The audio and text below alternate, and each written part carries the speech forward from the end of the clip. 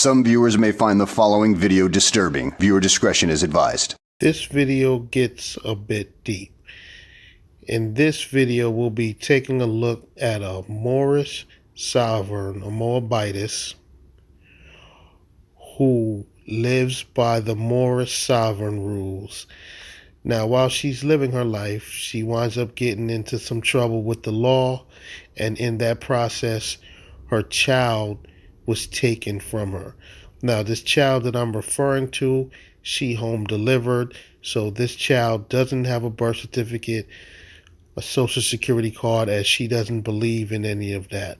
So as you might have guessed, now that it's time for her to go to court and fight to try to get her child back because CFS got involved, things get pretty difficult because the baby doesn't have a birth certificate nor social security card, so her baby isn't registered anywhere, so they don't know who this baby is. So without further ado, let's get into the video. In the first part of the video, we'll be watching this Moabitess clean her baby's placenta. As I've mentioned earlier, she delivered this baby at home, and there are absolutely no record of this baby on file with any governmental agencies.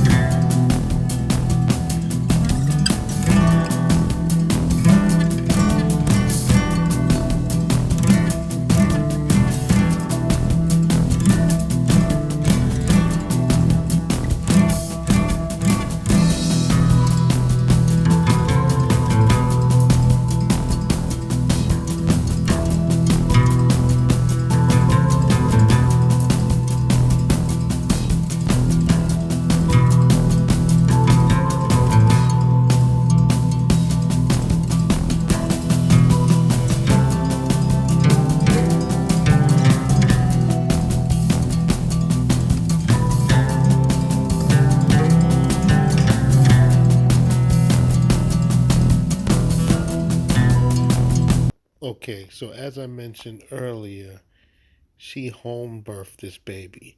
Now, she just said that the baby is about 30 hours old and she's cleaning the placenta. I don't know if you guys can see, but she has a lime in the placenta, and apparently she seasoned the placenta.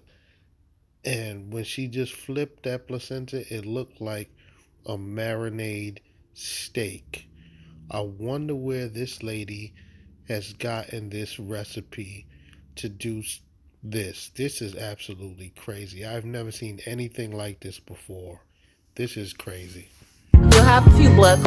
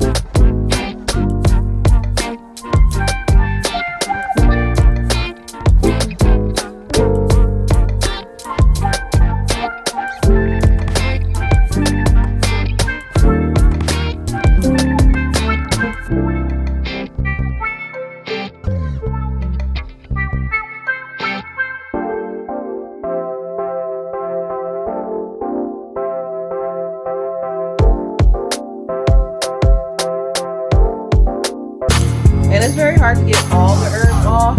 I mean, more power to you if you have that case.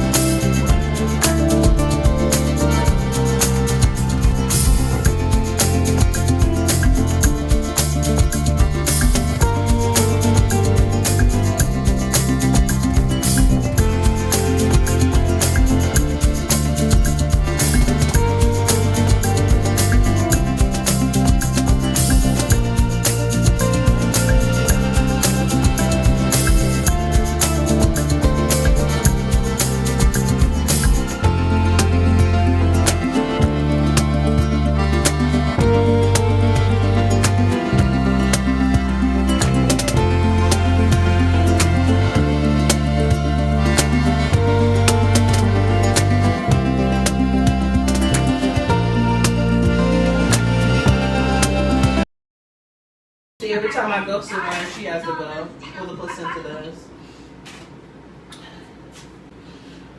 Okay. So she feels more comfortable with her placenta because if you think about it, she was in the womb for X amount of months, playing with it, kicking it. So it's a bit of familiarity to her. Is that a word? You know what I'm trying to say. So, yeah. This is my Lotus birth. This is day 2 of our journey. Keep you guys posted. Hopefully it falls off sooner than later because I'm stuck in the house. And I would love to go grocery shopping compared to Instacart. And hit up a farmer's market and get me some fresh veggies and stuff. So yeah, day 1, our placenta journey. Stay tuned. Peace. Say bye for now. Okay, yes, I know that was pretty odd and gruesome. So now the next point of this video, this Moorish sovereign has gotten into some trouble with the law. And as I've stated, her child was taken from her in the process of her troubles with the law. So let's get into this next clip. The next clip is a bit of a doozy. And when I'm done, I'm done. And now I'm done. So, ma'am, I said you don't... I just said don't fucking say nothing, bitch. I just said take me to jail, bitch. So drive the car and take me to jail. You're not gonna do me no favors when we in there. So, bitch, you drive the car and take me to jail. I'm done with you. Yeah, now I'm up. Bitch, shut the fuck up! 7 words. Bitch, shut up!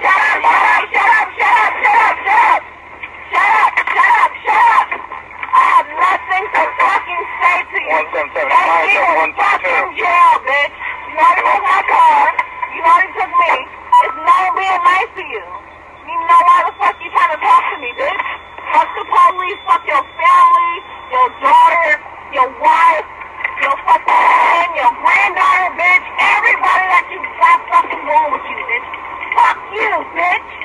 Did she just spit on you? Spit again. So like I mentioned, this Moorish sovereign, this Moabites, got into some trouble with the law, and they wind up taking her child. Now that clip we just saw was her in the back of a police car because she got into some trouble. And as you guys saw, she was very disrespectful to the officers. She said F their families, and she actually spit in the officer's face. So I'm sure that was another charge that they tacked on to her. Now, I just don't understand how she's supposed to be this righteous woman and she's spitting in people's faces. This is what Moorish science produces? Craziness? This is absolutely ridiculous. Say happy, joy. Say hey, baby.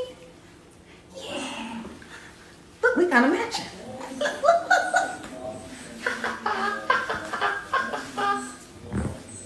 Go, baby. Go, baby. Go, baby. Go. Woo. Look at you. Look at you. Hey. Say health, peace, and love. Health, peace, and love. Say love, health, peace, and love. Love, and peace, and health, and wealth.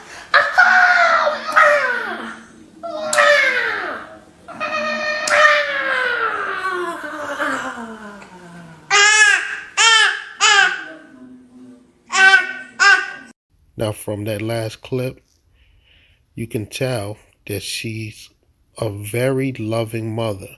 You can clearly see that she loves her child. But the question is, does she love her child enough to leave the Moorish nonsense alone? Does she love her child enough to crawl out of that Moorish rabbit hole?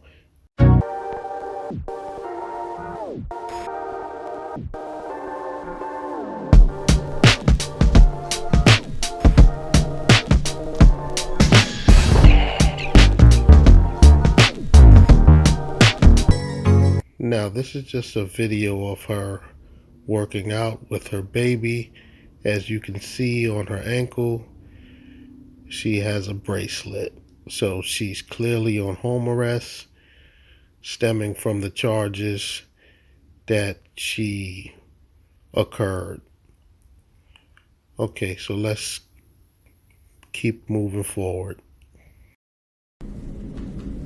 Islam, Moors, Islam, peace, power, and love. I had made 2 previous videos in regards to my baby being kidnapped, and to be honest with you, they both were trash.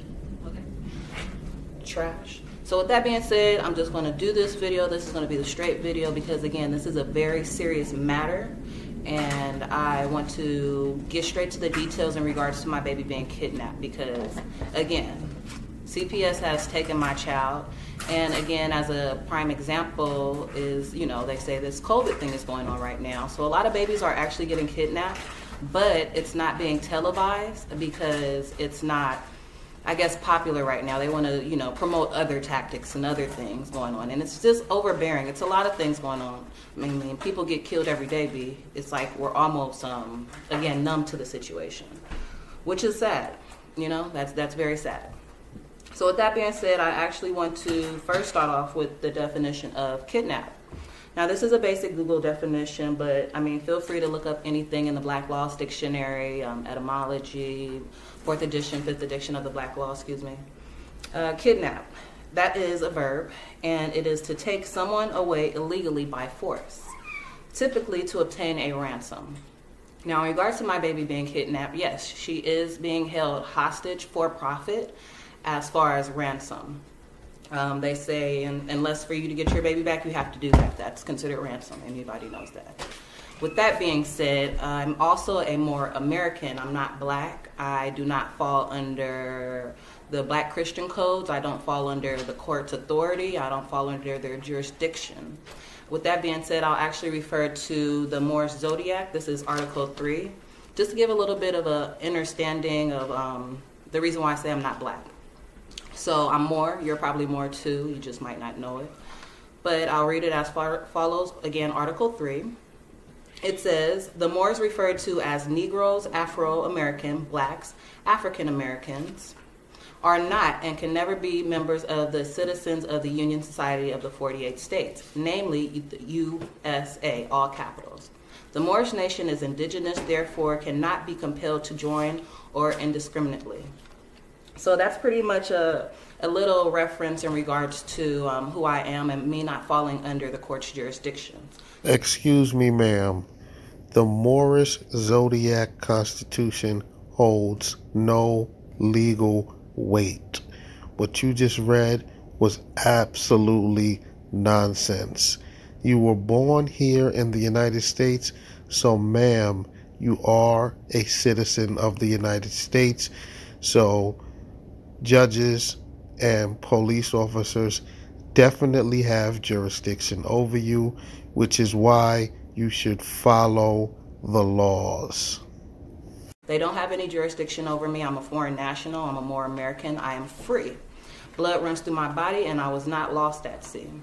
And some people call it like Aboriginal or Indian. And just to refer back to that, Indians, the Aboriginal inhabitants of North America, and that's Black Laws 4th edition, Aboriginal, inhabiting or existing in a land from the earliest times or from before the arrival of colonists. Indigenous to the land. I'm honoring my birthrights. I'm claiming my birthrights. I'm honoring my foremothers and my forefathers. We'll get to that. All right, and again, my baby has been kidnapped by CFS. Some people might know it as CPS. Either way it goes, they're de facto, they're fraud, they're feudal, they're demos, and they don't exist. What in the doohickey are you talking about, ma'am? How could CFS not exist, but yet they have kidnapped your baby? That doesn't make any sense. If they didn't exist, they wouldn't have been able to, quote unquote, kidnap your baby. This is clearly not going to work out well for you. because this Moorish literature got your brain all twisted. You are talking nonsense. This is not going to be beneficial to your situation. I promise you. Now, I self-delivered my baby myself. I did all my research, I did all my studying, and I had her at home by myself. We had a lotus birth, we had an incredible journey, and she's a very healthy baby, very happy baby. The whole time while she was in my belly, you know, I studied with her. I studied rights of indigenous children. I read that to her. I studied, you know, nationality and your birthrights and, you know, knowing your rights and things of that nature. So it's crazy how this is really happening to me right now. It has been written. With that being said, I did my due diligence in regards to not turning her over and making her a ward of the state and signing my rights over in regards to, you know, she's mine. I created her. She's mine. Like, it's like, that's not no debate here. She came out of me. She belongs to me. She don't belong to nobody else. And the fact that CPS thinks that they have the authority or jurisdiction over me or my property is absolutely absurd. It's demonic, and that's what they are, and they're out of order.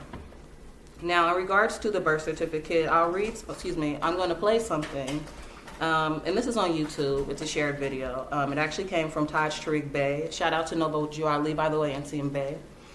And it explains a little bit more in detail in regards to the birth certificate. So I'll go ahead and play it. Oh shoot, hold on. It's actually still connected to my TV. Alright, so give me this little ad. And then I'm gonna skip it. Our name into a legal fiction, which is what a person means. If you look at the Black Law Dictionary, edition 7, a person represents a legal fiction and a corporation.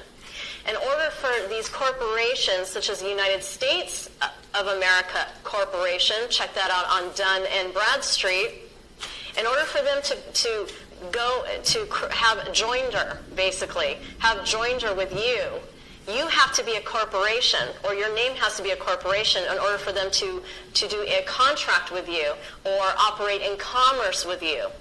Because a corporation cannot attack a human being, a living man or a living woman. You have to be in a contract, and which is what your parents did. They ended up signing you over to the state without knowing. Me too. I'm just as guilty, okay? So let me go ahead and read a little background here about what the birth certificate is that Yara brought up. It's really interesting. He got it from this article. So registration means enrollment.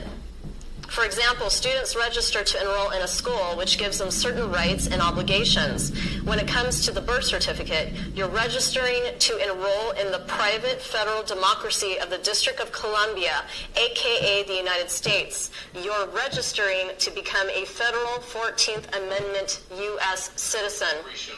That's when you get your school. So yes, that's what I'll pause at for now, because I mean, she said nothing but the truth. That was nothing but the truth, and that, again, that's why I didn't sign my baby over. That's why I never signed a birth certificate, because I was aware of that, you know. So at the time, I thought, hey, I'm sealed. Like, y'all know that y'all don't have no rights over me because I never signed anything. There's no contract before us. And with that being said, I'll read something as far as the United States. The United States Constitution is the supreme law of the land, and any states to be valid must be in agreement. It is impossible for a law which violates the Constitution to be valid. I'm also protected by the treaty, 1786 and 1836. I'll get to that just in a minute. What they're trying to do is they're trying to commit me to a dolus dans locum contract, and pretty much that is fraud or deceit. It's given rise to the contract that is a fraudulent misrepresentation made by one of the parties to the contract and relied upon the other, and which was actually instrumental in including the latter to either enter the contract. So it's fraud because I've never signed anything. I'm Sade Renee L, all rights reserved. I would never sign anything with them. I don't belong to them. I'm free. I'm sovereign. Again, I'm a foreign national. Wrong. Now, this is what happens to these Moorish sovereigns once they go down. this Moorish rabbit hole. They just start talking nonsense. This lady just says she's a foreign national, yet she was born here in the United States. So, miss, how can you be foreign if you were born here? Number one. Number two, earlier you said you were indigenous to the land. So how could you be indigenous and at the same time be foreign? That is an oxymoron. This is what Moorish science does to your brain. It rewires it, and you don't even think logically. What you are saying literally makes no sense, and this will not help you get your child back. With that being said, they have no jurisdiction over my baby. One might think, why did they kidnap my baby? It's a simple story. Because they're under unum sanctic tactics. That's because they're trying to take over control, and they've been doing this for years. And we've been just so much in la la land, we haven't been aware of the things that they're slowly but surely trying to implement on us. They're slowly but surely trying to make us wear masks 24/7. Like, when is this going to stop? That's a whole nother video. And with that being said, yes, they're slowly but surely, just taking over. They're like slowly but surely, like, we're becoming we are modern day slaves, quote unquote. Well, I'm not, because I'm, claiming my birthrights. I'm doing my due diligence. I'm becoming more active, things of that nature, to free myself all over. Okay, overall. So with that being said, they stole my baby. I was actually just in my conveyance, parked in my vehicle, minding my own business. The police mercenaries rolled up on me and gave me, just threatening me under threat and coercion. They, kidnapped me. As they kidnapped me, my baby was in the backseat of the car. They kidnapped me for 3 days, fingerprinted me, put me under a fake corporation name, had me under a slave name, under a 14th Amendment citizen, which I am not. And from there, when they kidnapped my baby, when I got out, I tried to get my baby back, and it's just been like keeping her for all this time, because again, it's for profit. They're holding her for hostage for profit. This is not a game. This is real human trafficking. Like, human trafficking. What is the definition of human trafficking? Did I go over that already? As I know I have that written down somewhere. Because it is real life the definition of human trafficking, like using a human to make money. Like, y'all ever seen that movie Ransom?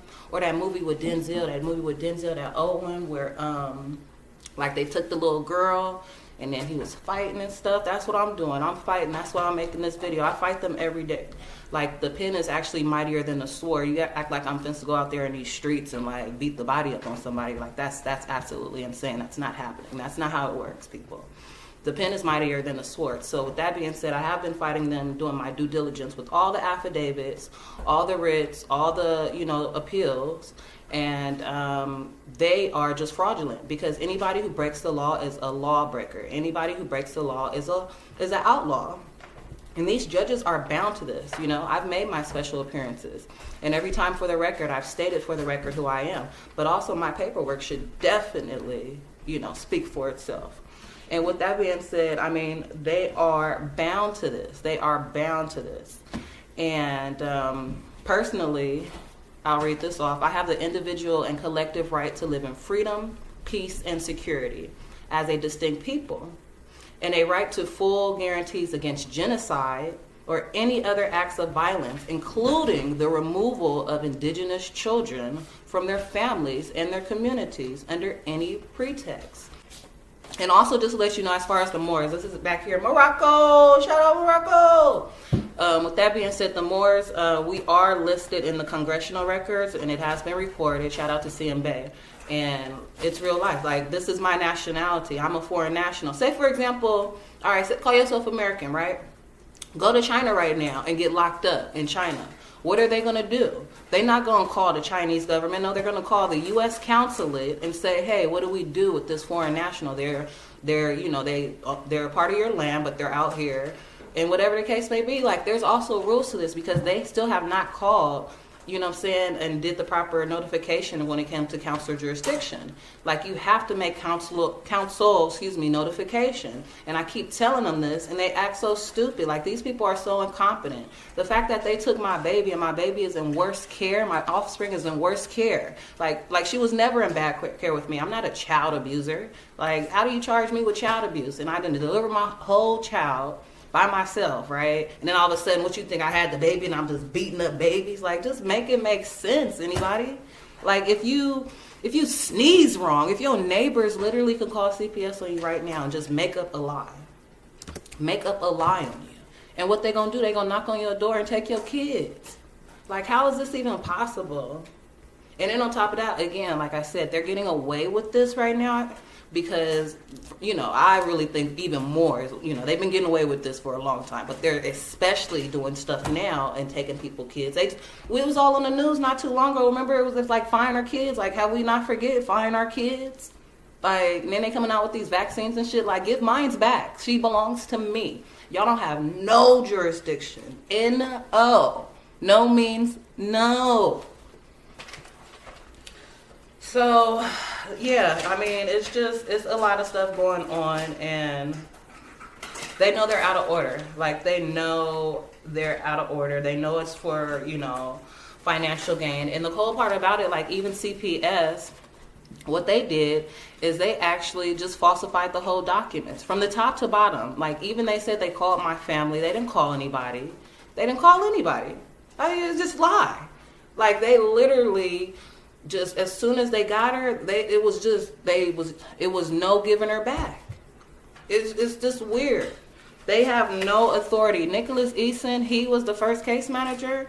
This man called me 6 times in a row like a crazy ex-boyfriend. Like, who does that? How a professional is this? Like, these people are so freaking incompetent. I literally think this is somebody's cousin who hired their cousin and said they cousin, because that's literally how they operate. They all operate like no one there has any type of sense whatsoever. And I mean, I don't even know if that's the right word to say, because it's just, dang. You should see, I just hate to say this. Like, I hate to say my child, like, she look raggedy, but she just don't look like she's being cared for properly. Like, I got to see her yesterday via Skype, and this is the picture.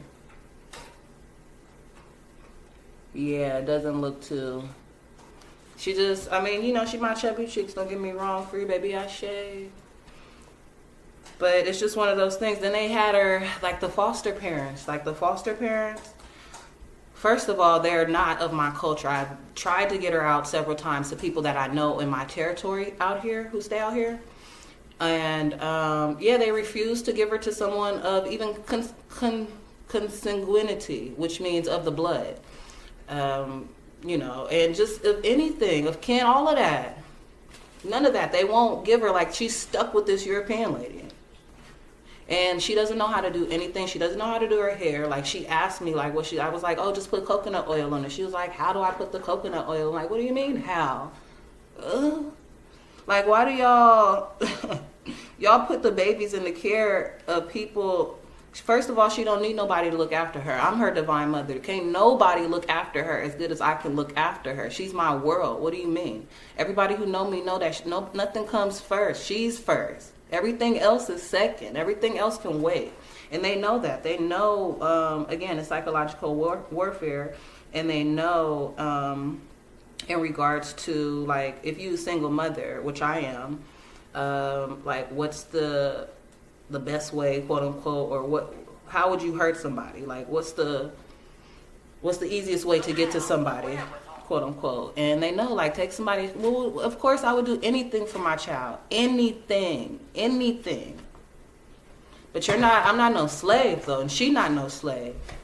We not no slaves. We are free. And again, we was not lost at sea, and blood runs through my body and hers. And it's in the blood, okay?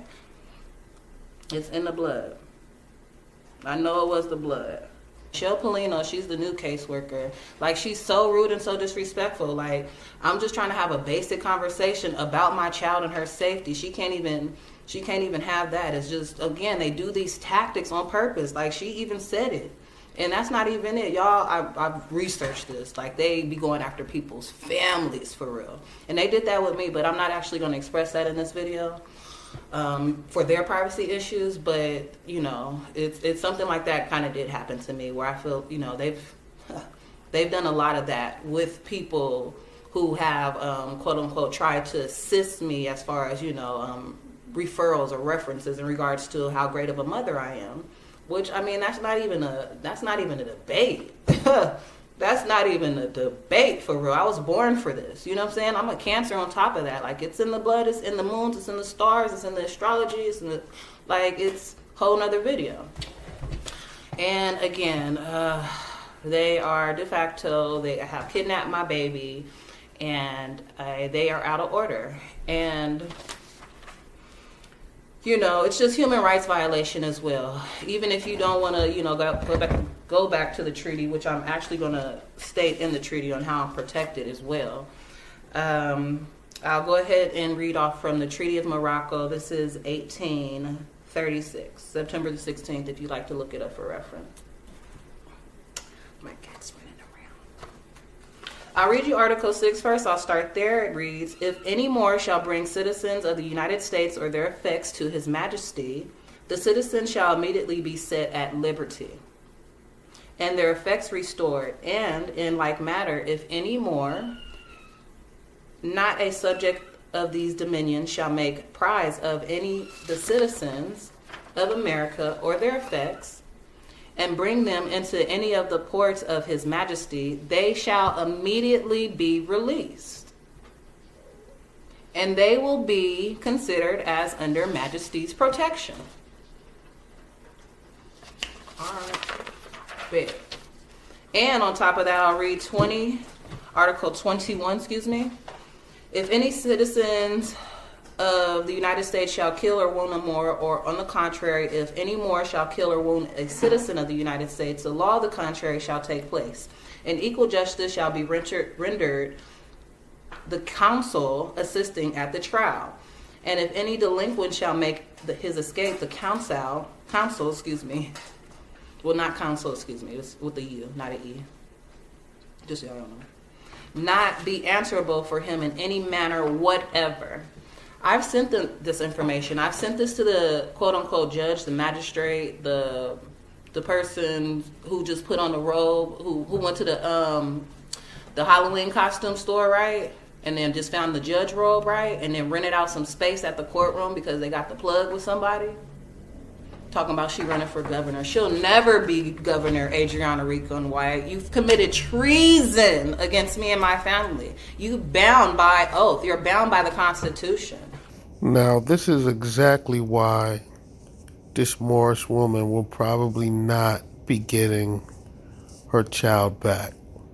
She just read us the Treaty of Peace and Friendship between the United States and Morocco. Now, ma'am, I don't know if anybody explained this to you, but you are not from Morocco. You are a United States citizen. You were born here. Morocco has no idea of who you are. So the simple fact that you can't comprehend a document that's over 100 years old is absolutely ridiculous. And it's absolutely ridiculous that you believe that that document is the document that's supposed to save your daughter because of what is written in it. That document is about maritime between Morocco and the United States. Furthermore, like I already said, that treaty has absolutely nothing to do with you, and it will not help you in this situation. So the mere fact that you sent the treaty to the judge is probably part of the reason why they will not be giving you your child back, because they look at you as incompetent. This is absolutely ridiculous that Moorish science clouds people's brains this much that they can't think rationally. This is crazy. Article 6 of the Constitution. And let me refer to Article 6 of the Constitution. Section 2 as well. Because she's bound by this. And she knows she's bound by this. And the fact that you keep moving forward and you know that you've taken an oath and you know that you're bound. It's just absolutely insane. And she knows this. Treason. The Constitution and the laws of the United States, which shall be made in pursuance thereof, and all treaties made or which shall be made under the authority of the United States, shall be the supreme law of the land.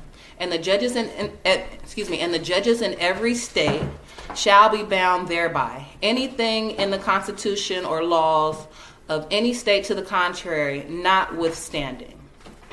So that's pretty much saying that the treaty supersedes and she's bound to oblige by the treaty. And if not, again, you've broken the law, which makes you a lawbreaker, which makes you an outlaw. Like, she's a pirate. Pirate, that's what she is. A modern day pirate. Had me in pirate court too, making special appearances, trying to threaten to kick me out, because that's what they do. Anytime you challenge status or jurisdiction, or not anytime, but that's what they did with me, because it's a violation of my rights. And that's why we still fight. And again, the pen is mightier than the sword. So, and I'm not going to tell my left hand what I'm what my right hand is thinking, or vice versa. So, don't you worry. There will be more videos to come until my baby's released. I've already given them orders, okay? It's my shit. It's my baby. Falsified documents. All they do is falsify documents. Just lied on me. That's all they did in the documents, was just lie on me. Like, I honestly don't even want to repeat it because it's a lie. And I'm not going to repeat they spell over and over and over. Like, why? Because it's a lie. And it don't matter what I did. They still don't have jurisdiction. It don't matter what I did, even though I didn't do anything. It don't matter. The police, like, they out of order. All of them. And did I get to the foster parents, like, for real? Did I go into how they're Europeans? Again, like, she should be with someone with the culture, especially a Moor. And on top of that, like, they had her on video one day, and she was asleep on the dude's lap. Now keep in mind, Ashay ain't even like her dad and her uncle, none of that. Like, that's out. The men in my family don't change little girls' diapers. They might change the boys or something, but we not playing with no babies. Like, what's that? Insanity's doing the same thing over and over, expecting different results. Like, you don't touch mine. Like, I'm the only one who needs to be touching her down there. So anyways, like, she sleep on his lap, and as like she sleep, like, he just caressing her head and stuff. Like, first of all, she not no cat, she not no dog. Like, she don't need to be caressed to sleep. Don't touch her. Like, what are you doing? Like, she don't need no massage. What is that? And then why is she sleeping on your lap? Why is she not in a bed? Then they had her sleeping on the couch one time, and it was just like, well, do y'all have a bed? Do y'all own? Like, I'll get y'all a bed. I mean, give her back, for real. But, I mean, so on top of that, they be having her play with, like, European dolls and stuff like that. And I don't, when she's in my great care, because she's in slight care right now, like, we don't even watch TV. What is TV? Television? Like, I'm not trying to program her.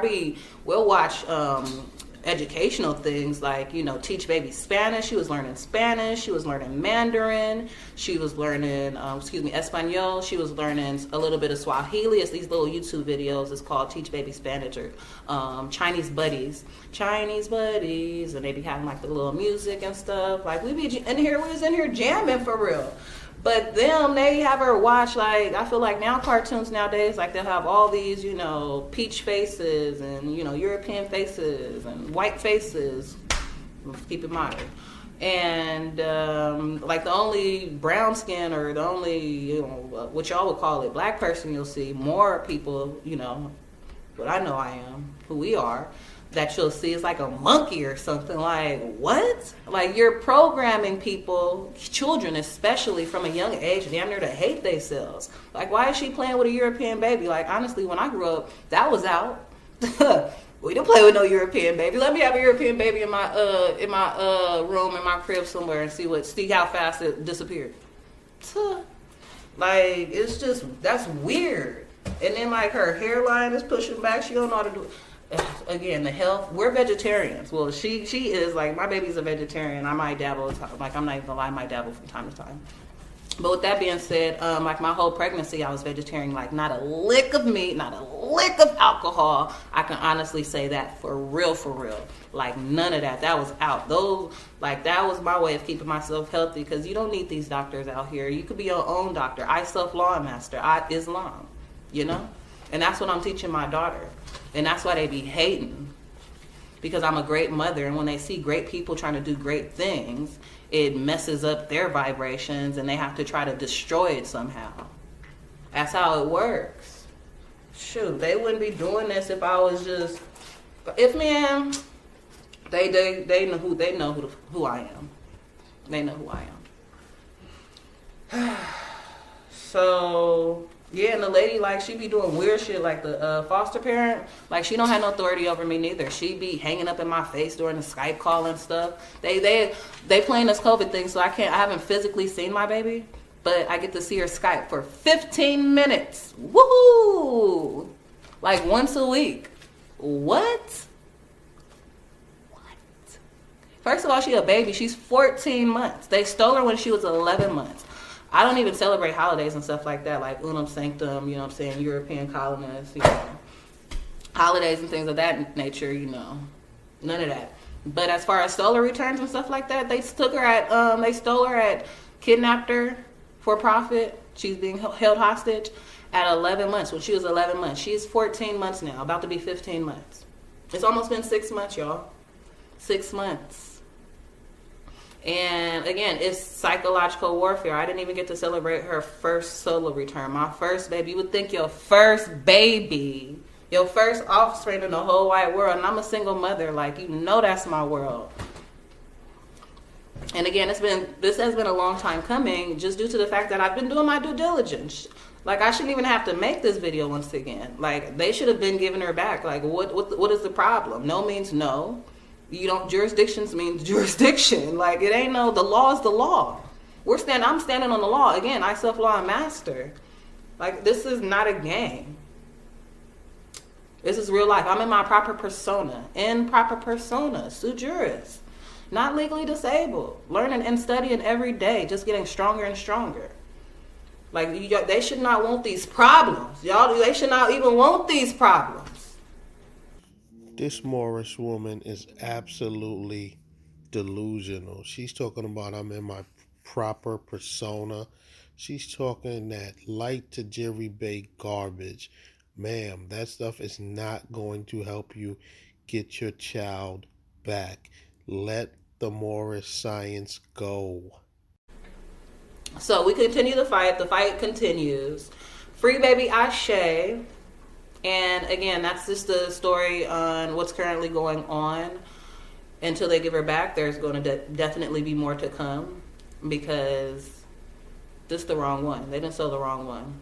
So I'm making the video. I'm making this public just to expose the fraud of Las Vegas CFS, Child Family Services de facto corporation, who have no jurisdiction over me because they're foreigners on my land, stateless persons, who have kidnapped my baby.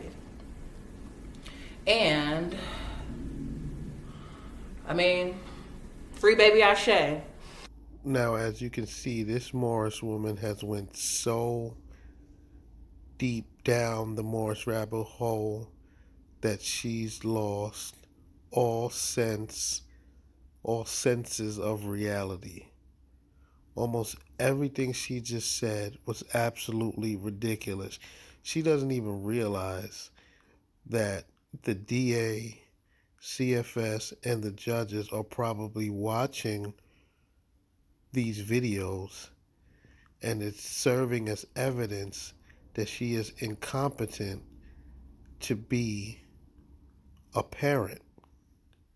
This is just crazy that Moorish science really screws people's lives up this much. Now, I can tell she loves her baby, but does she love her baby enough to leave the Moorish nonsense alone? Because this is clearly what's holding her back from getting her child. Greetings, Islam, peace and love. Thank you for tuning into my channel. I am Sade Renee L, all rights reserved. And today I'm going to be going over birth certificate and jurisdiction violation fraud. As we should know by now, my baby has been kidnapped by CPS, known to most, and they have no jurisdiction whatsoever. And I also want to let you guys know that I'm not here to give any type of legal advice. If you need legal advice, please, become more competent and nationalization is the order of the day. And also, for the record, a notice to principal is a notice to the agent, and a notice to the agent is a notice to the principal. All right. And again, me being Sade Renee L, I am standing on my God-given rights, natural law, unalienable rights. We'll get into that.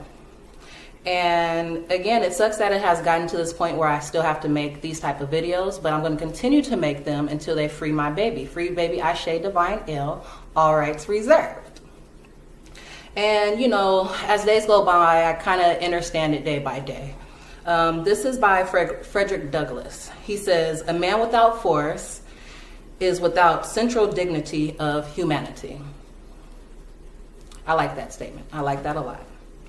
And so I'll start with the birth certificate. I have never signed a birth certificate. I don't know if you guys are aware again, but I self-delivered my baby.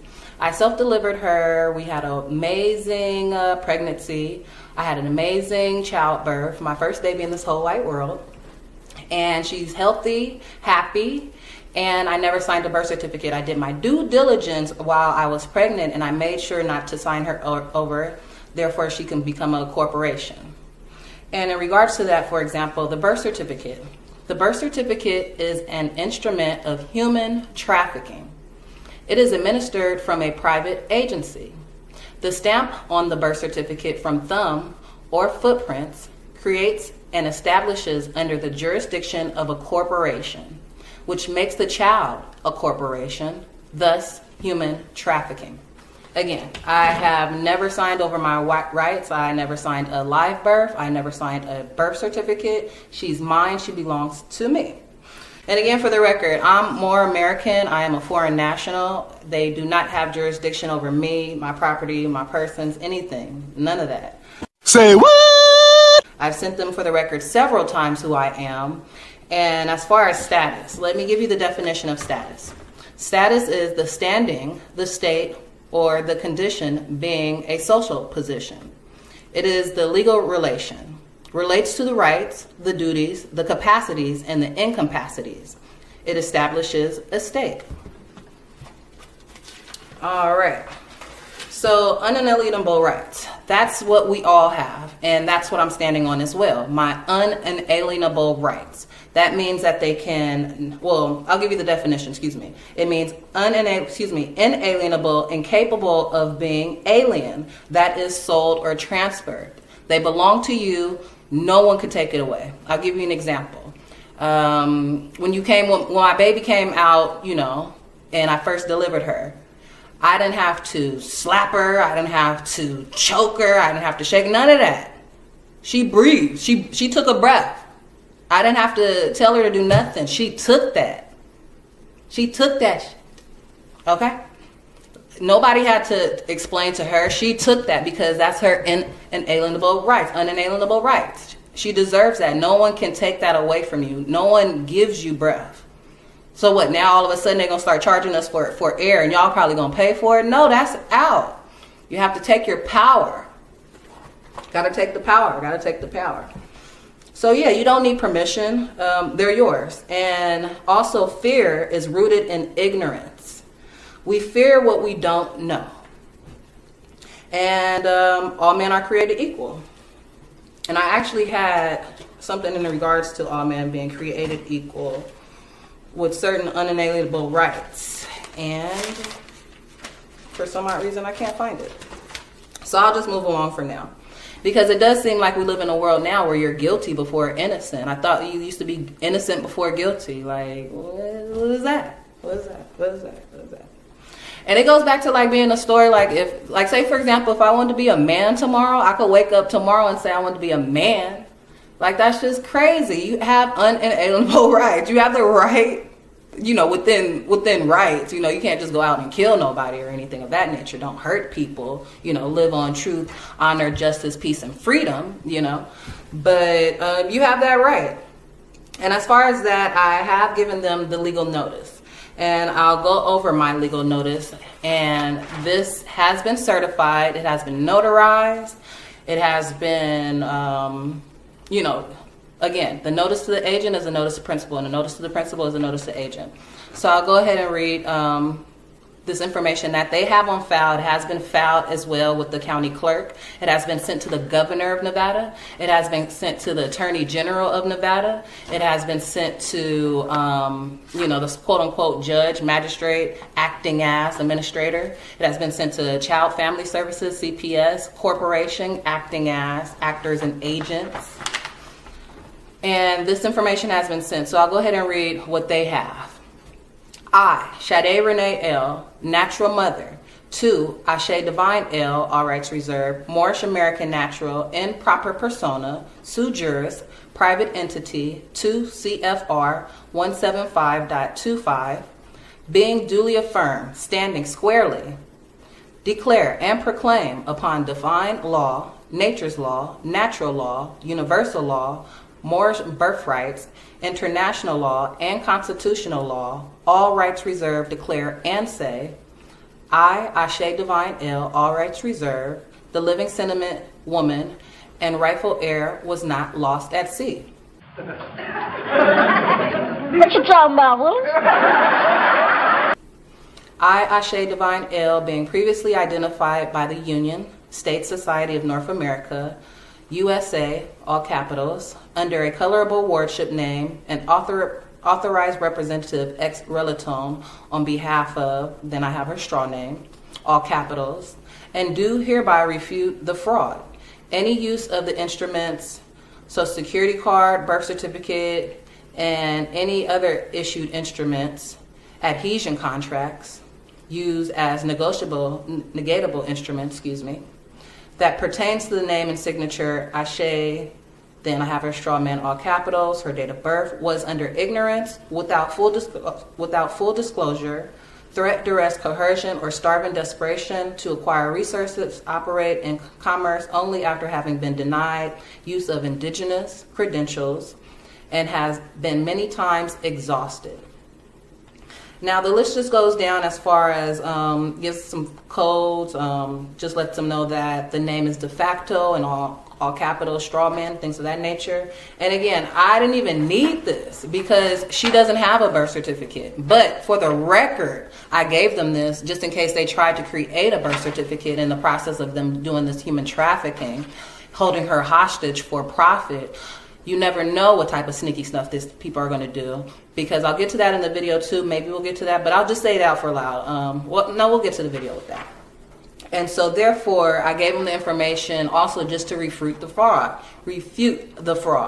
Whatever fraud that they are trying to commit right now, for the record, just so they know that who I am, who my daughter is, who my offspring is, who my future kin will be.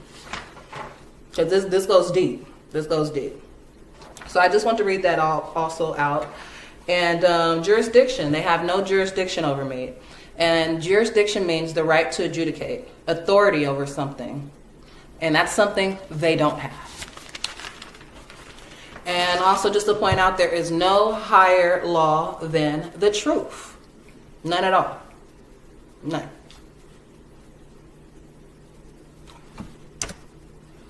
What do they say? And the truth is ought, and ought is Allah. And I am law. Allah. I mean arm. Yeah. Arm, leg, arm, head. Allah. Oh, and also I did want to go over the fact, for the record, what I also sent them in regards to delegation of authority.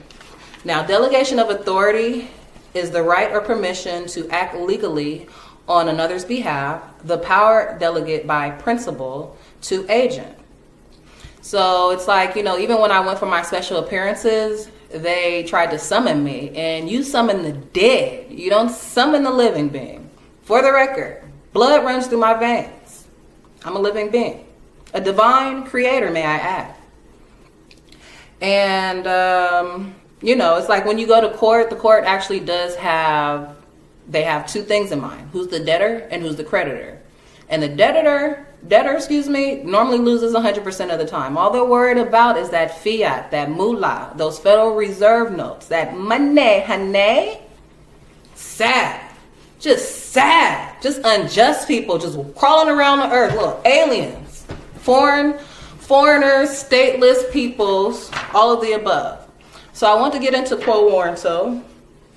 And that's pretty much when these fake judges and fake magistrates and fake lawyers and attorneys call themselves having jurisdiction over you, you give them a quo warranto so they can prove jurisdiction. And I just read a part of what I had sent them. And it says, as all government entities and alleged private corporations must be a creature of the American Constitution, this is a formal request and command for Child Family Services, Payal V. Patel, Adriana Ricon White, Michelle Polino, Nicholas Eason, Shalonda Adams, to produce, for the record, the physical documented delegation of authority as proof of jurisdiction as required by law per Article 3, Section 1 of the United States Republic Constitution. All right. So these people, again, keep wanting to move forward. That's why I'm making the video, because they need to be exposed.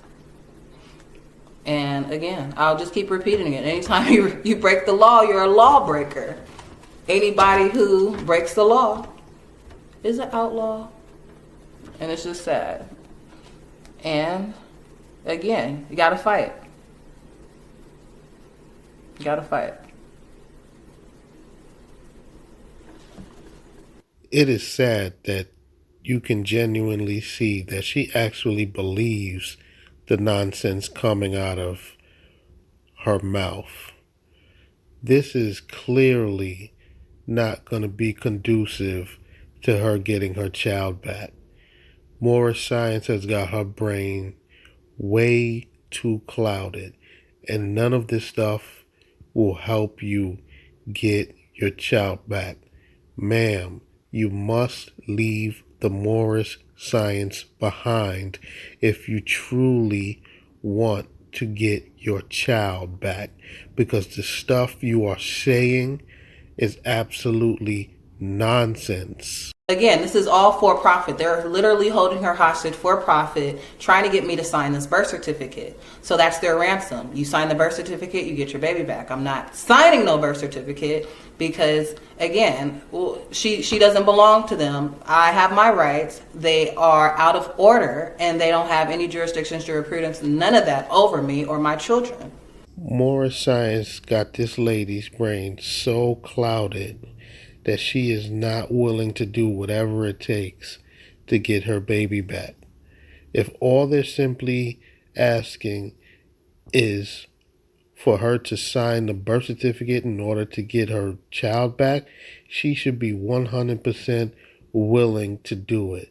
But no, she's too stuck in her beliefs, thinking that if she signs the birth certificate, that then turns the child into property and yada, yada, yada.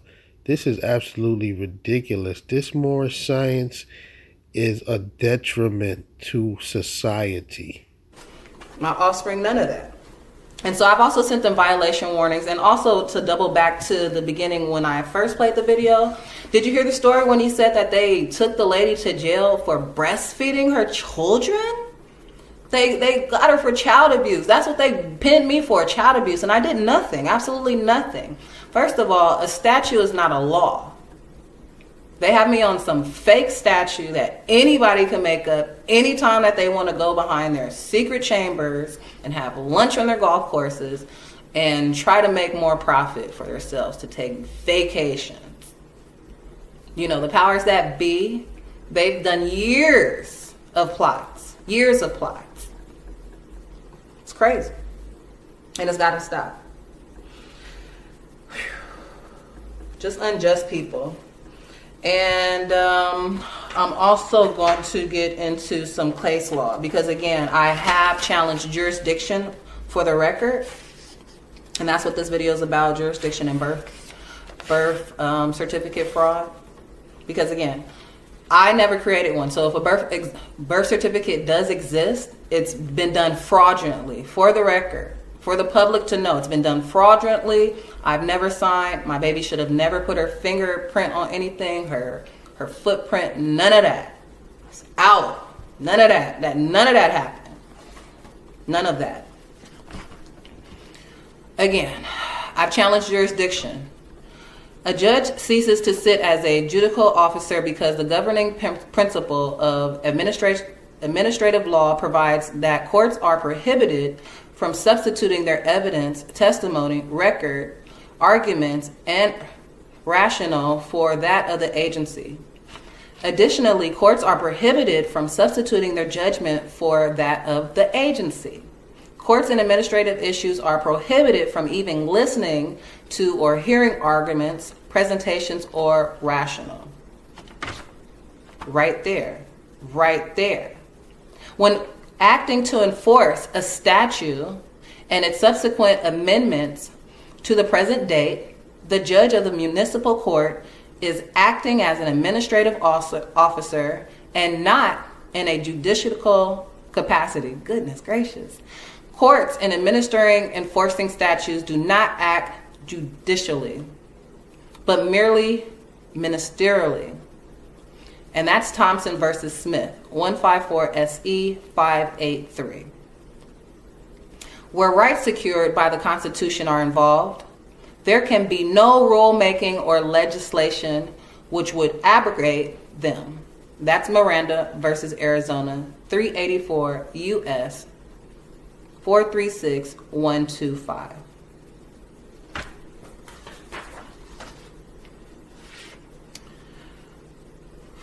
For the record, on the record, and let the record show from where do you derive your authority and jurisdiction in this matter. Once challenged, jurisdiction cannot be assumed. It must prove to exist. Stuck versus Medical Examiners, 94 CA 2D 751.211 P2D 389. I love that one right there, because once you challenge jurisdiction, it has to be proven. Period. Period. Period. Period. Period. Period. Period. Period. Excuse me, ma'am. Jurisdiction has already been proven. The mere fact that they've already taken your child from you proves jurisdiction. They have jurisdiction to do that, and they have jurisdiction to also keep your child from you because you are clearly delusional. You are stuck in your beliefs. You are stuck in misinformation, and you won't even let it go in order to get your child back. This is ridiculous. And I mean, they had me in kangaroo court. I know I had mentioned that last time, but I just want to give a definition of kangaroo court. Kangaroo court is the term descriptive of a sham legal proceeding in which a person's rights are totally disregarded and in which the result is a foregone conclusion because of the bias of the court or tribunal. This real. This real, y'all. Real. Of course. Like, what? And you know, kangaroo court is connected to colorable law, color of authority, color of court, all that. False. False, false, false. And Also, I said a lot about the courts, the fake courts, and the fake judges, but also in regards to CPS-CFS, Child Family Services Las Vegas, de facto Las Vegas, home of the baby thieves, home of the baby stealers, home of the human traffickers. No one is immune. I told CFS what it was. They still haven't given the proper council notification. So they know what it is, and no one's immune. And I've let them know this through this. Officers of the court have no immunity when violating a constitutional right from liability, for they are deemed to know the law. Owens versus Independence 100 S.C.T 1398.445 U.S. 622. Also, I'll close with this. An unconstitutional act is not law. It confers no rights. It imposes no duties. Affords no protection. It creates no office. It is in legal contemplation and inoperative as though it had been never passed. Norton versus Shelby County, 118 U.S. 425. My only question is, does this Moorish woman love her baby enough to give up Moorish science and do what it truly takes to get her child back? Because Moorish science will not help her get her child back. All Moorish science will do is help the DA and the prosecutor and the judge see that she is unfit to be a parent because she is looking like a psychopath. Moorish science has these people out here looking like psychopaths. Back at her again with another video. No, I'm just playing, but I'm not. I am Sade Renee L, and I am back at it again with another video. As we are aware, my baby Ashe Divine L has been kidnapped by de facto Child Family Services Las Vegas, and we're making videos until she's released. And we're going to continue to make videos because guess what? It's my birthright. And it's the First Amendment. I'm part and parcel, by the way. Islam, shout out to all the Moors. Shout out to everybody who has joined my channel. Shout out to everybody who's watching and listening. Thank you for your time and energy. Today, we're going over a divine warning by the prophet for the nations. All right, I'm just going to get straight into it. I'm just going to read it straight through because it's a divine warning by the prophet for the nations. Islam. The citizens of all free national governments, according to their national constitution, are all of one family, bearing one free national name. Those who fail to recognize their free national name of their constitutional government are classed as undesirables and are subject to all inferior names and abuses and mistreatments that the citizens care to bestow upon them. And it is a sin for any group of people to violate the national constitutional laws of a free national government and cling to the names and the principles that allude to slavery. I, the prophet, was prepared by the great God, Allah, to warn my people to repent from their sinful ways and go back to the state of mind of their forefathers' divine and national principles, that they will be law abiders and receive their divine rights as citizens according to the free national constitution that was prepared for all free national beings. They are to claim their own free national name and religion. There is but one issue for them to be recognized by this government and of the earth, and it comes only through the connection of the Moorish divine national movement, which is incorporated in this government and recognized by all other nations over the world. And through it, they and their children can receive their divine rights, unmolested by other citizens, that they can cast a free national ballot at the polls under the free national constitution of the state's government and not under a granted privilege, as has been the existing condition for many generations. You who doubt whether I, the prophet, and my principles are right for the redemption of my people, go to those that know law, in the city hall and among the officials in your government, and ask them under an intelligent tone, and they will be glad to render you a favorable reply, or they are glad to see me bring you out of darkness into the light. Money doesn't make a man. It is free national standards and powers that make a man and a nation. The wealth of all national governments, gold and silver and commerce, belong to the citizens alone, and without your national citizenship by name and principles, you have no true wealth. And I am hereby calling on all true citizens that stand for a national free government and the enforcement of the Constitution to help me in my great missionary work, because I need all support from all true American citizens of the United States of America. Help me to save my people. who have fallen from the constitutional laws of government. I am depending on your support to get them back to the constitutional vote again, that they will learn to love instead of hate, and will live according to love, truth, peace, freedom, and justice, supporting our free national constitution of the United States of America. I love my people. I desire their unity and mine back to their own national divine standard, because day by day they have been violating the national constitutional laws of their government by claiming names and principles that are unconstitutional.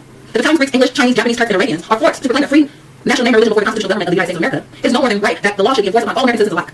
In all other governments, when a man is born and raised there and asks for his national descent, name, and if he fails to get it, he is misused, imprisoned, or exiled. A group of people that fail to answer up to the constitutional standards of law by name and principles, because to be a citizen of any government, you must claim your national descendant name, because they place distrust upon issue and names formed by their forefathers. The word Negro alludes in Latin language to the word nigger, the same as the word color alludes to anything that's tainted, varnished, and dyed. And every nation must bear a national descent name of their forefathers, because your days will be lengthened upon this earth. These names have never been recognized by any true American citizen of this day. Through your free national names, you are known and recognized by all nations of the earth that are recognized by said national government in which they live. The 14th and 15th Amendment brought the North and South in unity, placing the Southerners who were at a time without power with the Constitution body of power. And at that time, 1865, the free national constitutional law was enforced since 1774, declared all men equal and free. And if men are declared to be the free national constitution, to be free and equal since that constitution has never been changed, there is no need for the application of the 14th and 15th Amendment for salvation of our people and citizens. So, there is but one supreme issue for my people, to use to redeem that which is lost, and that is through the above statements. Then the lion and lamb can lie down together in yonder hills, and neither will be harmed. Because love, truth, peace, freedom, and justice will be reigning in this land. In those days, the United States will be one of the greatest civilized, prosperous governments of the world. But if the above principles are not carried out by the citizens and my people in this government, the worst is yet to come. Because the great God of the universe is not pleased with the works that are being performed in North America by my people, and his great sin must be removed from the land to save enormous earthquakes, diseases, etc., etc. And I, the prophet, do hereby believe that this administration of the government, being more wisely prepared by more genius citizens that believe in a free national constitution and law through the help of such classes of citizens, I, the prophet, truly believe that my people will find the true and divine ways of their forefathers and learn to stop serving carnal customs and merely ideas of men that have never done them any good, but have always harmed them. So I, the prophet, am hereby calling aloud with a divine plea to all American, true American citizens to help me remove this great sin which has been committed and is being practiced by my people in the United States of America, because they know it is not the true and divine way. Without understanding, they have fallen from the light into utter darkness of sin. And there is not a nation on earth today that will recognize them socially, religiously, politically, or economically, etc., etc. In the present condition of their government, in which they themselves try to force upon a civilized world, they will not refrain from their simple ways of action, and their deeds have brought Jim Crowism, segregation, and everything that brings harm to human beings on earth. And they fought the Southern for all these great misuses, but I have traveled in the South, and I have examined the conditions here. And it's works of my people continuously practicing the things which bring dishonor, disgrace, and disrespect to any nation that lives the life. I am here calling all true American citizens for moral support and finance to help me in my great missionary work to bring my people out of the darkness into marvelous light. Sign. No, do I wait? No, I'm just playing. No, seriously, y'all. It was getting hot, so I took off the jacket. But shout out to Noble Ali. Thank you for listening. I mean, this is just a quick video on the divine warning by the prophet for the nations. And I know I have a lot of Moors who look at my videos, but I know I have a lot of people who are not, they're not aware that they're Moors. I mean, just have to claim your birthright. We'll get to that. No, another video. But for now, I just want to share the prophet's divine warning. And this is real. This is real. It's going on today. Literally. Exhibit A. My baby. Exhibit B. So again, thank you for watching. Thank you for your time and energy. I am Sade Renee L. All rights reserved. Free baby Ashe Divine L.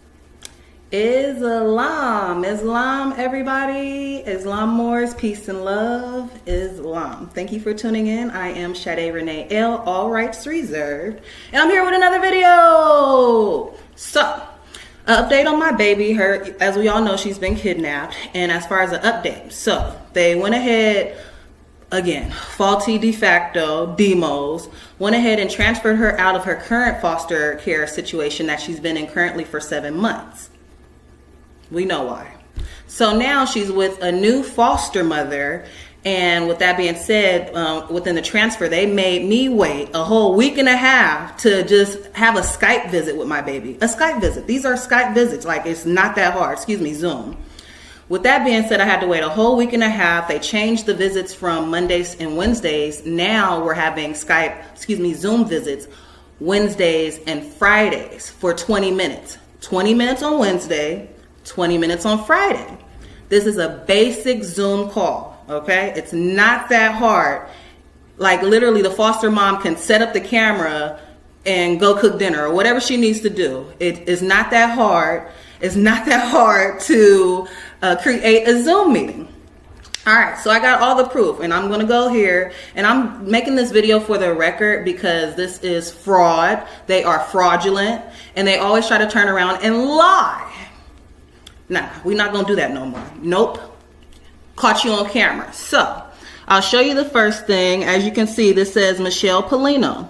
It specifically says that we have a Zoom January the 8th between 2:30 and 2:50. All right, bet, easy. So me, of course, I show up at 2:30. I log into my Zoom. I type in the meeting information, type in the meeting password, and then I wait. Meeting started at 2:30, 2:31, 2:32, 2:33, 2:34. I mean, the time is ticking and I'm just waiting. Keep in mind, I only get twice a week. I haven't physically been able to touch my baby in over 4 months. So I be anticipating these little Skype calls. I keep calling it Skype, but y'all know what I'm saying. So, 2:44, 2:45, 2:46, 2:40. I mean, the time goes on and on and on. So I ended up sending her an email. Let's see here. I sent her an email at, it shows here I sent her an email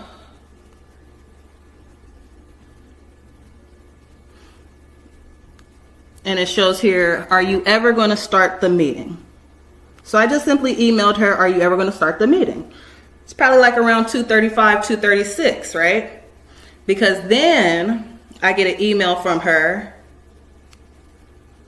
and this is at 2:38, that says, I am waiting on foster mom. My apologies. She got held up in a meeting, but she is logging in now. First of all, logging is spelled with 2 G's. Anyways, I would have been logging on now, not in now. But anyways, all right, so that was at 2:38. I'm still waiting, right? I'm still waiting. So I'm still waiting. And then at 2:39, she sends me this email and says, hello. So we are on. It says you are connecting to audio, but we cannot hear you. We will go a little bit longer to make up for the missed time. So that was at 2:39, right? So I'm already there. I'm already waiting. The whole time I was waiting, they try to lie and say it was something going on with my audio. No, it was nothing going on with my audio. It was nothing going on with my video. Nothing was going on. Even if it was something going on with my audio, you could still start the meeting. You could start the meeting without connecting the audio. You could start the meeting without connecting to a camera. What? Like, just stop lying. Right. So at 2:40, I went ahead and I logged off and I logged back in just in case. You know what I'm saying? Log back in, and then again, I am just waiting. I'll show you the video. All right, clearly have a meeting that starts at 2:30. It is 2:40.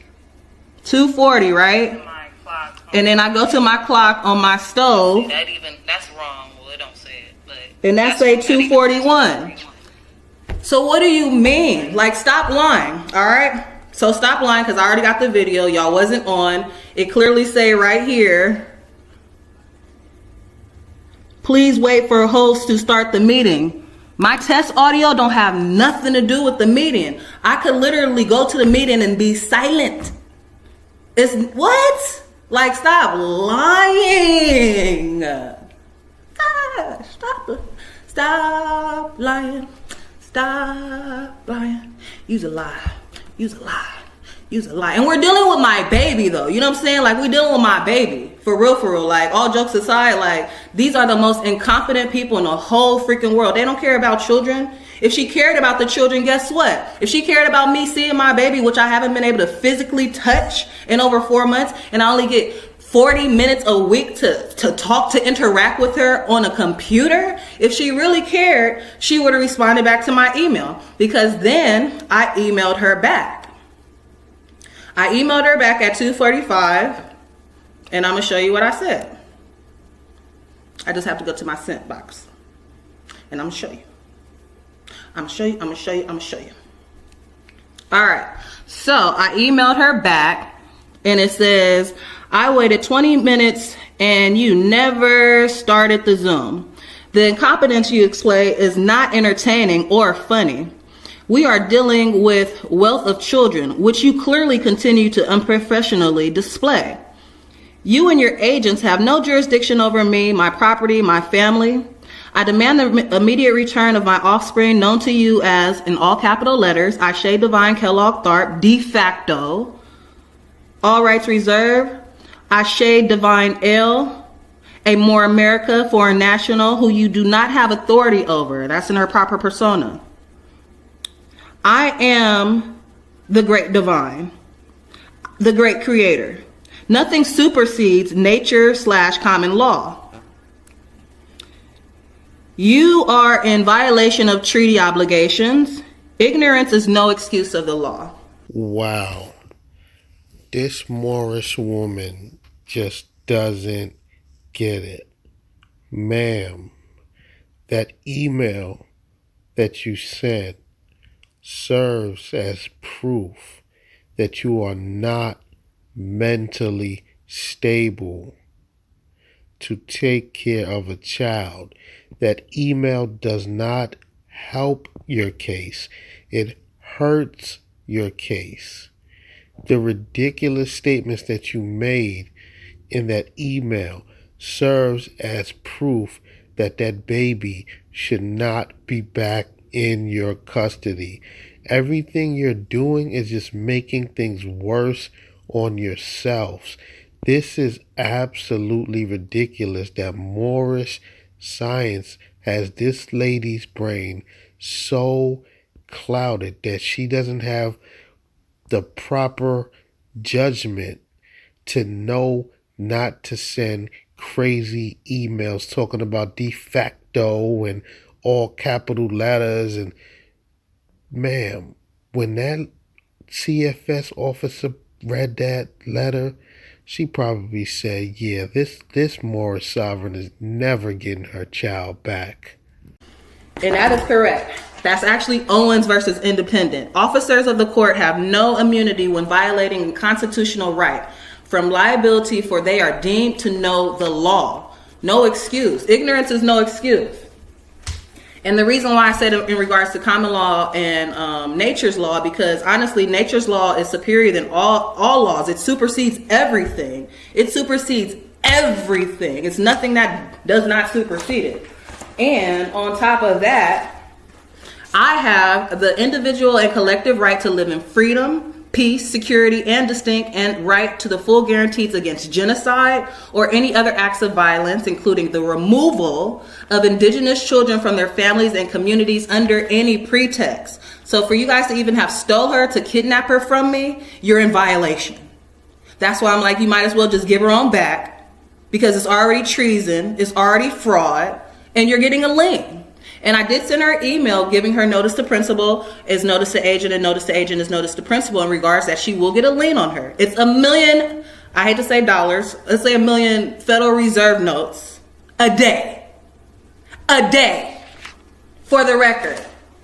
And I already told them this too, because when I had sent the delegation of authority order, to be quite honest with you, I had told them violation fee of my liberty is $250,000 per incident per 15 minutes or any part thereof, where all have undeniable knowledge.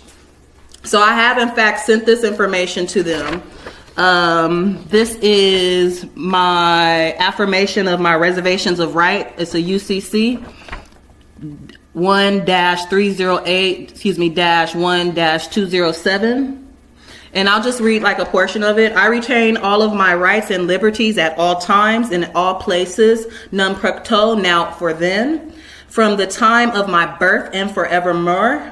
Further, I retain my rights not to be compelled to perform under any contract or commercial agreement that I do not enter knowingly, voluntarily, or intentionally. And furthermore, I do not accept the liability of the compelled benefit of any unrevealed contract or commercial agreement. I am not ever subject to silent contracts, okay? And have never knowingly or willingly contracted away my sovereignty. Like, I'm a more American foreign national. Morocco, okay, it's in me. Stop playing. Fraud. On top of that, for the record, I'll say this again. I have sent in my legal notice, my name declaration, correction, proclamation, and publication. I have it signed by 2 witnesses. Okay, for the record, with the thumbprint. This has been certified, sent Vital Statistics County Clerk, they have this information. The Secretary of State of Nevada, the Attorney General of Nevada has this information. The Governor of Nevada has this information.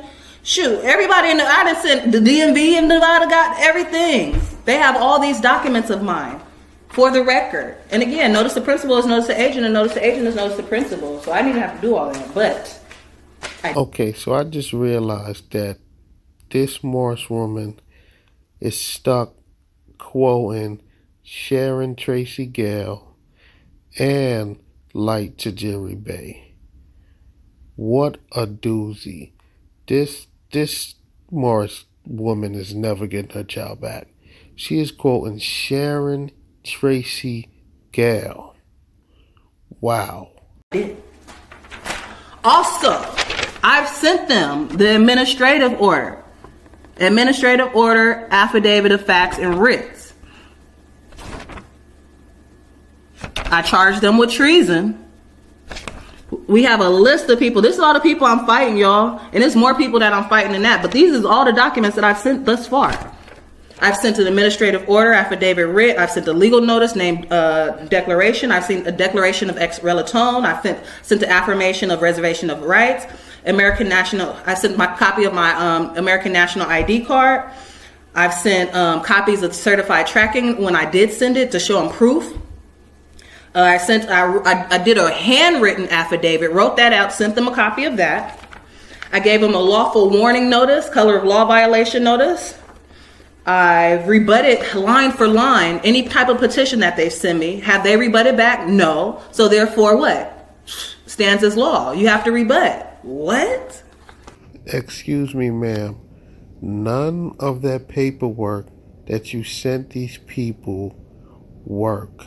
They do not care about it. You are wasting your time.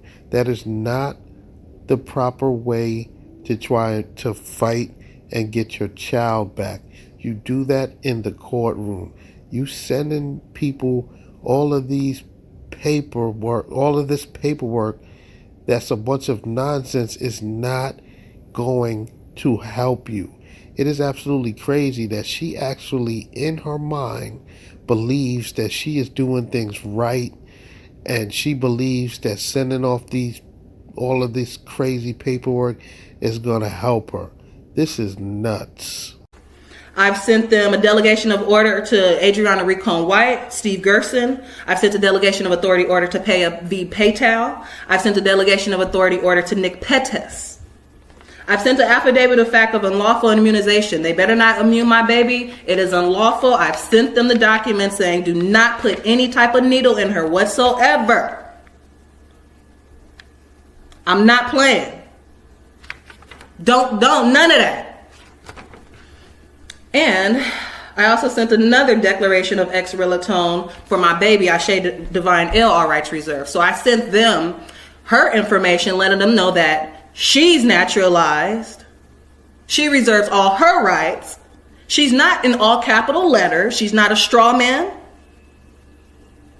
She's in proper persona. Ashe Divine Ill, all rights reserved. Jurisdiction. Since I have it up, again, they have no jurisdiction. Not only do they not have no jurisdiction, but let's just, as I'm fighting them, they can at least, we can play nice. Meaning, if y'all want to kidnap my baby and only give me 2 times a week to speak with her, while in the process of me leaning y'all and getting in contact with the sheriff, Joe Lombardo, he's treason too. In the meantime, what gives you the right to terminate my visit? And so that was yesterday, Friday, January the 8th. Today's the 9th. So now I have to wait till next Wednesday just to see her for 15, 20 minutes on the computer. So again, when I email you back and I say, okay, well, if the foster mom running late, keep in mind, these are the same time every week. How you mess up? Mondays and Wednesdays, 2:30 to 2:50. You got one job. How do you mess that up? Okay, and then why did you wait till like 2:35, 2:38 to email me? Like, you had me waiting for a whole 10 minutes. If she was running late, then you should have been, somebody should have, communication people. Where is it at?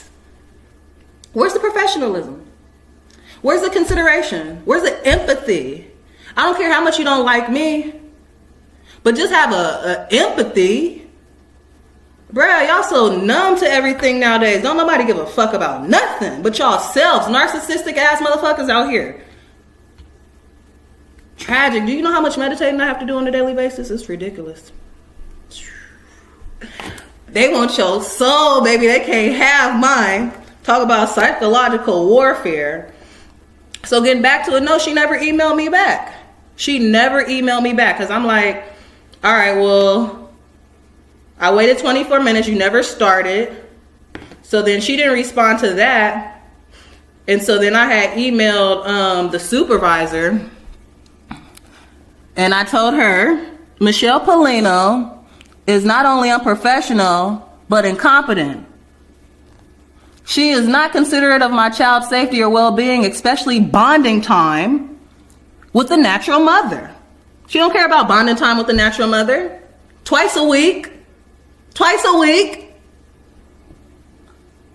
Again, I am demanding the immediate release of my foreign national, Moorish American, Ashe Divine L. Michelle Polino can't operate a Zoom system, yet alone a child/baby. Like, all you had to do is press the button and start the meeting. Psychological warfare. That's why I make these videos. That's why I record. And I got them on camera with treason. Y'all gonna see that really soon. I got a few more things to do before I post that video, but I got them. I got him. Treason. Bruh, y'all know the penalty for treason? Look it up. It ain't good. And I'm not talking about you spending 10 years in prison or something. It's some real penalties. I only got 13 of them. It's about 40 of them. Party to the matter. Check it out though. So, again, they have her with a new foster mom, right? Bruh, like she had one job. So, when I had my visit on Wednesday, excuse me, I was able to find out who this lady was, right? Because, you know, I'm a top flight investigator. You know, that's what I do. I just study. I just research. Then I study. Then I sleep a little bit. Then I study. Then I work out. And cook me some food. Study. Read. Study. Study. I mean, it don't stop. So, found her, right? So this is this lady, like, she weird. This the lady right here. Here she go. All right, so this is the foster mom. Her name is Sarah Ledoux. She says, okay, first of all, look at her. Look at her. Look at me. And look at her. Do we look like consanguinity? Do she look like an heir to the land? What? Like, for real? No, seriously, like, for real. Right? So then I checked her Twitter too. I won't show them, but then she had a picture of like all these Moors, the whole basketball team, football team of Moors. Like, what's your infatuation with us, bro? You know the price of melanin is more expensive than gold right now, right? Did y'all know that? Look it up. Check it out. What's wrong? Do she have some type of obsession? I want to know. And I want to know why CPS keep giving my child, my baby, my offspring, who is a foreign national, who don't fall into their jurisdiction, to nobody who look like me. Nobody in the consanguinity, no type of kin, none of that. None of that. And we're going to talk about that too, because I'm going to make a video about that too. Because the ICPC process, I got endless people in California trying to pick her up left and right, trying to get my baby. But they act like they want to deny the ICPC process. Ooh, when I get to that video, ooh, the mama bear. Arr. So, Let me read off jurisdiction. I'm gonna just end the video for now, so I can get back to my reading. I got some other things to do. Let's see, jurisdiction. And we should all actually know this by heart. I mean, it's the right to adjudicate, but as far as the actual verbatim, here we go. Jurisdiction, a noun, and I'm reading from Black Laws Dictionary, the 3rd edition. I suggest you guys get a 4th and a 5th, which I do have, but it's on my PDF, and you know I'm doing a video. Jurisdiction, noun, a government's general power to exercise authority over all persons and things within its territory. 2, a court's power to decide a case or issue a decree. A geographic area within which political and judicial authority may be exercised. Now let me see if I can look up foreign jurisdiction really fast, because they don't have none. They don't have no type of jurisdiction. None. None whatsoever. None whatsoever. I'm gonna get to that one in my other video, but I'm gonna leave y'all with this though too. No one has any authority to deny my rights.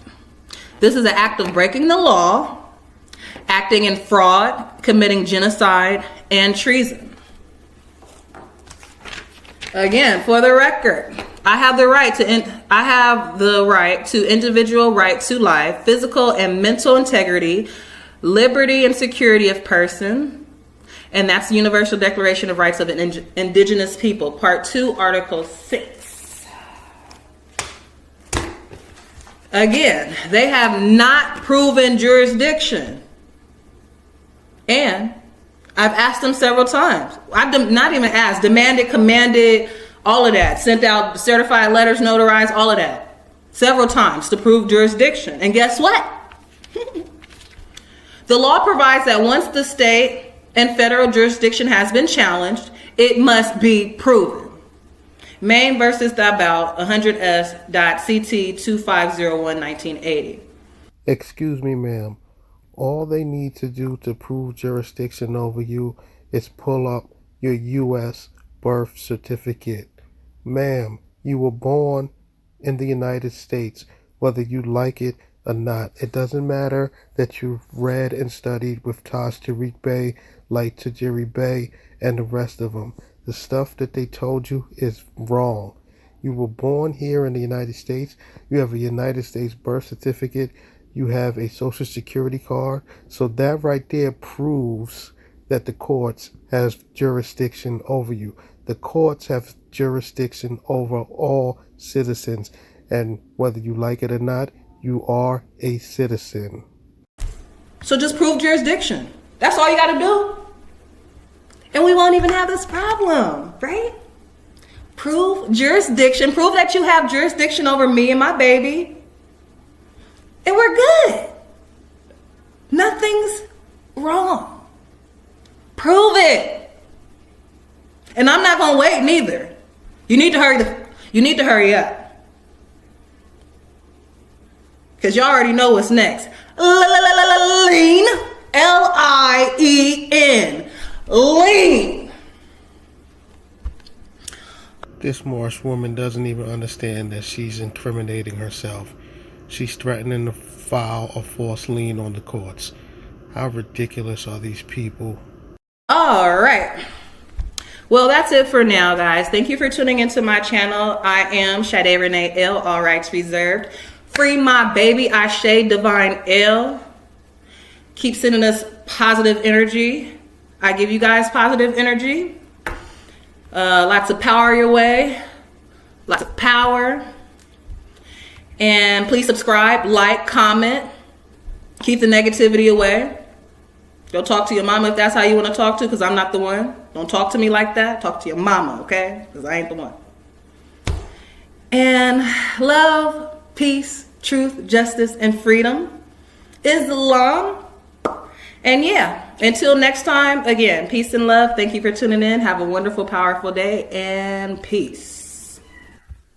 Peace. Peace and love, and power. I am Sade Renee L. Thank you for tuning into my channel. And today we're back with another video. So today I'm actually going to make public, for the record, this judgment lien. Check it out. This is the judgment lien. And again, I'm going to go over it for public record purposes. It has been e-filed already, and I'll get into all of that in just a few moments.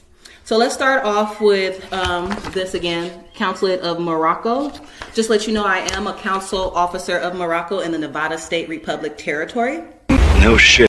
And I do have consular authority to exercise over property, estate, and persons, foreign nationals in this territory. So it reads as follows. I, Sade Renee L., Aboriginal, Moorish American national, and rightful heir. Morocco at North America by just sanguinis, in full life, proper persona, sui juris, authorized rep, ex relatone, all capital letters, Sade Kellogg Tharp.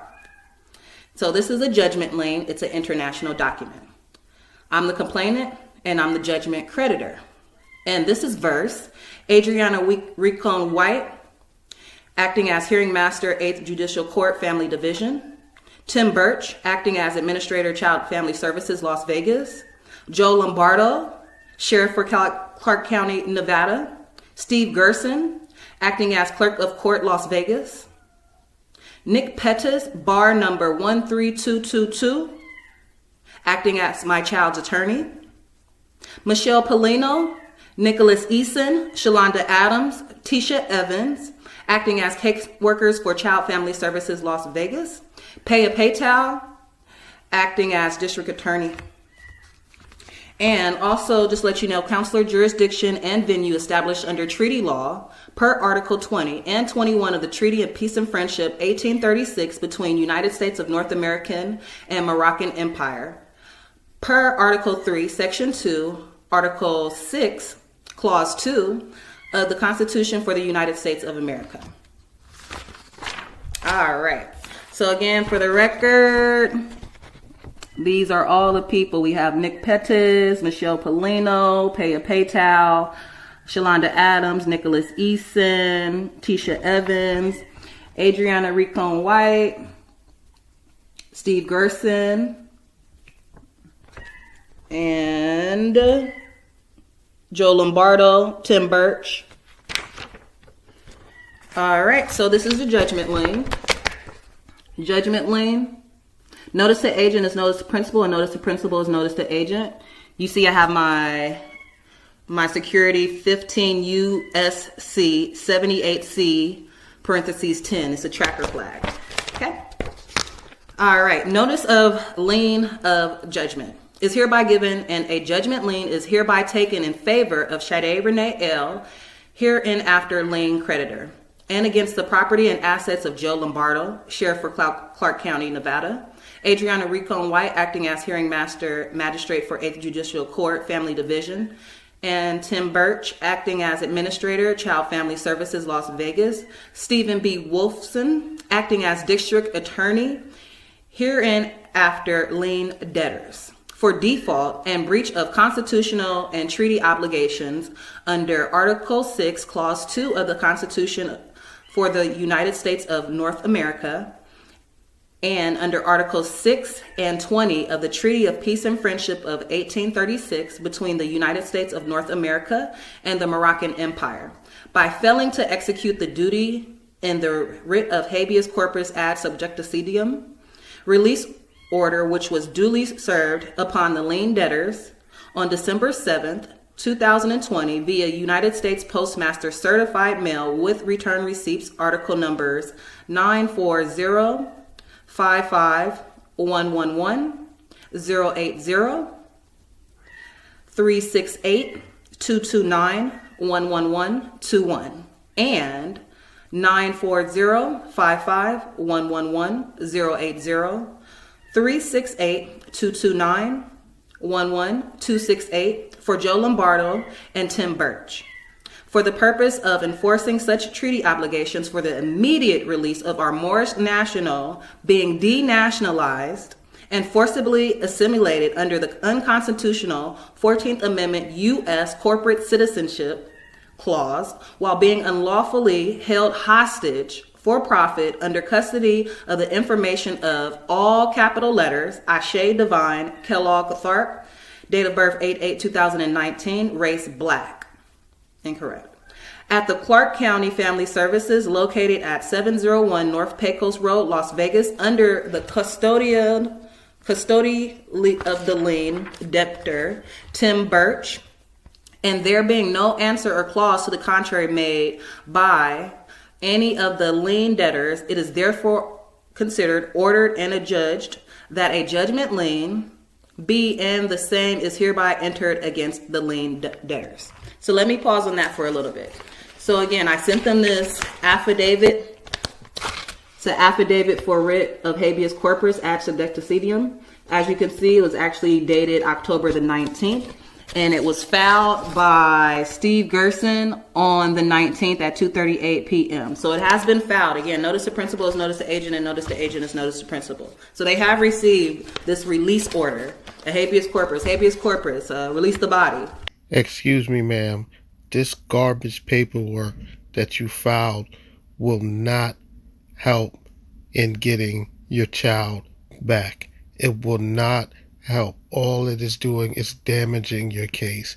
They see you coming in here with this frivolous paperwork, and they're looking at you like a loony bin that is incapable of taking care of a child. Black Laws Dictionary, excuse me. And I'll just read a little bit of this as well. I, Sade Renee L., of lawful age and being first duly sworn upon affirmation, deposes and says, I am a council officer of the Consulate of Morocco in the Nevada State Republic. I am vested with the treaty right to exercise consular jurisdiction over the person and property, estate of our Moorish American nationals in the Nevada State Republic territory in accordance with the provisions of the Treaty of Peace and Friendship of 1836 between the United States of North America and the Moroccan Empire. I have firsthand knowledge and information of our Moorish American national Ashe Divine L being presently denationalized and held hostage for profit as surety for Nam de Gear, all capital letters, Ashe Divine Kellogg Tharp, date of birth 8/8/2019, race black, in unlawful imprisonment under the custody of acting administrator Tim Birch of the Clark County Family Services Incorporation at the following location, 701 North Pecos Road. I further assert that the unlawful imprisonment was due to the following circumstances. On June 28, 2020, near the corporate Las Vegas, Nevada State Republic, our Moorish American national Ashe Divine L was arbitrarily detained and eventually kidnapped, denationalized as a civilly dead stateless person, held hostage for profit as surety for all capital letters Ashe Divine Kellogg Tharp, race black, under the custody of Tim Birch, acting as administrator, Clark County Family Services Incorporation, by several armed highwaymen doing business as policemen, employee contractor, the Foreign Clark County Police Department Incorporation, whom were acting in collusion with a female identified as M. Cardell, doing business as an agent contractor representative for Clark County Family Services Incorporation. As a result, our national Ashe Divine L is presently being held hostage as a prize and deprived of her liberty under color of state law within purview of the plausible 14th Amendment, contrary to and in violation of the supreme law of the land under Article 6, Clause 2 of the Constitution for the United States Republic of North America. All conspirators are foreign hybrid Europeans and stateless persons acting with purview of the plausible 14th Amendment U.S. Corporate Citizenship Clause, because of which this is an international treaty matter which comes under the jurisdiction of the Consulate of Morocco in the Nevada State Republic. And our national Ashe Divine L is to be immediately released by such consular jurisdiction per Article 6 and 20 of the Treaty of Peace and Friendship of 1836 between the United States of North America and the Moroccan Empire, which aver the following. Article 6, in relevant part. If any more, MOOR, not a subject of these dominions shall make prize of any citizens of America or their effects, and bring them into any of the ports of his majesty, they shall immediately be released, as they will be considered under his majesty's protection. Excuse me, ma'am, but the more that is being described in that outdated treaty that you just cited are Moroccan citizens. Ma'am, you are not a Moroccan citizen. You were born here in the United States. You are a United States citizen. So that treaty is not talking about you. It doesn't matter that you want to call yourself a Moor and then you see that word in the treaty. That treaty is talking about Moroccan citizens, not you. Article 20. If any citizens of the United States or any persons under their protection shall have any disputes with each other, the council shall decide between the parties. And whenever the council shall require any aid or assistance from the government to enforce his decisions, it shall immediately be granted to him. Wherefore, this affidavit is issued to jurors in support of the writ of habeas corpus ad subjecticidium and release order according to law, directed to Tim Birch, acting as Administrator, Clark County Family Services Incorporation, and Joe Lombardi, acting as Sheriff for Clark County, Nevada, commanding that they forthwith release the body of our national Ashe Divine El by treaty obligation pursuant to Articles 6 and 20 of the Treaty of Peace and Friendship of 1836 between the United States of North America and the Moroccan Empire, and the stare decisis law in the case Colvarat v. Oregon 366 U.S. 187, 194, 81S.CT.922, 1961, which the Supreme Court of the United States stated the following: a state cannot refuse to give foreign nationals their treaty rights because of fear that valid international agreements may possibly not work to the satisfaction of the state authorities. Under the Supremacy Clause of the United States Constitution, Article 6, Clause 2, state policies must give way to overriding federal treaties and conflicting arrangements. Further, affin saith not. And so this is what we have right here. As you see, I went ahead and signed it in red thumbprint. It has been notarized. It was notarized the date that it was filed, which was October the 19th. And I did resend it. So that's why this one says a different date, because I had filed this online and then I had remailed it out because they act like they didn't get it. So I just resent it. Oh, they got it all right. They just threw it in the garbage because it means nothing. Your pieces of paper literally mean nothing. They will not help you get your child back. All right. So, yes. All right, so let's get back to my judgment lien. Most of y'all call it a lawsuit, but we do liens, not lawsuits. This is my courts, my land, my shit. All right, getting back to it. It is further ordered and adjudged that the lien creditor shall recover from the lien debtors the judgment as follows: the immediate dismissal with prejudice of case number, without prejudice of case number J20351-056P1, the immediate release and return of Ashe Divine El and any other attachments associated thereto for lack of jurisdiction and fraud. And if they don't want to drop her off, I can go pick her up. I can travel in my conveyance and go pick her up. For the record. All right, so this is what I have here. I have here kidnapping, 10 million. Denationalization under Black Code, 10 million. Human trafficking, 10 million. Deprivation of rights, 10 million. Falsified documents, 10 million. Conspiracy against rights, 50 million. Slavery, 10 million. Slander, 10 million. Genocide, 10 million. Treason, 190 million. Breach of treaty and constitution obligations, 10 million. Total is 330 million in lawful money, .9999 fine, gold, bullion, coins, or bars. Okay? I'm sorry to burst your bubble, ma'am, but you won't be getting any of that money. That's the total. 330 mil. 330 million. And I want my gold and silver too. for the record. And also in regards to that, I'll show you this adverment of jurisdiction, this quo warranto that I had sent to the hearing master. As you can see right here, Adriana Recone Wright. This was sent and certified September the 11th. And I told her that it was $1 million a day for pain and suffering. $1 million a day. A day. A day.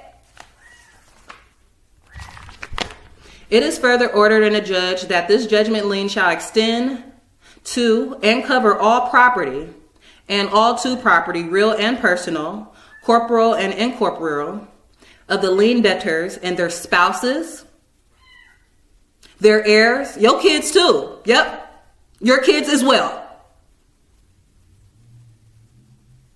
Excuse me, ma'am. You are just looking like a crazy person. It is absolutely ridiculous that you took all of your time to copy and paste this from the internet, yet you can't do the correct things that will actually help you get your daughter back. Because none of these things that you're spouting out, that you're reading from, is going to help you get your daughter back. Why not focus on doing the actual correct things that will help? Because none of this will not help your situation. Their heirs, your future children, successors, and assigns as long as this judgment lien is not fully satisfied. And the property and to the property of the lien debtors shall include, but shall not be limited to the following: any oaths of office, public surety bonds, lands, common property, community property, intellectual property, commercial property, automobiles, boats, aircraft, bank accounts, future earnings, wages, and pensions. Future earnings, wages, and pensions. It is ordered and adjourned a judge that the said property of the lien debtors may be levied upon any time by the lien creditor or by any counsel agent of the Consulate General of Morocco at the Nevada State Republic, acting on behalf of and in the interest of the lien creditor, and such property shall be held as security until this judgment lien is fully satisfied.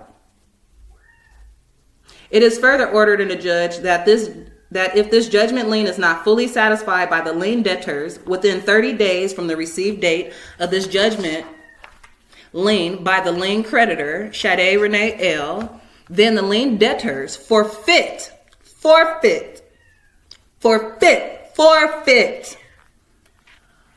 all of their property unto the lien creditor under this judgment lien in accordance with the amendment, section 12 of the Constitution for the United States of North America, which aver the following: the traffic in slaves with Africa is hereby forever prohibited on pain of death and the forfeiture of all rights and property of persons engaged therein, and the descendants of Africans shall not be citizens.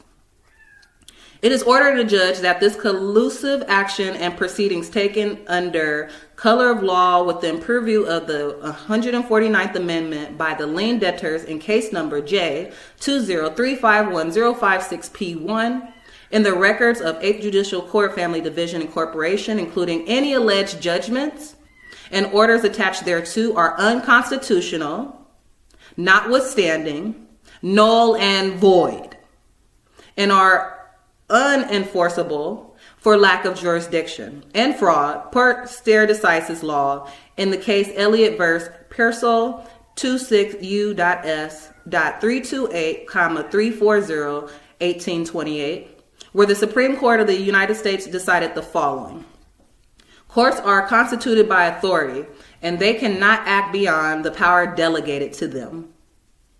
And going back to this, no response. No response. What? Lame. They are not voidable, but simply void. Her judgment is void.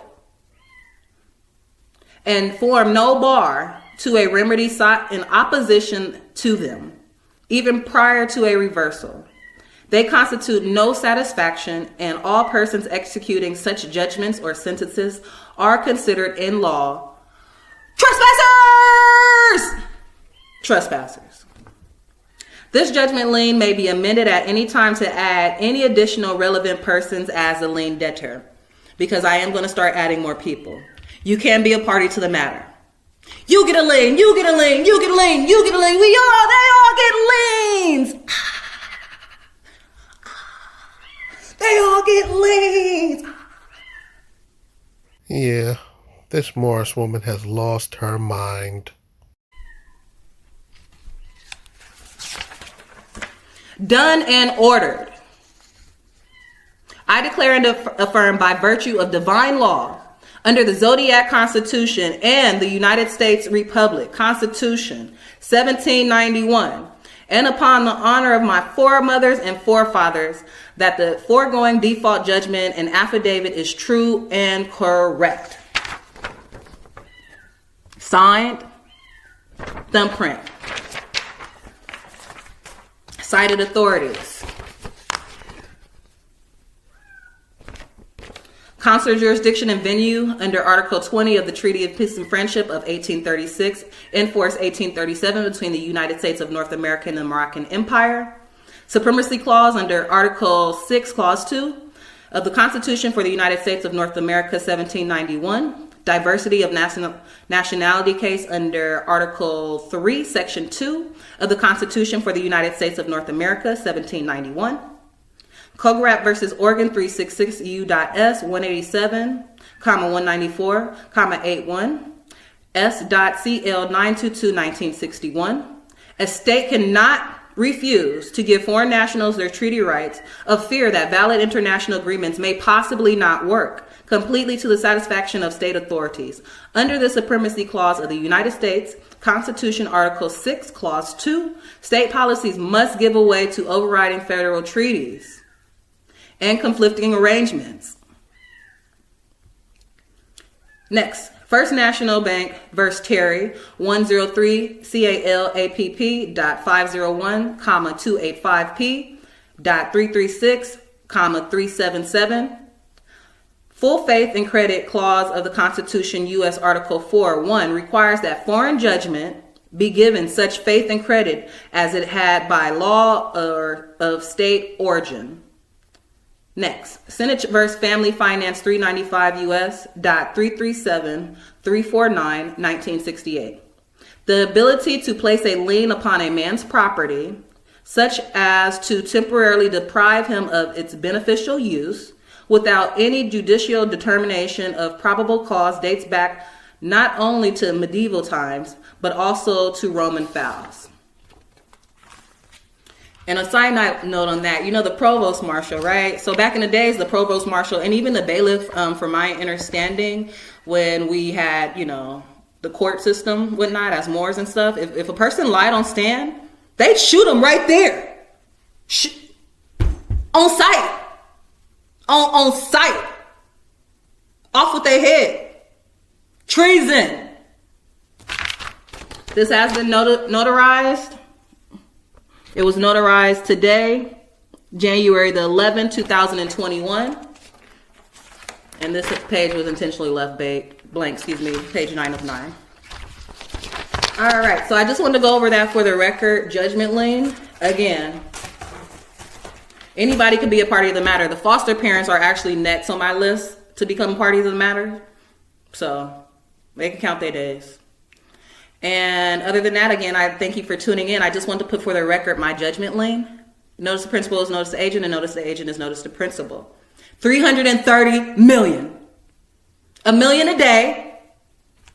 You're on the clock. You on the clock.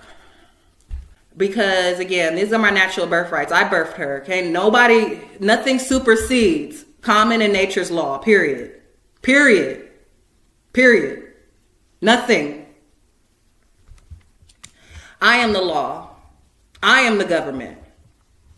I am the divine creator. Shout out to Noble Drew Ali. Noble Drew Ali. CM Bay. And until next time, again, thank you for your time. Peace and love. Peace, love, and power. And Islam. Peace. My question to you, Sade L, is, do you love your child enough to let this Moorish foolishness go and truly do what it takes to get your child back into your custody? This Moorish nonsense that you keep spouting, it will not help you get your child back. You look like a loving mother. So if you truly love your child, will you do what it takes to truly regain custody of your child? Will you put the Moorish science nonsense behind and do what it truly takes to get your child back? That is the question I have for you, Miss L. Islam, peace and love, and power. I am Sade Renee L, and I'm back at it again with another video. So today I'm actually going to put on record, for public record, this writ of error that I had sent to CFS Las Vegas Fraud De Facto Corporation. And I sent this to the hearing master, acting as Adriana Recon White. I sent this to Tim Birch, which is acting as administrator for Child Family Services. I sent it to Steve Gerson, acting as clerk of court, Las Vegas. And I sent it to all the caseworkers and their supervisors at CFS Las Vegas, including Michelle Polino, Shalonda Adams, Tisha Evans, Nicholas Eason, and I'll read straight through it because I might have missed a few names, but this document will confirm. All right. So once again, this is an affidavit of fact. It is a writ of error. I am Sade Renee L, all rights reserved.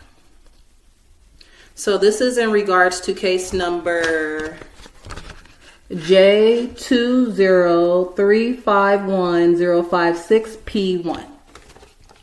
I'm going to read straight through it.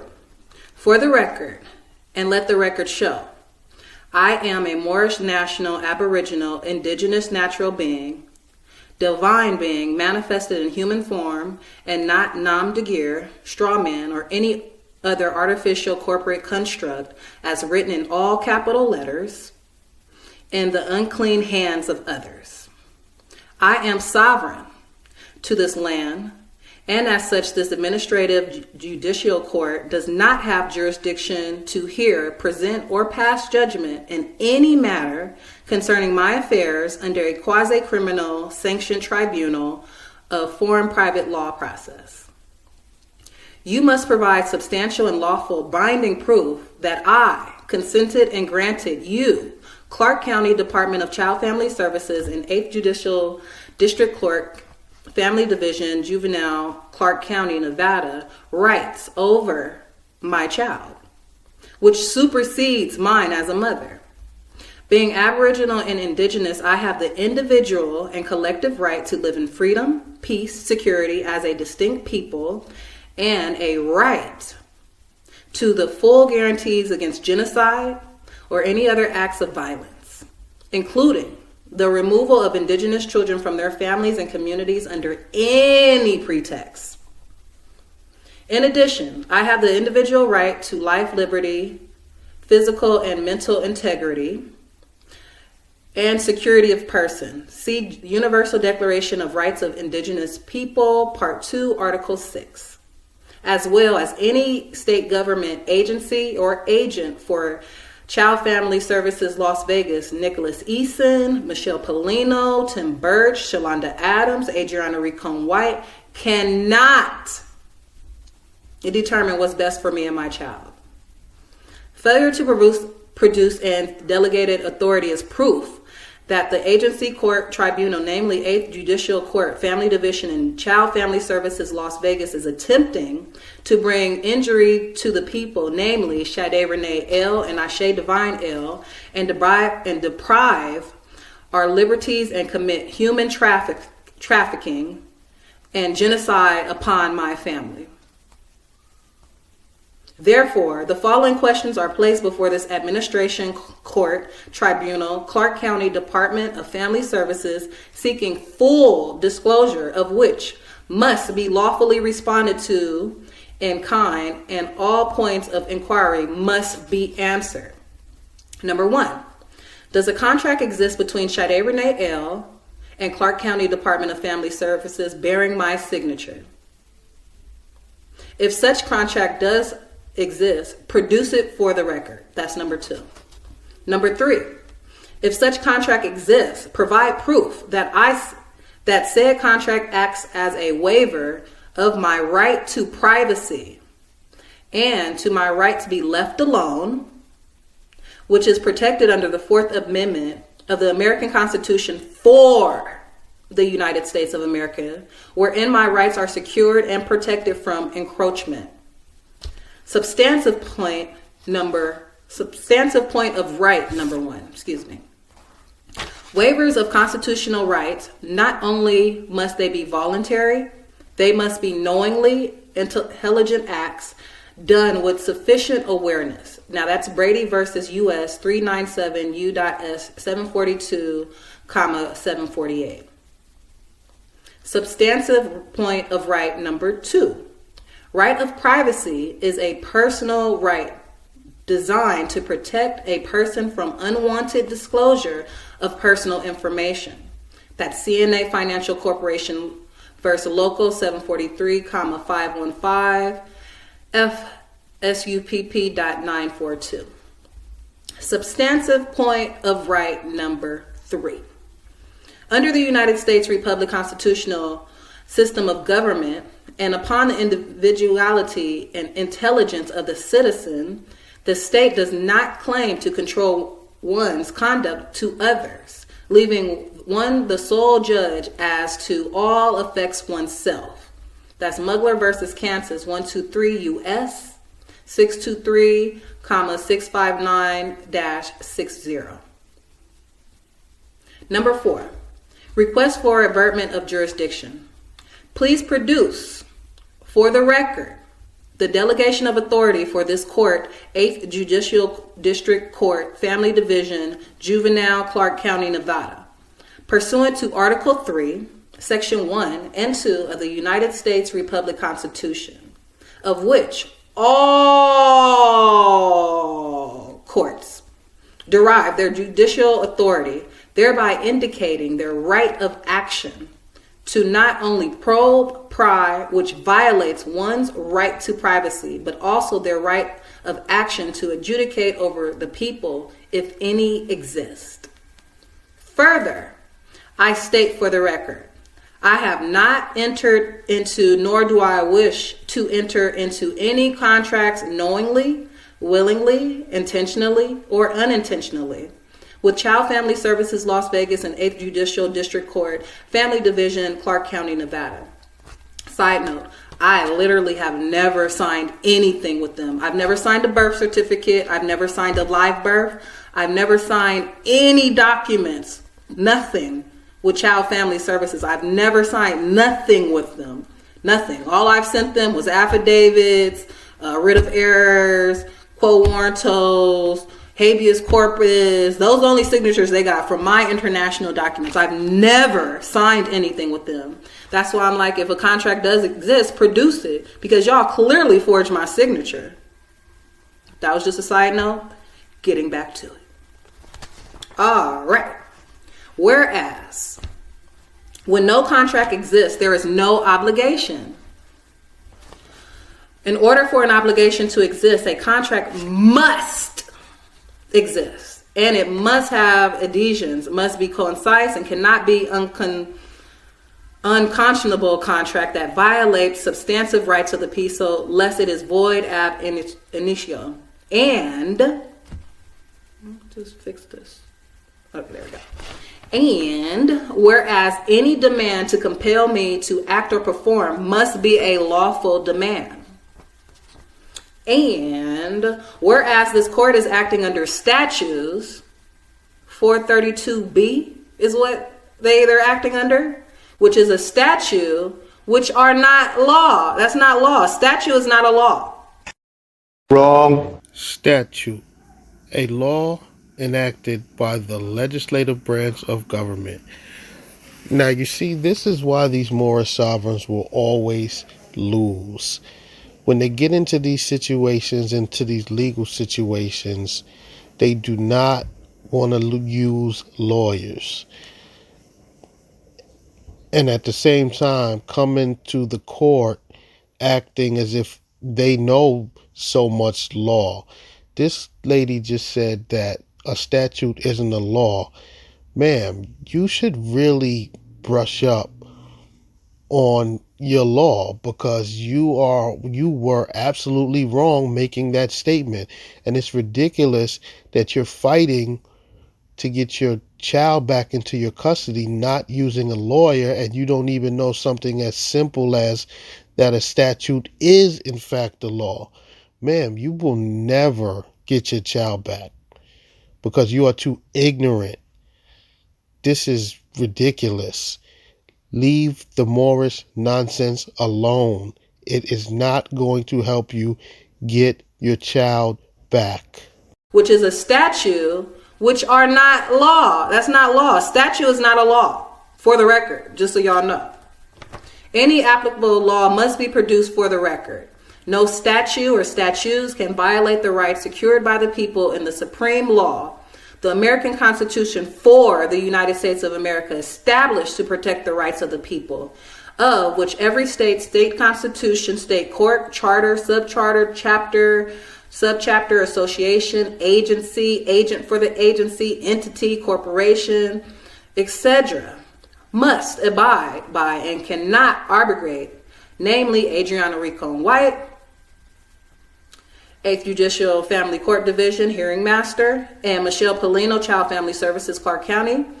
And I show here I referred them to C, Article 6 of the American Constitution. Substantive point of right number 4. When acting to enforce a statute, it is subsequent amendments to the present date, the judge of the municipal court is acting as an administrative officer and not in a judicial capacity. Courts are administering or enforcing statutes, do not act judicially, but merely ministerially. Thompson versus Smith, 154 SC 583. And whereas the Tribunal 8th Judicial Court, Family Division, Juvenile, Clark County, Nevada, is acting outside of its statutory limitations and violating the laws, committing fraud, genocide, collusion, and treason, which is a highly penal, and attempting to enforce under a non-existing void contract and or by statute giving no validity or jurisdiction to any judgment conferred upon this matter. And whereas, I take that back. Substantive point number 5, If the court is not in the exercise of its general jurisdiction, but of some special statutory jurisdiction, it is as to such proceeding an inferior court and not aided by a presumption in favor of jurisdiction. Smith leading case 816. Therefore, I am allowing 5 days for all corresponding affidavit signed by the respondent under penalty of perjury. Failure to address all of these issues raised herein equates in law as to have addressed none of them and will serve as a waiver for any claims you are attempting to assert over me and my family. I, Sade Renee L., do not under any condition or circumstance, by threat, duress, or coercion, waive any rights unalienable or secured by the Constitution and treaty, and hereby request this court fulfill their obligation to preserve the rights of this petitioner, a Moorish American, and carry out their assumed judicial duty in good faith. All unconstitutional citations, summons, tickets, suits, misrepresented bill of exchange in regards to case number J20351-056P1 and any other orders or actions associated with it or them to be dismissed and expunged for the record on its face and merits. And I demand the immediate release of my offspring, Ashe Divine El. Notice to agent is notice to principal, and notice to principal is notice to agent. Say what? Comes now, Sade Reneg El, sui juris. Gave it my thumbprint, signed it in red, and it was also notarized January the 11th when I sent it. I sent it via email and it was filed online. So January 11th, today's the 18th. That was the 11th. So that was last Monday. So that's 1, 2, 3, 4. Today's the 18th. And they call today Martin Luther King Day, MLK Day, 33 Mason Day. So technically they have until tomorrow, but their time is ticking. That's why I put a lien out on them already. And I got some other things next. So, treason, as you can clearly see. Fraud. And you should check my video when I did definitions in regards to fraud, because that's clearly what they are. And again, I just wanted to put my writ of error on public record. Make it known, because they lie too much. They keep lying. And I stand on the truth. You see this 5 stars right here? Truth, justice, freedom, love, and peace, right? Yeah. 5 stars. I stand on the truth. And they keep having to make up lies, because meanwhile, I'm just chilling on the truth, right? Just standing on the truth. Standing on the truth. Meanwhile, they keep having to make up another lie to cover up the lie, to cover up the other lie, to cover up the other lie. Then they bring this person in, and they bring this person in. Like, they just keep lying, and it has to stop. Just give me back my baby, period. No jurisdiction, fraud, treason, genocide. Just give her back. You have no jurisdiction whatsoever. And then you lied on the whole initial report anyway. So just stop lying. Hey, just stop lying, yo. Hey, it's gotta stop. It's gotta stop. Just stop lying. And I'm gonna keep exposing them because they keep lying and they keep moving in fraud. So don't you worry. Kuna Matata, stay tuned to my next video. And again, I am Sade Divine El. Free baby Ashe. Free baby Ashe. Islam, peace and love, peace and love, power, power, power. And again, until next time, peace and love, Islam, free baby Ashe. Thank you. Once again, I ask the question, does this Moorish woman love her child enough to leave the Moorish literature alone and do what it truly takes to regain custody of her child? Greetings, Islam. I am Sade Renee El. Thank you for tuning into my channel, and I'm back at it again with another video. And today I'm going to be going over this treason that I caught on camera. Last time I made a special appearance in regards to my child, of course, because we don't make special appearances, but this is a special appearance especially for my child. Last time I made a special appearance, the magistrate hearing master de facto judge clearly committed treason, and I caught it on camera, and I would like to share that for the public record. And again, free baby Ashe Divine El, all rights reserved. She is being held hostage currently for profit as a nom de guerre, all capital letters, straw man, which she is not. She is free. And with that being said, I will read for the record what they do have on file. And this has been e-filed with the clerk of court. Again, I've sent this information to the governor of Nevada, the state attorney of Nevada, the mayor of Nevada. I mean, you name it, the list goes on and on. There's been a lot of people who this information has been sent to, so they are all parties of the matter as well. So in regards to this actually was sent out August the 6th, 2020. And it's a legal notice affirmation. It's a legal notice affirmation of fact, declaration of ex relatone, and it's a disclaimer. So I'll read it as follows. It says, I, Sade Renee El, natural mother, mother to Ashe Divine El, Moorish American national, improper persona, sui juris, private entity, being duly affirmed, standing squarely, declare and proclaim upon divine law, nature's law, natural law, universal law, Moorish birthrights, international law, and constitutional law, all rights reserved, declare and say, I, Ashe Divine El, all rights reserved, the living sentiment, woman, and rightful heir, and not lost at sea, I, Ashe Divine El, being previously identified by the Union States of North America, capital U.S.A, under a colorable wardship name, am authorized representative ex relatone on behalf of all capital letters Ashe Divine Kellogg Tharp, and do hereby refute the fraud. Any of instruments, driver's license, Social Security, I just added this along, birth certificate, and any other state issued instrument, adhesion contracts, used as negatable instruments, that pertains to the name or signature, all capital letters, Ashe Divine Kellogg Tharp, 8/8 and date of birth, was under ignorance, without full disclosure, under threat, duress, and coercion, or starving desperation, to acquire resources, operate in commerce only after being denied use of indigenous credentials, and has many times been exhausted. I, Ashe Divine El, affirm and declare my right of reversion of estate, and therefore I make no claim with respect to the title misrepresented, all capital letters, Ashe Divine Kellogg Tharp, non de Geer, being a title in industrious creations of the foreign de facto, capital U.S, corporations, operations, actors, and owners.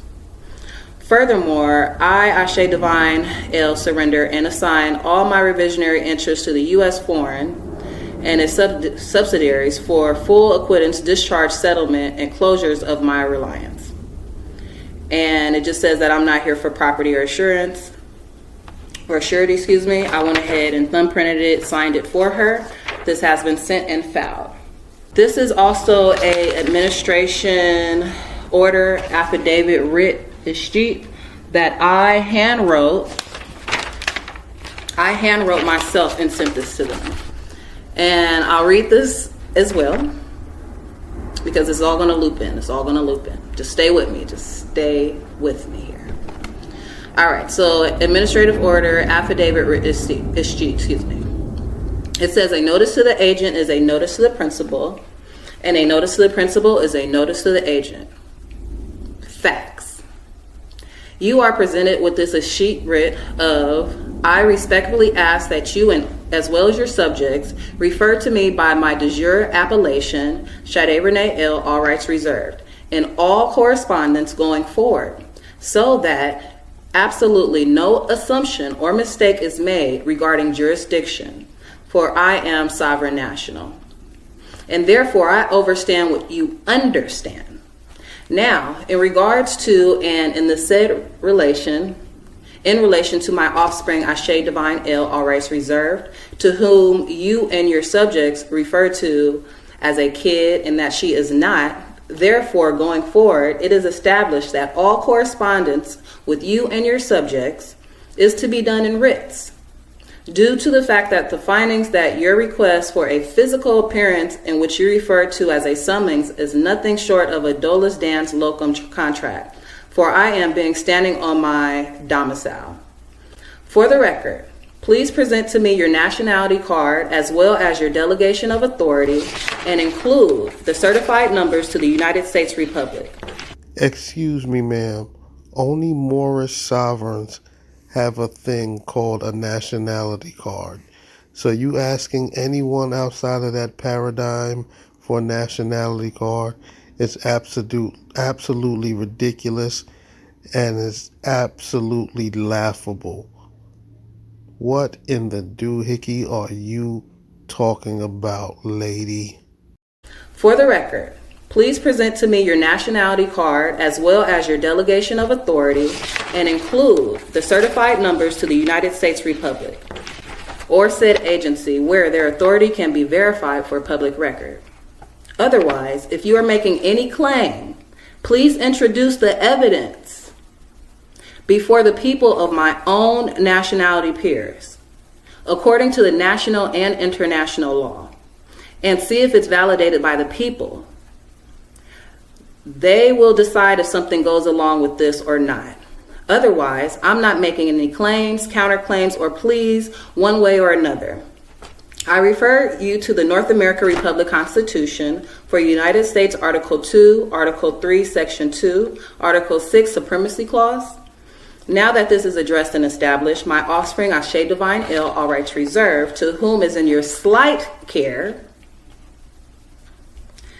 of you and your subjects' custody, is to be returned to me upon receipt of this writ, unharmed, tainted, in any shape or form, in all realities, and unmolested. I furthermore command that all transactions, transcripts, including, but not limited to, the handling funds used, healthcare, and service provided, along with the locations to all persons involved in all cases, as well as the names of whom signed off on the act and authorized such matters listed, in which you abide, and it is considered to be treason, and therefore charged with Talmudic, and it is ordered by Shade Renee Il, all rights reserved. This has been sent and filed and e-filed for the record. For the record. Right here. They sent me back my documents, but they filed it. They got it because they sent this back. Right here, administrative order, affidavit of facts, writs.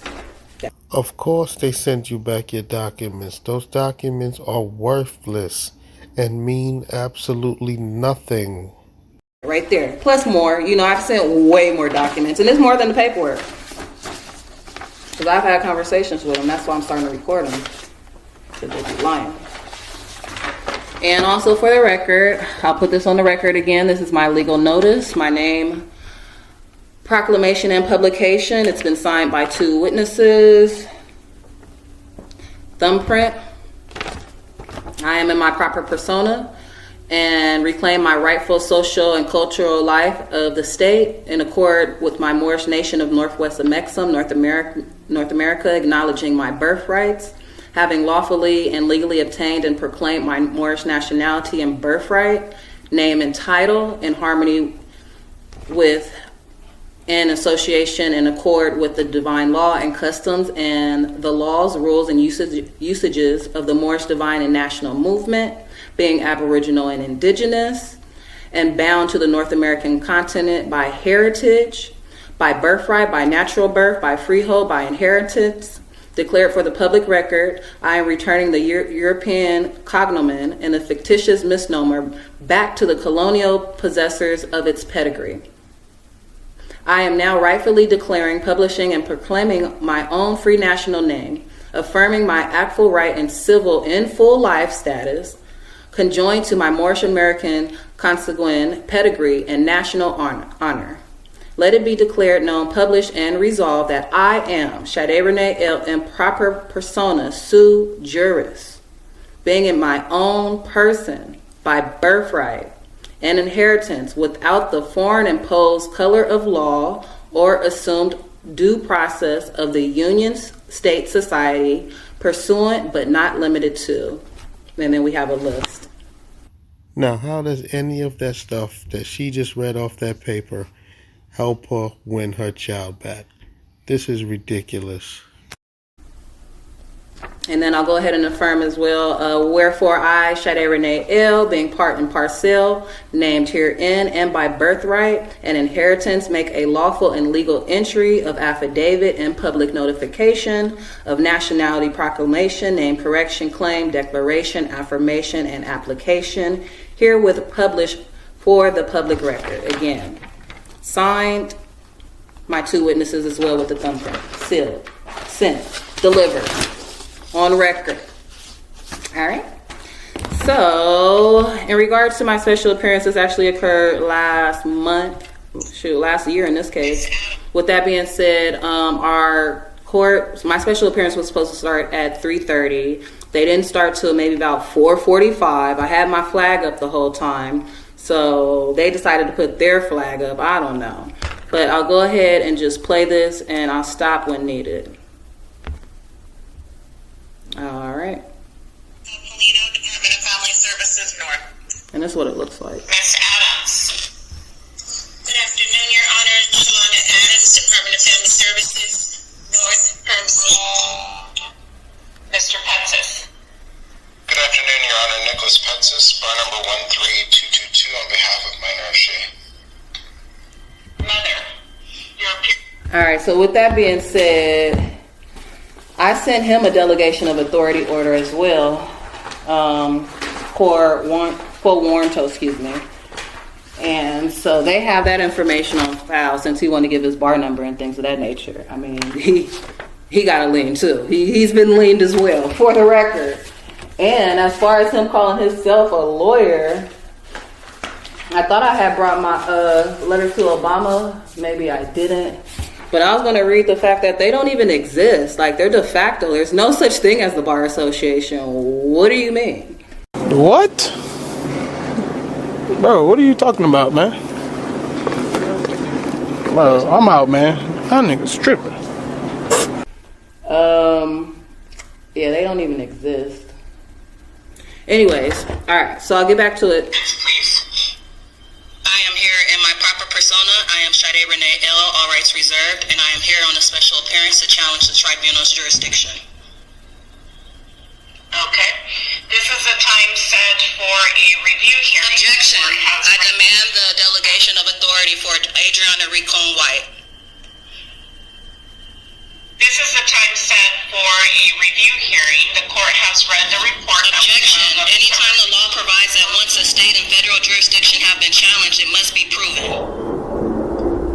The court will note that Mom has appeared at every single hearing challenging the jurisdiction of this court. The court has gone back. All right, I want to pause right there because she even stated for the record, every time that I've made my special appearance in regards to my child, Ashe Divine Ill, all rights reserved, I've challenged jurisdiction. Once you challenge jurisdiction, it must be proven. It was no moving forward from there. So what does she mean? And in regards to that, it's actually Colograd versus Oregon. A state cannot refuse to give a foreign national their treaty rights because of fear that valid international agreements may possibly not work completely to the satisfaction of state authorities under Supremacy Clause of the United States Constitution, Article 6, Clause 2.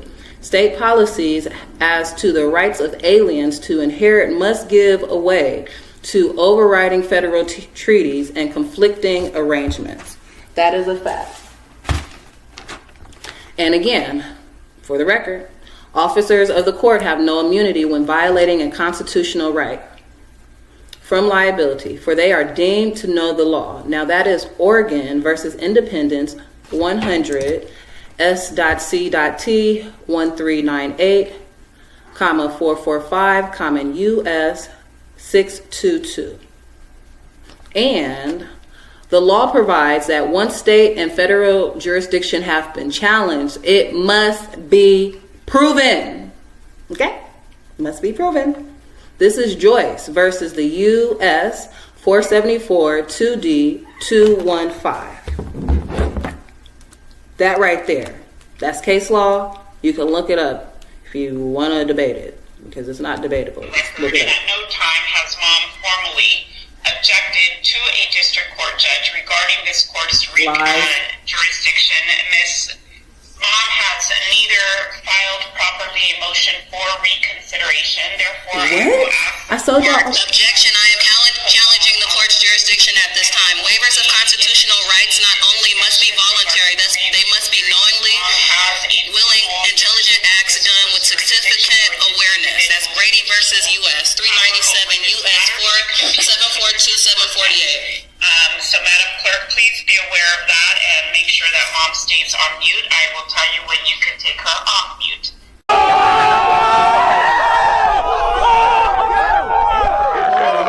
Ms. Polino, do you have any updates to your report? All right, so I'll stop right there because as you see, we're having Zoom special appearances now because of the whole COVID. That's their poor of excuse. So we're having Zoom. With that being said, she'll put me on mute. Therefore, I've already objected. She did not clarify. She kept moving forward. Treason, fraud, right there. And on top of that, again, I challenged jurisdiction. She claimed that I have never sent any proper paperwork, which is a complete lie, which is complete fraud. As that's why I started with my paperwork. So we're gonna keep looping. We're gonna keep going. We're gonna keep looping. All right, let's continue. I did not, Your Honor. Okay, so it's incorrect. Amen. So pretty much that was the caseworker. She said that she did not have anything else to add as far as the report that she'd never sent to me. I never received a report, certified mail. Anytime they do send something, they are sending it to all capital letters, Sade Kellogg Tharp, and she did. So I don't see how she could open up mail if she don't exist. So I've put return to sender. And, you will address me properly. I've already told you who I am. This is sad that this Moorish sovereign is going into court with this Moorish foolishness, and she really thinks that this is going to help her win her child back. Even Ray Charles could see that her defense, her Moorish defense, will never work. Anytime they do send something, they are sending it to all capital letters, Sade Kellogg Tharp, and she did. So I don't see how she could open up mail if she don't exist. So I've put return to sender, and you will address me properly. I've already told you who I am. Now, the things that these Moorish sovereigns believe is just absolutely insane. This lady thinks because when the court sends her a piece of mail, her name is in all capital letters. She believes that is the straw man, and in her mind, that straw man is dead. So those letters being sent to her isn't really her. Ma'am, the courts do not have to play along with your nonsense. They know they sent you the letters, and that is it. Ma'am, if you keep up with this Moorish foolishness, you will definitely not be getting your child back. Look at how she done marked up this letter as if that is really supposed to mean something. This lady is nuts. And with that being said, if I can see that she's nuts, the courts most definitely see that she's nuts, and they're clearly going to make the determination that she is not fit to be anybody's mother, and she will not be getting her child back acting like this. Sade Renee L., all rights reserved. All right, no ifs, ands, or buts about it. I'm not about to go back and forth with you about my appellation. Put some respect on it. All right. So we're going to continue. Give me one moment. All right, back at it again. Okay, so I'm going to continue where I left off. We left off there, and I'm going to continue with the her weight is good. She's doing very well with her diet, and she's teething as well. She was very active and happy and was able to say hi to me. I understand that visits have continued as in the report, and that's about all I have at this point, Your Honor. Okay, so the court will remind Mom that this case is about this child, and the child cannot be reunified until Mom engages in services. She has wasted the first 6 months of this case fighting over jurisdiction in a rather informal and improper way, while Mom believes that she is a foreign national that cannot be summoned into court, or that this court does not have jurisdiction. I reiterate the fact that Mom has not availed herself of the proper judicial resources to overturn this court's prior recommendations or jurisdiction in this case. So I will have the court clerk... Okay, so after just hearing what the judge said, I am convinced that this Moorish sovereign does not really love her child, and she is not willing to do what it takes to get her child back. The judge just said that she has wasted 6 months trying to argue jurisdiction and that this Moorish sovereign has done nothing to take the proper steps into really trying to regain her child back. And I can see that because all she wants to do is talk all of this Moorish foolishness. She is so deep down this Moorish rabbit hole, she can't find her way out. So, like I said, she clearly loves Moorish science more than she loves her child. Moorish science has pretty much caused this woman to lose her child. And this is an absolute disgrace. Wow. Okay, so the court will remind mom that this case is about this child and the child cannot be reunified until mom engages in services. She has wasted the first 6 months of this case fighting over jurisdiction in a rather informal and improper way, while mom believes that she is a foreign national that cannot be summons into court, or that this court does not have jurisdiction. I reiterate the fact that mom has not availed herself of the proper judicial resources to overturn this court's prior recommendations or jurisdiction in this case. So I will have the court clerk.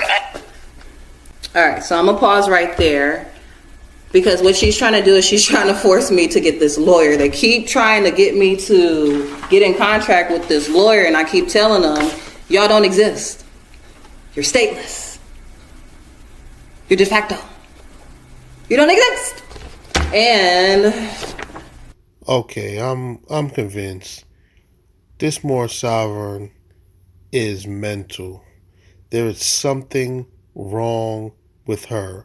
The stuff that is coming out of her mouth is absolutely ridiculous, and she will never get her child back going into court making these Moorish arguments. It will not work, lady.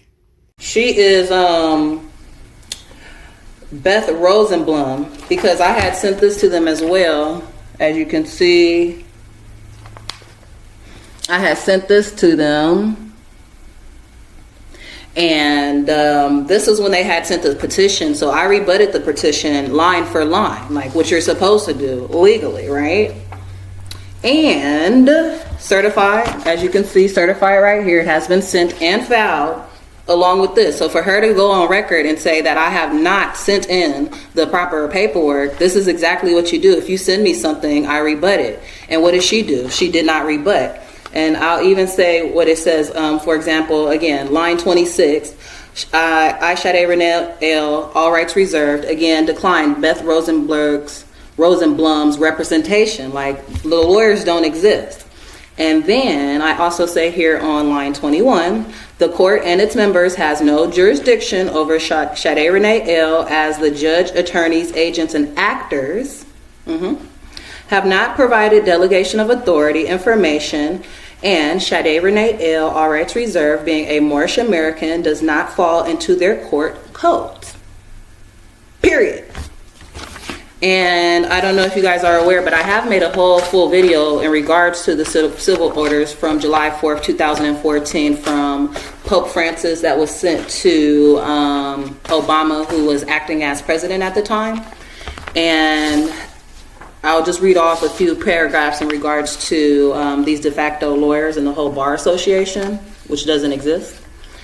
Any and all corporate officers of the United States, in all capitals, United States, or any successor organizations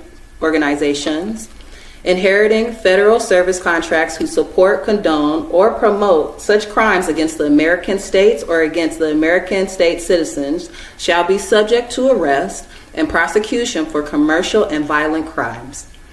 All foreign officials operating as elected or appointed officials of the United States of America, minor, who support, condone, or promote such crimes against the American states or against American state citizens shall be subject to arrest, confiscation of their assets, and deportation to Puerto Rico, Guam, or such other states as may be willing to accept them.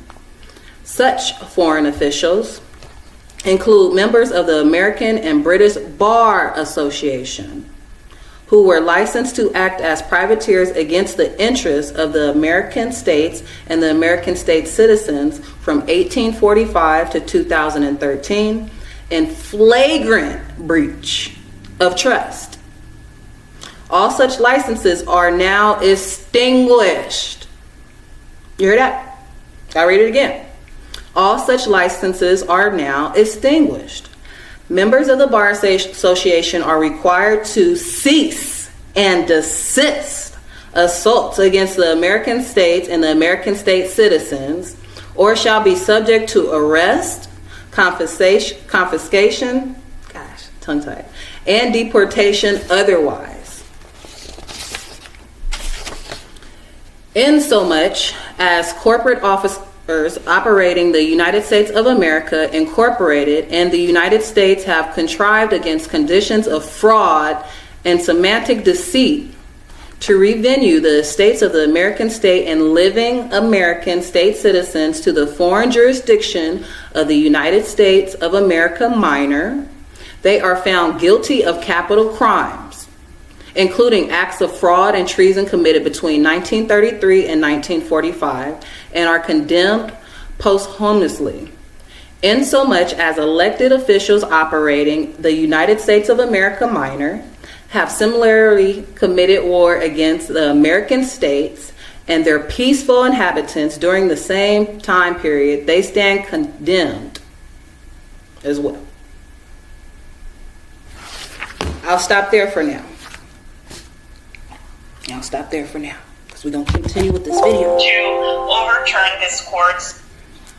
All right. So the lies continue.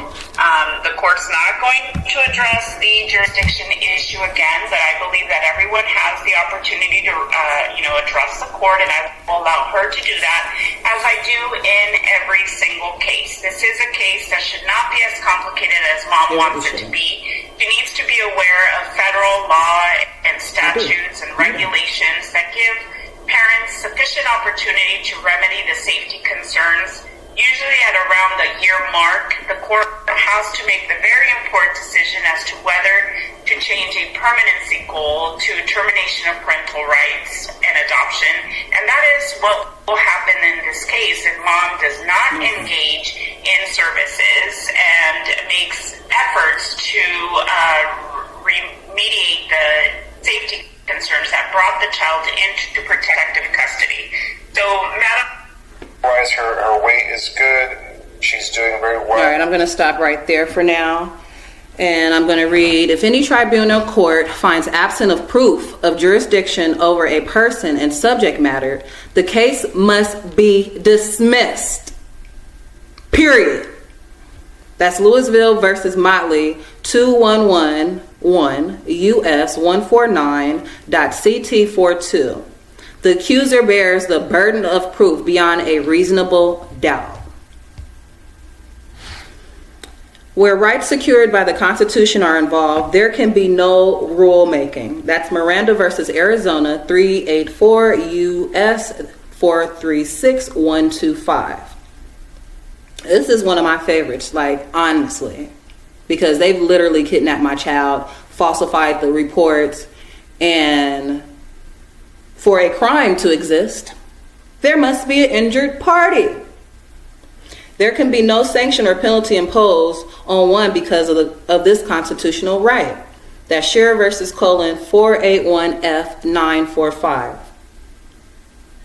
In order for their crime to exist, there must be an injured party. That's one that everybody should have memorized off the back of their hand. Like, it should just be like second nature. Because a lot of people get kidnapped for things, and there's no injured party.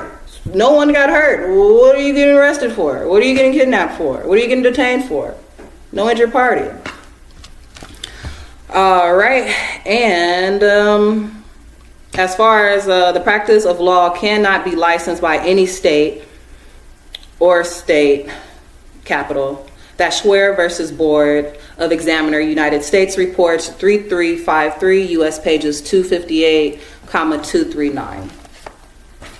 So there we go with the threat coercion. There we go with the threat and coercion right there, caught on camera, because she's threatening me. And then they always try to turn it around. That's their psychological tactics, to try to make it seem like it's my fault. I literally put here, and this was mailed out August. This was mailed out August of last year. And it literally says here, I am demanding your delegation of authority. I, Shade Renee L., all rights reserved, plead demur. Let's see, you have 5 days to respond. That's one right there. And if you don't, this stands as law. And I, Shade Renee L., all rights reserved, plead demur, and I am demanding the immediate return of my daughter with all charges dropped, and for judges, hearing masters, actors, agents, members of the Bar Association, and their nonprofits to cease and desist all prosecution and harassing letters, because that's all they do. And again, this was line for line, never rebutted, never. So for her to sit here and lie and say that I have not filled out the proper paperwork, she says that because I haven't hired a lawyer, and again, that's why I prove that they don't exist. And she wants to lie and try to make it seem like I've been difficult. How have I been difficult? You guys are not responding. Everything has been filed. You get my paperwork, you need to legally respond. These are international documents. And on top of that, you haven't even given the proper counselor jurisdiction notice, because anytime you have a foreign national held captive, you need to give proper counselor notification, which they have not. So that's avoiding treaty obligations, fraud, treason, genocide to my family. And then with the threats, here we go with the threats again.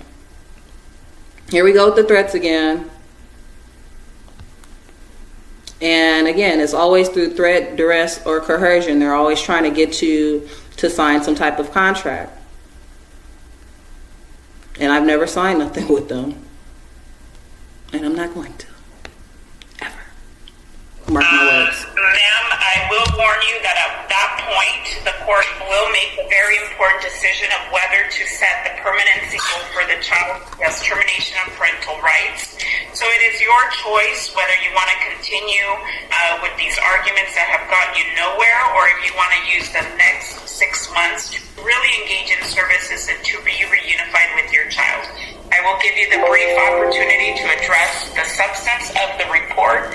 But again, if you go into the jurisdictional the courts. So she pretty much threatened the fact if I go into jurisdiction, they're going to put me on mute, because again, they haven't proven jurisdiction because they have none and they can't. So they want to just continue with the fraud. So this was my response.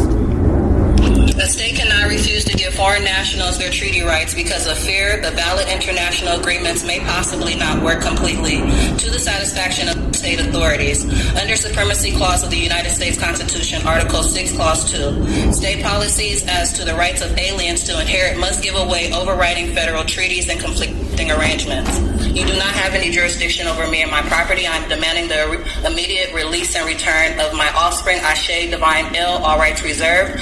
I'm protected by the Treaty of Peace and Friendship of 1836. You are within treaty violations. You need to call my counselor, the Council of Morocco in the Nevada State Territory. If you do not do so, you are avoiding treaty obligations. This is an act of treason and genocide to my family. They pretty much, I think they hung up at that time.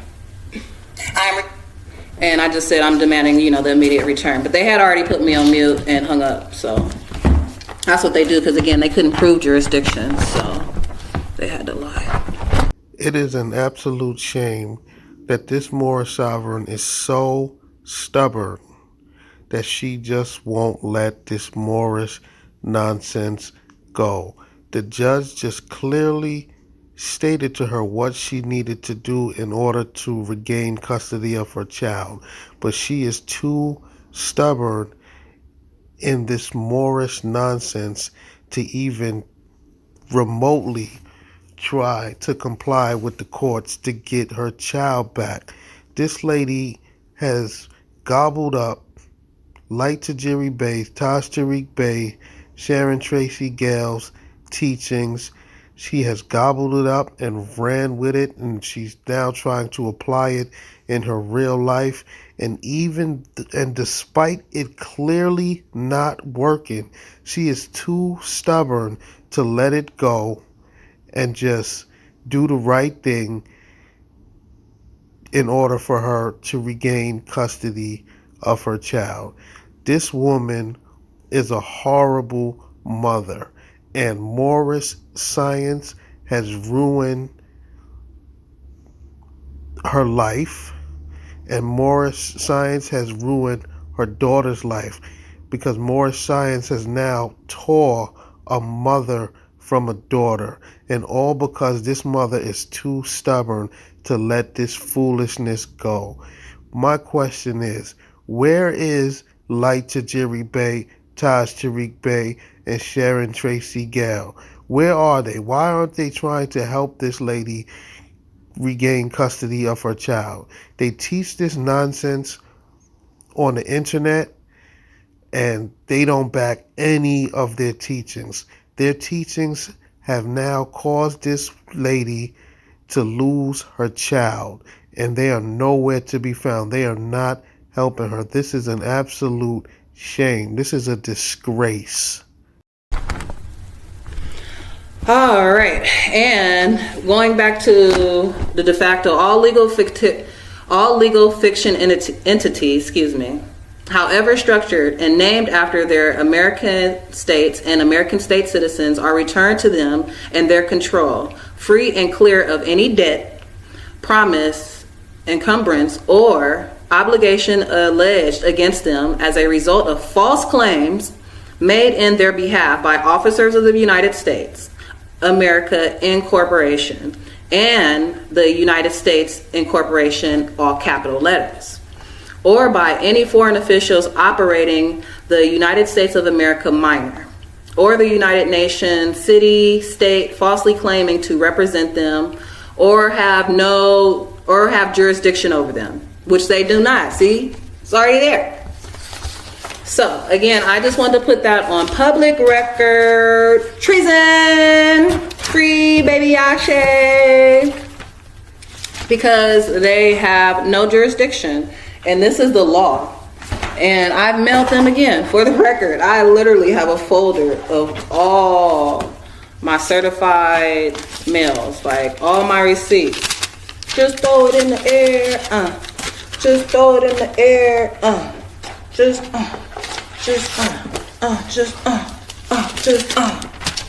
throw it in the air, Just throw it in the air,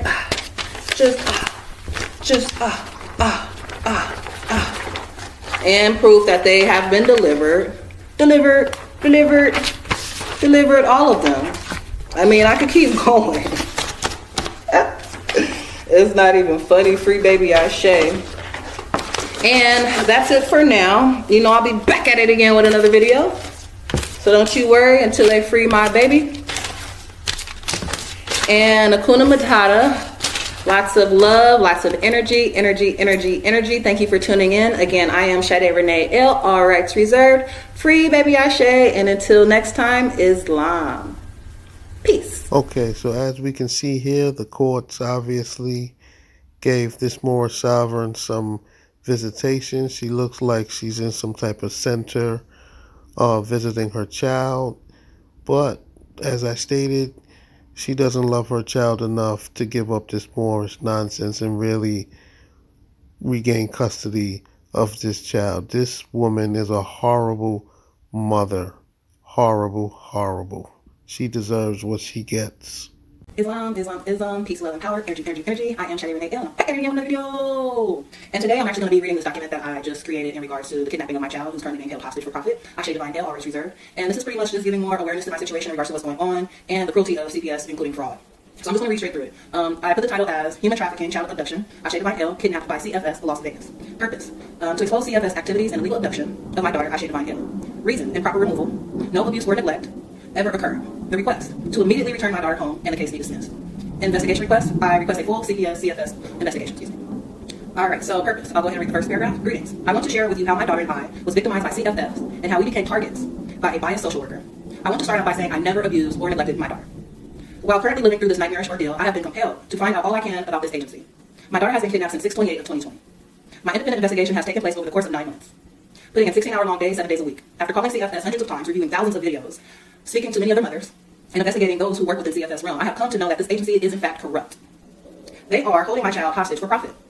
I hope that through my own experience and knowledge of others, I can share with you the people with families and children are subjected to and how they are forced to needlessly suffer at the hands of CFS. It is because of these reasons that I have become proactive and more than ever determined to help reform the system that destroys many, many lives. Some states are applying the family-friendly techniques with great success. However, the practice of CFS in Las Vegas leave a lot to be desired. This agency should be monitored, and I feel they should be immediately investigated and audited. I have reason to believe that they are embezzling funds, for there seems to be a conspiracy within this agency. I have seen some things that are of suspicious nature. It is apparent that this agency is operated solely on profit level basis. I feel as if Adoption Family Services Act, the ASFA, is the reason that many other agencies are corrupted. This law sealed the fate for these children, for they are now commodity due to the quotas, and the sale of children has become rampant. Taking children away from their homes has indeed become a very profitable business for CFS. Summary. My first and only child, Ashay Divine L, was unnecessarily abducted and is currently getting traumatized by CFS in Las Vegas. This began with a biased social worker named Nicholas Eason, who created a false allegation and falsified the report. Without any proof, Nicholas Eason lied and said my 11-month-old daughter suffered from harmful behavior that was terrorizing, degrading, painful, emotional, traumatic, and continued to lie, defaming my character, saying that I did not provide care, custody, or control and shelter. Again, these are all lies. I have stayed in my current apartment for almost 2 years now, and I have my own automobile. My daughter has her own Instagram page where I would take daily pictures of her. I was also breastfeeding, so without any proof, the Child Neglect and Magistrate Adriana Rico Wright of Las Vegas 8th Judicial Family Division, who was in conspiracy with the doctors, therapists, and attorneys, found me guilty of abusing my 11-month-old daughter. I was not given a fair trial. No jury was present. And please note that I would never abuse my child. Never. Again, they have no evidence of abuse. There was no bruises, no scratches, no marks, no witnesses saying they saw me abuse a baby. None of that. About me. I'm a solo mother. I self-delivered my baby at home. I had a lotus birth, so she came into this world naturally. I have never signed a birth certificate, therefore I never made her a ward of the state. I'm a personal trainer by trade, but before having my daughter, I used to work as an office manager for several Fortune 500 companies in downtown San Francisco. I also used to coach children's basketball, volleyball, tennis, and soccer for over 8 years. I am currently an entrepreneur. I write children's books and I study common law, nature's law, treaty law, and constitutional and human rights. My biggest job is being a mother. And I enjoy staying at home taking care of my baby, laughing, joking, reading, teaching her to love. Because my daughter was abducted, it has been a rough time keeping a steady income because I have to continue to fight getting her back. And that's my biggest focus and determination at this time. I have been a stay-at-home mother since my daughter was born.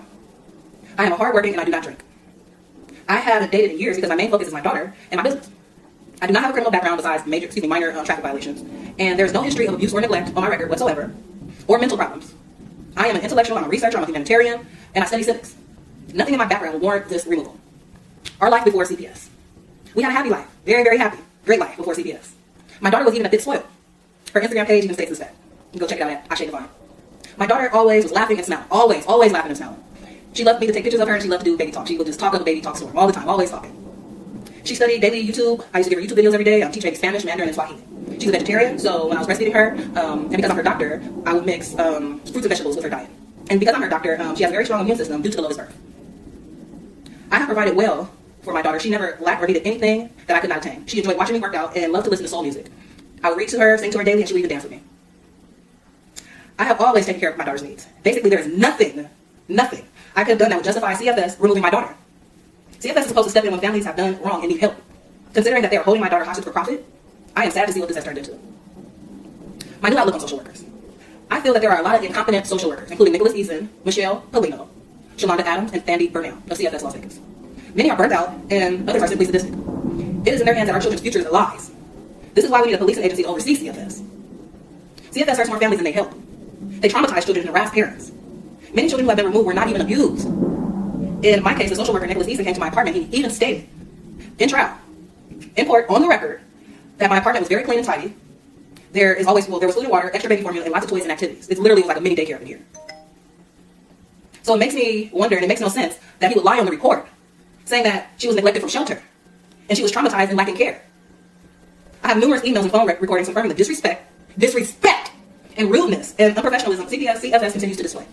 They refuse to let my family and friends adopt my baby. I've had several people reach out to CFS so they can get her. I am a more national. It is important that my daughter is with me, and at the bare minimum, someone else in my family or familiar with my culture. Sarah DeLaRue is a current foster mom, but she's European with blue eyes and blonde hair. And I say this because contrary to modern day belief, it is very important that my daughter is not confused about her natural bloodline, culture, customs, and traditions. Period. Current status. My daughter has been kidnapped now over 9 months. I have not physically seen her, touched her, kissed her, smelled her in over about 5 months now. I see my daughter via Zoom visits twice a week for 30 minutes at a time. This is inhumane. She's a baby. My daughter always looks like she's tired or sleepy, as if she's on baby drugs, honestly. She used to talk all the time, always talking, talk. And now it's as if she's scared to talk. Honestly, it's like she was talking so much they must have drugged her up, and so now she don't want to talk no more. It's weird. And as a mother, we do have mother's intuition, so we know what's going on. We can feel it, you know? And she always tries to hug me over the phone, and she gets upset because she can't touch me. And I can tell she misses me. She looks like she has lost a lot of weight and is getting thin. She seems as if she's learning bad behavior, because when we have our Zoom meeting, she's throwing toys, she's throwing food, she's having many temper tantrums, which is clearly a result of the trauma. CFS has bounced her around several homes without giving me any type of notification, any type of information whatsoever. Again, I have tons of friends and family who have reached out to take her in their home, and a few of them are even licensed foster parents, I never want my daughter to think that I'm the reason that she's in the system. I'm sure at times she's brainwashed against me, and this hurts. I have seen firsthand what alienation does to children. It is evident that CFS was to destroy the mother-daughter bond and family traditions and heritage. CFS position. I have called CFS almost daily since this nightmare began. CFS ignores my calls, my emails, and my voice messages, never return them. I've made so many calls that one would assume they would listen, but they don't. They do not cooperate despite the hundreds of calls and various staff members I've spoken to, hoping I would find somebody with a kind and normal heart. Almost all of my calls go to voicemail, and if I had a jury during the trial, Ashayna would have never been removed from my home. Period. Again, CFS does not return phone calls or answer emails, or any of my questions in the emails. I'm concerned because I thought CFS cared about the welfare of children. CFS target population. I am certain that my family is a victim of federal funding, Title IV, and the law surrounding ASFA, which is Adoption Safe Families Act. The training manual for social workers is all focused on obtaining federal funds and obtaining federal grant money, which is based on quotas, depending upon the number of children they take in and adopt out. Instead of sending my daughter home, I believe their goal is to lease option on my child with hopes of adopting her out. Even the court documents say adoption, even though my daughter already has a family and lots of friends who love her and want to take her in. The CFS training documentation states, know your target population, and it outlines which people are targeted. When speaking with social workers and reviewing online data, the standard criteria is considered standard when removing a child. So this is their target population. They often look for single family households, solo moms. They also look for low income. They also look for mixed race. They also look for Moors, people who consider themselves Black or African American. They also look those who seek services, utility bills, welfare, which I'm not on any of that. But that's what they look for. They look for drug and alcohol addictions, which I don't have, but they did try to say that I had marijuana, that I was on drugs because I smoked marijuana, which is legal. That's all in the video. Fraud. And mental problems, because they're trying to paint me to be this angry Black woman. Raw, I'm so angry. Like, cut it out. Cut it out. Come on, man. Y'all know me. I'm the happiest, luckiest person ever. Seriously. Just cut it out. Stop the lies, please. Stop the lies. All right. I'm almost finished. Appreciate your, stay with me here. Stay with me. This is important. Articles about CFS that I found. There are many, many websites about CFS and what they are doing to our children. This issue about Title IV is everywhere. The governor is aware of this problem, and many CFS cases are being reopened, which is great. There have been recent lawsuits which have resulted in victory for the families and victims of CFS. That is wonderful. Keep it going. It is time that CFS starts doing things ethically, okay? I'm going to repeat that. It is time that CFS starts doing things ethically. I will never give up, and I will never stop fighting until my daughter is home, period. And this agency is reformed as well, because this not only affects my daughter, but this is going to affect many other children to come if they don't tighten up and figure this out and stop the fraud. Okay, just fire them all, rehire like real people who actually care about children's welfare, okay? I think that's a good solution as well.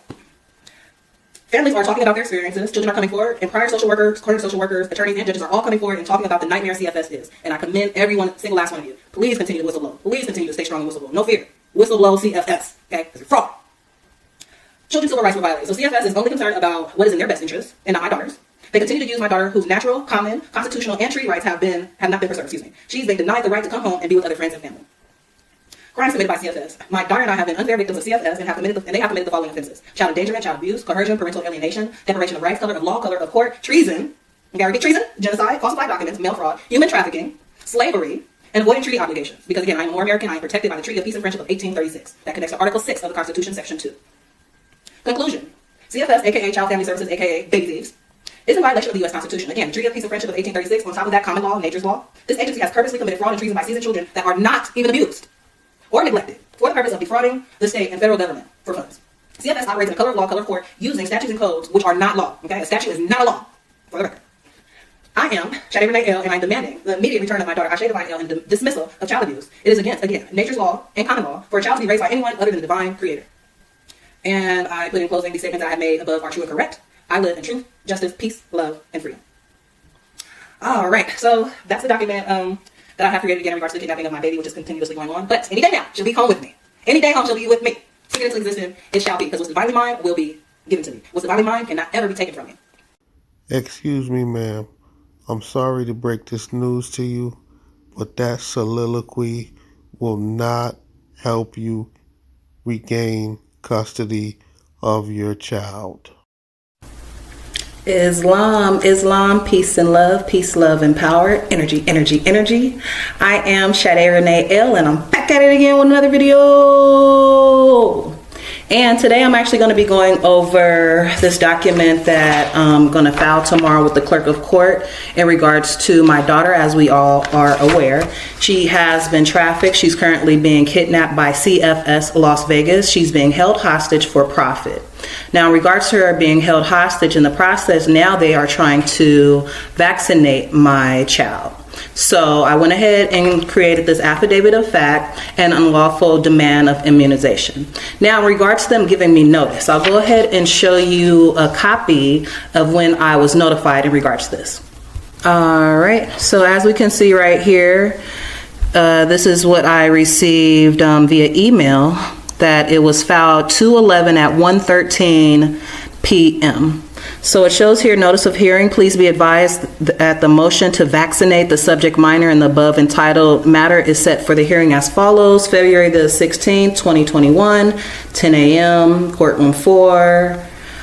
And as you can see, they have the wrong name in regards to Kellogg Tharp Sade. That is the de facto name. I am Sade Renee L, all rights reserved, proper persona, sue juris. All right, and just to show, again, just to verify, they did send this information via email on Thursday the 11th around 1:13 p.m. And Friday, the courts are closed in my territory, Las Vegas, Nevada territory, due to COVID. So I just want to point out the fact that they did not legally give me 3 business days to respond. Of course, I am going to go ahead and file this with the clerk early in the morning tomorrow. But again, they do need to legally give you time to respond, which they did in fact not, because Friday they were closed, Saturday was a weekend, Sunday is also considered a weekend, and today, Monday being the 15th, is a President's Day de facto, but it is a recognized holiday to the de facto corporations. Well, there you have it. Just wanted to show you guys proof of the fraud that they continue to operate in. So again, I'm going to go ahead and resubmit this affidavit of fact in regards to unlawful demand of immunization. Now keep in mind, this information has already been sent and certified. It's been sent to, as you can see, the 8th Judicial District Court. It was sent on August 11th. So this was mailed August 11th to 8th Judicial District Court. Also, I sent this information to Vital Statistics, okay? So I sent this information to Vital Statistics. Keep in mind, though, she does not have a birth certificate, but for the record, just in case anyone has created one without my signature and forging my autograph. So I also sent this to Vital Statistics, as you can see. It has been certified as well. They have received it. So this information was sent and delivered and received. And also, for the record, notice to principal is notice to agent, and notice to agent is notice to principal. Again, as we can see, Vital Statistics and 8th Judicial Court have, in fact, received this information, and it was delivered August the 17th. August the 17th and August the 12th.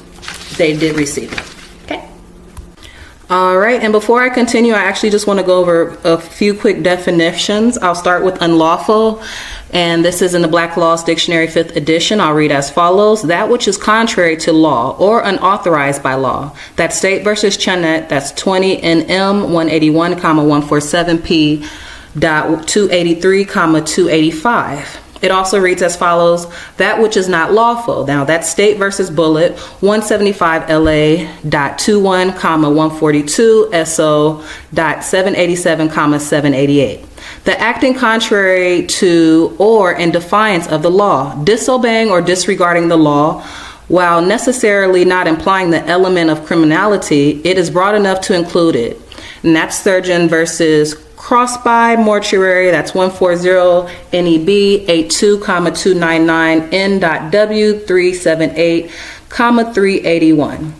And I also want to mention to you guys what an unlawful act is. So an unlawful act is an act contrary to law and proposes that there must be an existing law. Now that's State versus Campbell 217 Iowa 848 251 N.W 71792 A.L.R 1176. And it also reads, in criminal jurisprudence, a violation of some prohibitory law that includes all willful, actionable violations of civil rights and is not confined to criminal acts. Now that's State versus Haley 350MO.300165 S.W 2D422, 427. All right, and again, for the record, it is against our religion to participate in any type of immunization or vaccinations. It is against our religion to participate in any type of vaccinations or immunizations, for the record. And I'll read religion. This is located in the Black Laws Dictionary, and I'll read as follows. Religion, man's relation to divinity, to reverence, worship, obedience, and submission to mandates and precepts of supernatural or superior beings. In its broadest sense, includes all forms of belief in the existence of superior beings exercising power over human beings by violation, imposing rules of conduct with future rewards and punishments. Now that's McMasters versus State 21OKL.CR.318, 207P.566, 568, 29A.L.R.292. And I also read, it says, one's views of his relations to his creator and to the obligations they impose of reverence for his being and character and of obedience of his will. It is often confounded with cultus or form of worship of a particular set, but it is distinguishable from the latter. People, XREL, Fish versus Sandstrom, that's 3N.Y.S2D 1006, 1007, 167, miscellaneous 436. And I'll stop right there. All right, and again, I'll read, it says here, it is against my religion, as protected by the United States Republic Constitution, Article 1 of the Bill of Rights, not to engage in any way with immunization and vaccination process. All right, now let's read the Bill of Rights. Not a problem. And all of this information is definitely verifiable online. So the Bill of Rights reads as follows, Amendment 1.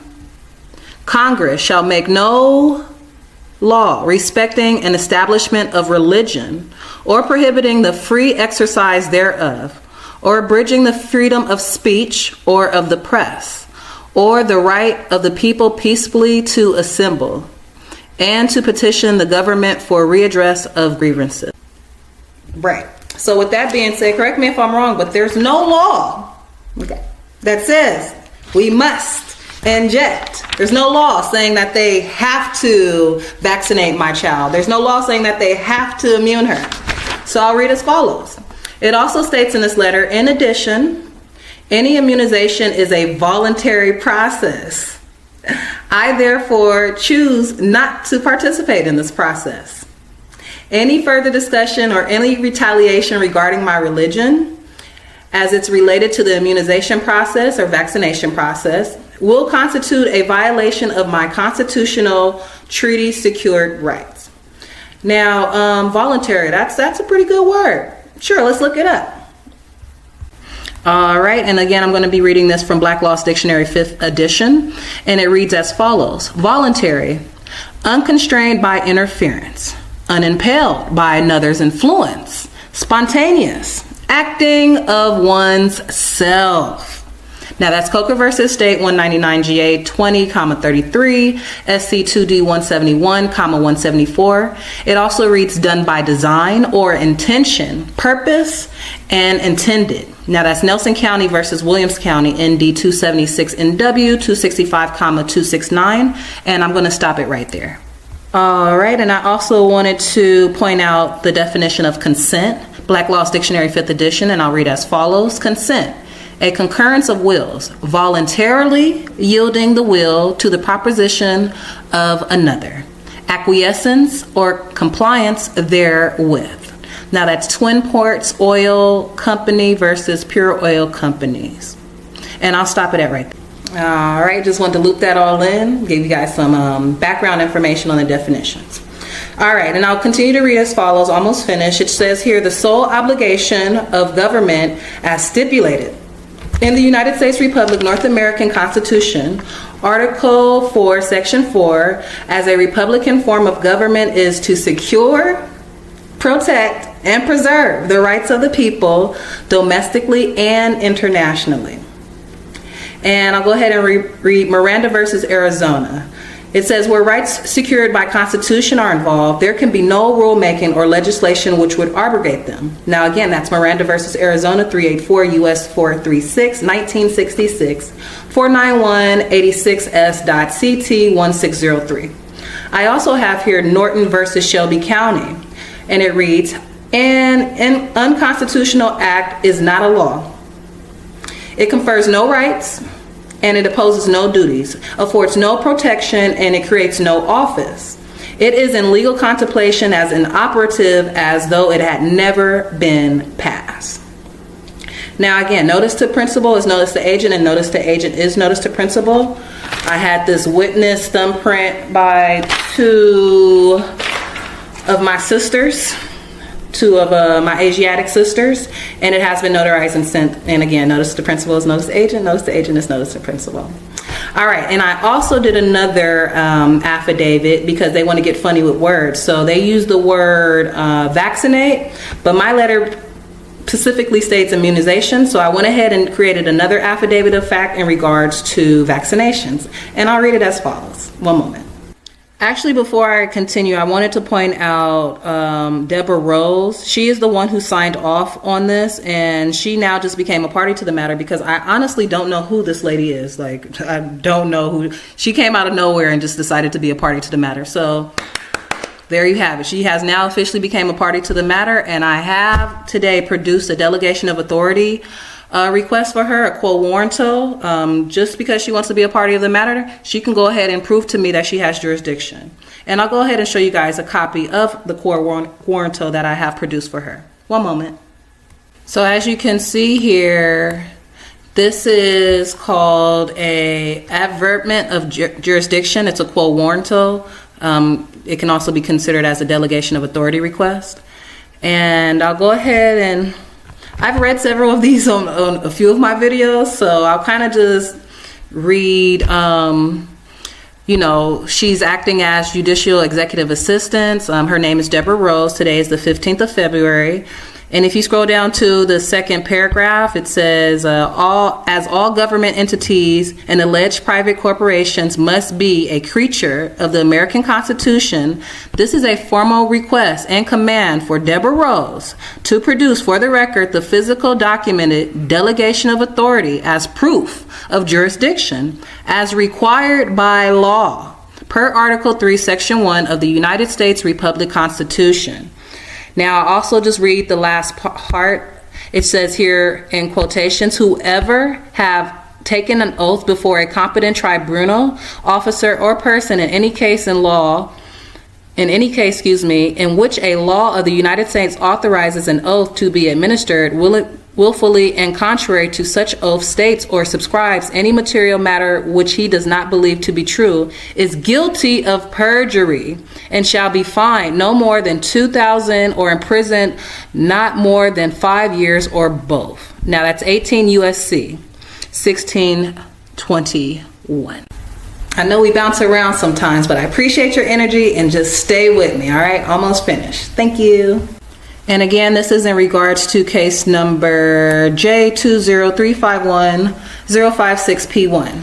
And it reads as follows. For the record, and let the record show, I, Ashe Divine Il, in proper persona, ex relaton Ashe Divine Kellogg Tharp, am a Moorish American national aboriginal indigenous natural being manifested in human form and not nam de gear, straw man, or any other artificial corporate construct, as written in all capital letters, as written in the unclean hands of others. I am sovereign to this land, and as such this administrative judicial court does not have any jurisdiction to hear, present, or pass judgment in any matter concerning my affairs under a quasi-criminal sanctioned tribunal of foreign private law process. I, Ashe Divine Il, ex relaton, all capital letters, Ashe Divine Kellogg Tharp, do not consent to any vaccinations. For the record, it is against my religion, which is protected by the Bill of Rights per Article 1. I, Ashe Divine Ill, ex Relatone, all capital letters, Ashe Divine Kellogg Tharp, do not consent to any alternatives in my DNA or blood. And it reads, motion to vaccinate me, Ashe Divine Ill, ex Relatone, all capital letters, Ashe Divine Kellogg Tharp, has been denied, for I am a living being and I make my own decisions for my living body. Failure to cease and desist is proof that this agency court tribunal, namely Deborah Rose, acting as judicial executive assistant in Child Family Services Las Vegas, is attempting to bring injury to me, Ashe Divine Ill, and deprive my liberties and attempted genocide. Substantive point number 1. Waivers of constitutional rights, not only must they be voluntarily, they must be knowingly intelligent acts done with sufficient awareness. Now that's Brady versus U.S. 397 U.S. 742, 748. Substantive point number 2. Under the United States Republic constitutional system of government and upon the individuality and intelligence of the citizen, the state does not claim to control one's conduct to others, leaving one the sole judge as to all that affects one's self. That's Mulger versus Kansas 123 U.S. 623, 659 to 60, excuse me. And it also reads, further, I state for the record, I, Ashe Divine L, ex Relatone, again, all capital letters, Ashe Divine Kellogg Tharp, have not entered into, nor do I wish to enter into any contracts knowingly, willingly, intentionally, or unintentionally with Child Family Services Las Vegas and Deborah Rose, who's acting as judicial executive assistant. Whereas, when no contract exists, there is no obligation. In order for an obligation to exist, a contract must exist, and it must not have adhesions, must be concise, and cannot be unconscionable contract that violates substantive rights of the people, lest it is void ab initio. And whereas any demand to compel me to act or perform must be a lawful demand.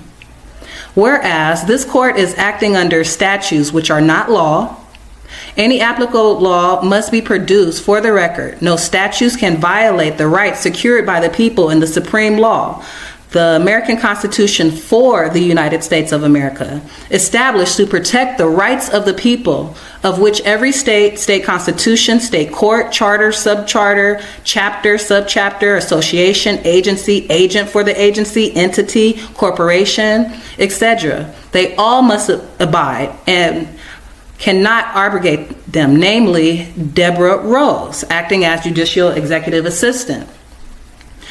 In closing, I, Ashe Divine L, ex Relatone, Ashe Divine Kellogg Tharp, I do not, under any condition or circumstances, by threat, duress, or coercion, waive any rights unalienable or secured by the Constitution and treaty, and hereby request the court fulfill their obligation to preserve the rights of this petitioner, a Moorish American, and carry out their assumed judicial duty in good faith. And again, notice the agent is notice the principal, notice the principal is notice the agent. Comes now, Ashe Divine L, sui juris, and proper persona. So, before I close out, I just want to go over a few more definitions. I'm going to go over involuntary servitude, and I'm also going to go over intimidation. Involuntary servitude, again, this is Black Law's Dictionary, 5th edition. Involuntary servitude, and it reads as follows: the condition of one who is compelled by force, coercion, or imprisonment and against his will to labor for another, whether it's paid or not. And I'll stop right there. All right, and we also have here intimidation. Intimidation, Black Law's Dictionary, 5th edition. Unlawful coercion, duress, putting in fear. And I'll stop. It is absolutely mind-blowing that this Moorish sovereign is spending so much time making videos for YouTube rather than actually trying to comply with the courts so that way she can gain custody of her daughter again. This is absolutely ridiculous. This lady is too stubborn to let this Moorish nonsense go. She loves this Moorish cult more than she loves her own daughter. And it is clear to me she can't possibly truly want her daughter back, because if she did, she would just comply with the courts and do what it really takes to gain back custody of her daughter. But she is so stubborn that she just will not let this Moorish nonsense go. This Moorish nonsense is not helping you gain back custody of your daughter. It is clearly making things worse. Islam, peace and love, and energy, energy, energy. I am Sade Renee L, all rights reserved, and I'm back at it again with another video. And today I'm actually just going to be doing a quick video in regards to these acting as magistrates, acting as judges, acting as people who have authority over free national living beings. Again, I have blood that runs through my veins, and no one has the God-given right to have jurisdiction over me or my daughter. And with that being said, I have this caught on camera. It's treason. It's practicing law from the bench, and they need to be exposed. So, for example, Belinda T. Harris is a tyrant. Some may say she looks like me, but she's not me. This is not my sister, because my sister would not speak to me like this, and my sister would not go against me like this. So where's her green card? Okay, that's what I want to know. Where's your green card, Belinda T. Harris? Because you are charged with treason on top of numerous other offenses. And with that being said, I can actually let her put herself in the hole and put herself in treason more than I can. Just listen.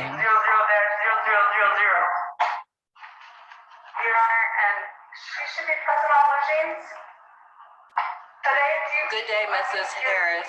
I am here by way of special appearance. I am Sade Renee L, in proper persona, sui juris status. That's fine. Can you turn your camera on? Is it not on? Can you not see me? I cannot see you. Camera. I can see myself. That's why I was under the impression that you guys could see me. Okay, I can find you now. And just to let you know, that's what they do when you make special appearances. They try to like rock you up, rock you off. Like, girl, you could see me the whole time. She's a liar. This case is on for preliminary hearing. Objection, I'm still challenging the court's jurisdiction, and also I'm here in sui juris status. That means that I am sovereign to this land. Again, I am challenging the court's jurisdiction. I have sent you a delegation of authority order. Ms. Belinda, have you received my delegation of authority? I have not, and I am going to say that this court has jurisdiction over this. She's a lie. I have definitely sent advertments of jurisdiction on top of delegation of authority requests. I also have certified tracking numbers. On top of that, she signed for it. So for her to get on court, for her to get behind that bench and lie, and I got the proof. Man, keep it going. Keep going. We are proceeding today with preliminary hearing. Objection, Ms. Belinda. Again, I'm challenging jurisdiction, and I have not received proof of jurisdiction. I do not consent to this, and this looks like this might be a deprivation of my rights, which is in violation of 18 USC 242. All right, so let's stop right there, because honestly, that is definitely a deprivation of my rights. It's very important to know your rights, because if you don't know your rights, then guess what? Somebody will take them from you. They even take your doggone baby. You know, we still fighting on that on a daily basis. It's not gonna stop, bro. They're giving her back. That's not necessarily what I want to share quite yet. Let me see. I was looking for actually, enough for nothing. Let me share that first. Some of y'all actually go on here and like do 2-3 hour videos. I don't have time for that because I'll be doing other stuff. So I apologize if my information is not as organized as other people's videos, but the information is definitely there, important, and what's the other word I'm looking for? I don't know. Just follow along. Statues. The following codes, aka statutes, are examples of legislation that protect the people's unalienable rights and impose fines and prison sentences upon elected appointed servants. All right, I'll repeat that last part. That protect the people unalienable rights and impose fines and prison sentences upon elected appointed servants, Belinda T. Harris, who abuse their powers under the color of law, Belinda T. Harris. I'm gonna scroll down because we're gonna get to this jury. Because in order for you to even say anything, like, give me a jury. Who are you to tell me that, oh, your word goes? No, give me a jury of people to tell me if I'm right or if I'm wrong. And it needs to be my peers, to be quite honest with you. And it needs to be jurists, but that's a whole nother video. Let's stick to the facts. She's in violation of 18 USC 241. That's conspiracy against rights. If two or more persons, she's in cahoots with the prosecutor and quote unquote, the person who's the public defender, you mean public pretender, public defender, public pretender. All right. If two or more persons conspire to injure, oppress, threaten, or intimidate any person in any state, territory, commonwealth, possession, or district in the free exercise or enjoyment of any right or privilege secured to him by the Constitution or laws of the United States, or because of his having so exercised the same, if, or if, I was kind of spelled weird, but or if two or more persons go in disguise, okay? Police officers acting under color of law, policy enforcers acting under color of law on the highway or on the premises of another with intent to prevent or hinder his free exercise or enjoyment of any right or privilege so secured, they shall be fined under this title or imprisoned not more than 10 years or both. And if death results from the acts of committed in violation of the section, or if such acts include kidnapping, they kidnapped me, okay? So clearly I was under threat, duress, and coercion because they kidnapped me. Or if such acts include kidnapping or an attempt to kidnap, aggravated sexual abuse, and they sexually abused me talking about squat down and spread your cheeks. When I got booked, do you know they made me squat down and spread my cheeks and told me I didn't spread them wide enough and to cough again and do it again? That's fucking sexual abuse. I was molested while I was there. Or an attempt to commit aggravated sexual abuse. You guys sexually abused me with cameras every time I tried to use the bathroom looking at me. Or an attempt to kill. They shall be fined under this title or imprisoned for any term of years or for life or both, or may be sentenced to death. Okay? Because she wanted to commit treason and genocide to my body. Talking about that's my sister. That's your sister, bro. Anyways, let's get back to it. Well, last time you were here, which was August the 5th, 2021, when you returned in custody and I addressed your custody issue, you told the court that you would like an attorney and that you would abide by the court's order. So at that time, you consented to the court. Objection. And so we are going to continue with objection. That is incorrect. Previously gave. Ms. Belinda, objection. That is incorrect. What happened is out of threat and duress and coercion, I was forced to take counsel. But again, now that I am in my proper persona, I am in sui juris status. I am not in need of any counsel. And also due to the fact that I'm challenging your jurisdiction, I'm quite sure Ms. Pandora Levin, due to her affiliation with the Bar Association, is not able to challenge jurisdiction. And again, I'm here to self-represent myself. Are you moving forward? Represent yourself on today. Moving forward. Yes, ma'am. Moving forward, I am again confirming to the court that I do not consent, and I'm in sui juris status. Can you explain to me what the accusations are? We're going to do it for Rena Canvas. Counsel can sit down. Accusations in regards to the kangaroo court? Now, I don't see how this woman disrespecting the court is going to help her. All right, so let me stop right there because she started asking me questions.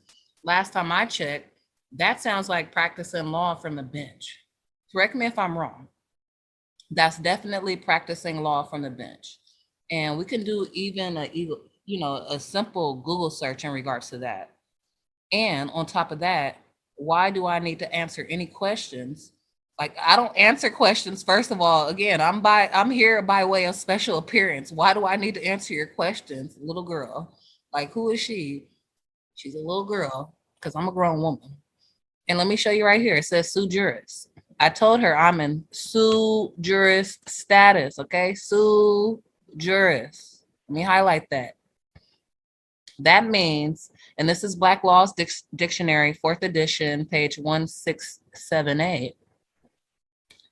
It's a Latin term, and it says of his own right, possessing full social and civil rights, not under any legal disability, okay, or the power of another, or guardianship, having capacity to manage one's own affairs, not under any legal disability to act for oneself, okay? So when I said I'm here to self-represent myself, that means I'm here to self-represent myself. I don't need a attorney, quote unquote, acting as, a lawyer acting as. Don't have me pull out the bar member affidavit, okay? First of all, they're members of the Crown. They're stateless, okay? How can a stateless person represent a free national being? It's impossible. So she's a lie. And again, that's practicing law from the bench. And she has no right to practice law from the bench because that's not her job.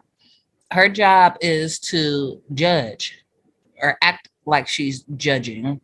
Her job is not to go and say, hey, this is what it is. For example, I typed in Google. This is a simple Google search. Practicing law from the bench, definition. Let's see right here. It says legislating from the bench. That means to interpret the Constitution in a way that violates someone's political or religious persuasion. Again, she took an oath to uphold the Constitution. So correct me if I'm wrong, because this sounds like treason to me. This is pure treason caught on camera. Can you tell me what the accusations are? I'm asking you, what accusations are you referring to? I don't know why I'm here. I don't know what I violated. I don't see any injured parties, so I'm confused. I'm really confused because I don't see it. Correct me if I'm wrong. In order for a crime to exist, shouldn't there be an injured party? So, once again. And again, that's 101. In order for a crime to exist, there must be an injured party. Pay attention. Assault with a deadly weapon, category B felony. What does that carry? Well, assault with a deadly weapon, what is that? I don't understand because this is a violation of my Fifth Amendment rights. So they're trying to say I have 2 counts of assault with a deadly weapon. Where's bruh? Nothing happened. So these lies that they're telling me, what? Go ahead. You don't understand. You have failed the I don't understand. Honestly, all they wanted to do was just take my gun. I had a registered 9mm firearm in my name. It was legal. It's legal in the state that I carry, quote unquote. You know what I'm saying? So y'all just so mad that I am a single female who has a firearm. Y'all just mad. And your question, no, I don't. Because you're not asking me questions that's relevant to. Based upon your admission, ma'am, I did not admit, and again, I'm not giving you consent. You can go ahead and re-ask me the questions, but again, if I'm not mistaken, correct me if I'm wrong, isn't that practicing law from the bench? Isn't that in violation of your oath? Did you take an oath to uphold the Constitution? Once again, we're doing a Faretta canvas. You would like to represent yourself. We're doing a Faretta canvas. I will re-ask the question. Assault with a deadly weapon, category B felony, what does that carry?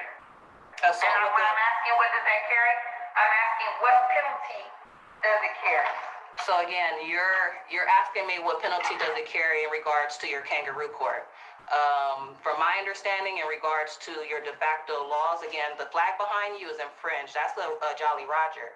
So again, I don't understand your court's laws and jurisdiction because I'm a foreign national. I'm a Moorish American, for the record.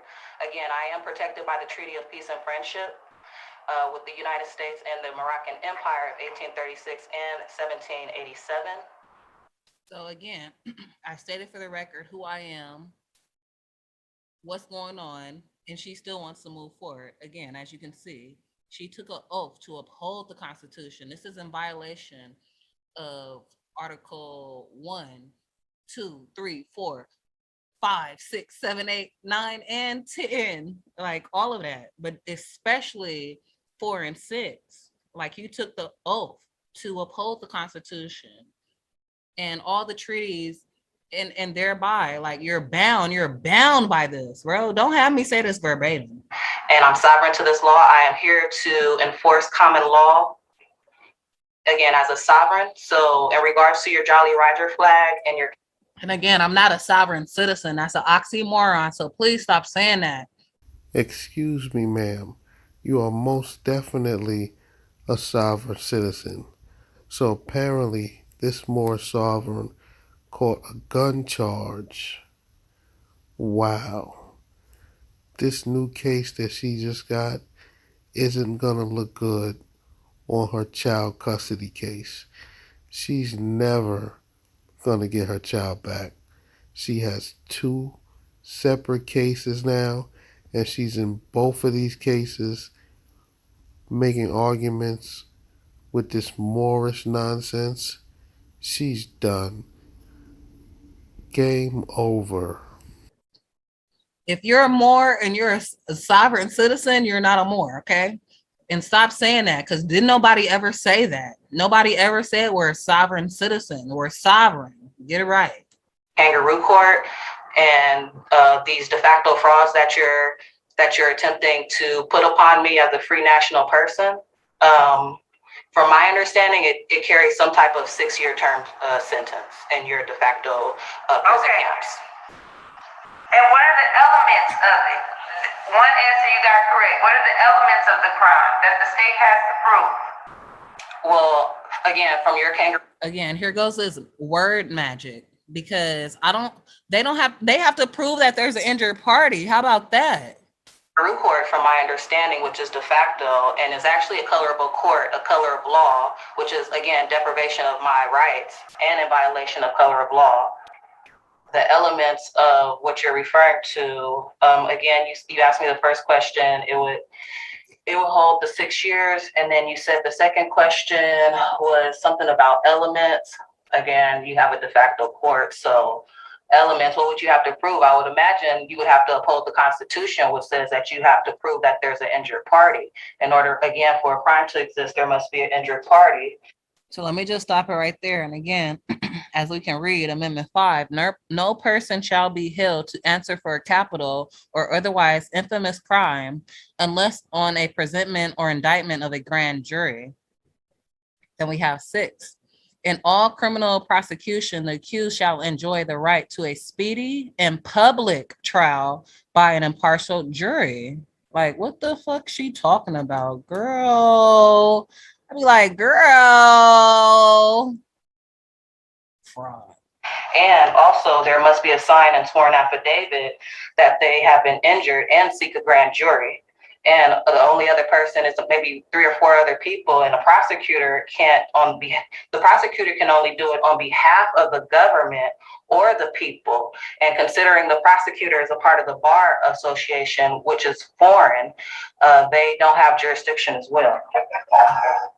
Okay, so you don't know what the elements of the crime are that the state has to prove. That's what I take from that. You don't know what it is. No, that's not what I said. Based upon No, that's not what I said. You must have misunderstood what I said, because again, I do not consent. No, I asked you a question and I answered it. Before, but you didn't answer it. So that's what you're saying. That's why we're acting under color of law, because you're saying I didn't answer it to your your authority. But again, you don't have authority over me. How are you to tell me how to answer when you're operating in a colorable law court who doesn't have jurisdiction over the common law and the common law of people? So are you telling me that your law supersedes God's law? Oh my goodness. This Moorish sovereign can't be serious. Now you see what Moorish science does to you? All it does is make you very argumentative. The judge asked this lady a question, and instead of her simply saying, no, I don't have the answer, she just rambled off at the mouth. So when she finished, the judge told her, like, ma'am, you didn't answer the question. And she's now arguing that she did answer the question, just not in the way the judge wanted her to. Ma'am, the judge asked you a question that you did not know the answer to. Just because you opened your mouth and words came out does not mean you answered her question, silly. Let me just read this. The real law. The common law is the real law, the supreme law of the land. The codes, rules, regulations, policies, and statutes are not the law, and that's self versus Ray. Just a little side note, because she be lying. I'm asking you a question of what I totally understand, Ms. Melinda, and I'm asking you as well because I don't know where I'm at, and so I'm asking you questions. so you're telling me I don't have the right to ask you a question? You appeared in front of me. Stop. You've appeared in front of me several times. One thing that you do know, whatever your beliefs are, the disrespect will not be tolerated. When I'm speaking, you are not. If you cannot do that, then we will not engage in conversation. The disrespect will not be tolerated. Do you understand that? I understand that respect is given and received. Okay. So yes, we can do that mutually. The Absolutely. questions are, what elements of the... So again, here we have color of law, the appearance or semblance without the substance of legal right. We have here misuse of power. I'll repeat, the misuse of power possessed by virtue of state law and made possible only because wrongdoer is clothed with authority of state is action taken under color of law. She's acting under color of law, period. Treason. The crime do the state need to prove for assault with a deadly weapon? Again, as I stated before, they need to prove that there's an injured party. Okay, that is not the correct answer. So does that supersede? Can I ask you a question now? Because you're saying that's incorrect, but that's not incorrect because that's state law. You can look up sheriff versus Coleman. I believe that you know. Ma'am, I'm speaking, so now you're cutting me off. And again, you don't have the authority to do that over the free national people. But you don't know the elements of the crime. I don't know the elements of the crime in regards to your kangaroo court, as I've stated several times. No, ma'am. And like I said, I heard your answer, and it's insufficient for this court. But you're telling me that your law supersedes God's law. I'm asking you a simple question. You don't know all three.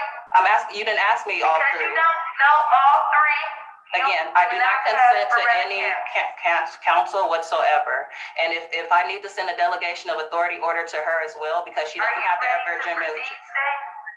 avertment of jurisdiction over me, and so do you not. So now you're in violation of deprivation of fraud, and now I have to move forward with your surety bond. Because again, I've already said, and I have certified information. Again, that's why I moved forward with her a surety bond. Not for nothing. I mean, this was on. I mean, I got it. I'm not gonna share it right now with y'all because I don't want to put it.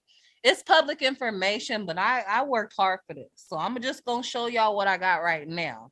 But that's clearly a signature. That's clearly an oath of office. She clearly call herself being a de facto judge who, again, she said that she will support, protect, and defend the Constitution and government of the states and the Constitution and government of the state of Nevada against all enemies, whether domestic or foreign, and that she will bear true faith, allegiance, and loyalty to the same, any ordinance, resolution, or law of any state notwithstanding. Facts! That's what I wanted to hear. And that she will well and faithfully perform all duties of the office, right? All right, remember you took this oath. Keep talking. That I've asked for you. It's only 50 cents to pull your oath. That's totally fine. It's only 50 cents to pull your oath. That's totally fine. I warned her. I told her. Alicia Albright. I am a deputy district attorney. I am assigned today to prosecute the case of State of Nevada versus Sade Kellogg Stark. Objection. Again, that is not who I am. You are trying to denationalize me as a 14th Amendment citizen. Miss Stark, do not interrupt. I have the right to object. Do not interrupt. I have the right to object. Yes or no? On or about August 9th of 2021, I caused a subpoena to be issued to the guardian of D'Angelo Carroll, who resides in Las Vegas, Nevada. I believe he still resides on Boulder Highway, or perhaps in Las Vegas, Clark County, Nevada. On August 18th, DA process server Matt Butler spoke to D'Angelo Carroll's mother. All right, I'm gonna speed this up a little bit. As stated, she is essential and not subpoenaed. I am a subpoenaed and responsive witness. Okay. Yeah, okay. So you're doing it under Bustos, though, correct? Correct. In the act of surprise to this subpoena, if you would like to clarify it like that. So we only have one response from one of the possible essential witnesses. That is correct, right? And we have no response from anyone else. We have no comments here. Okay. And there's about, is it correct that there is about several other children and a maintenance man? According to the police report, there are 5 to 6. According to the police report, and just to let you guys know, that's a fact. You can actually, police do actually have the right to lie on police reports to prove probable cause. So they know this. If you're an ex-police policy enforcer, whatever, de facto, we know what they are. They're policy enforcers. Like, I say that connotatively. They have, quote unquote, the right to lie. Okay. For the record, they have the right. They give them leeway to lie on the police report just to prove probable cause. So for them to say this police report, and guess what? They can't provide no witnesses. They can't do no victims. Nobody showed up because it's fraud. Listen to the fraud. Children, however, according to the police report, there are only 2 children named in the police report. So go ahead and elaborate. I'm sorry. According to the police report, there were 5 to 6 children present.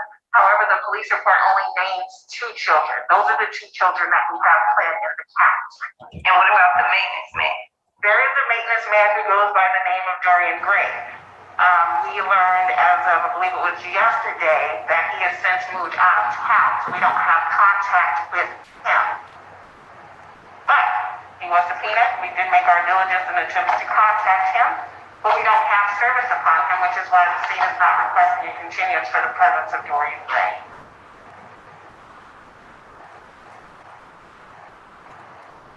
She like, how do I move forward? How do I still lock her up? You can't, bitch. You're gonna lose. You know I didn't do nothing. So stop trying to just lock me into some weak ass contract. I didn't do shit. You know I didn't do nothing. I don't hurt people. Y'all hurt people. Count 1, I will grant the state. I do understand the responses.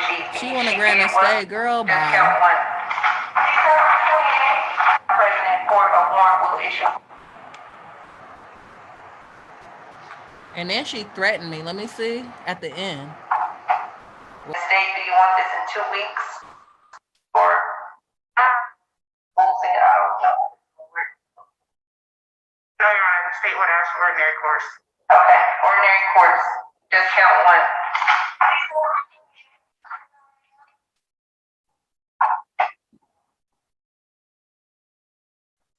December 28th at 9 a.m. for preliminary hearing. Also, Ms. Kellogg Brooks will not be allowed to appear on Eugene if she's not present in court. A warrant will issue for her arrest. Court adjourned. Thank you.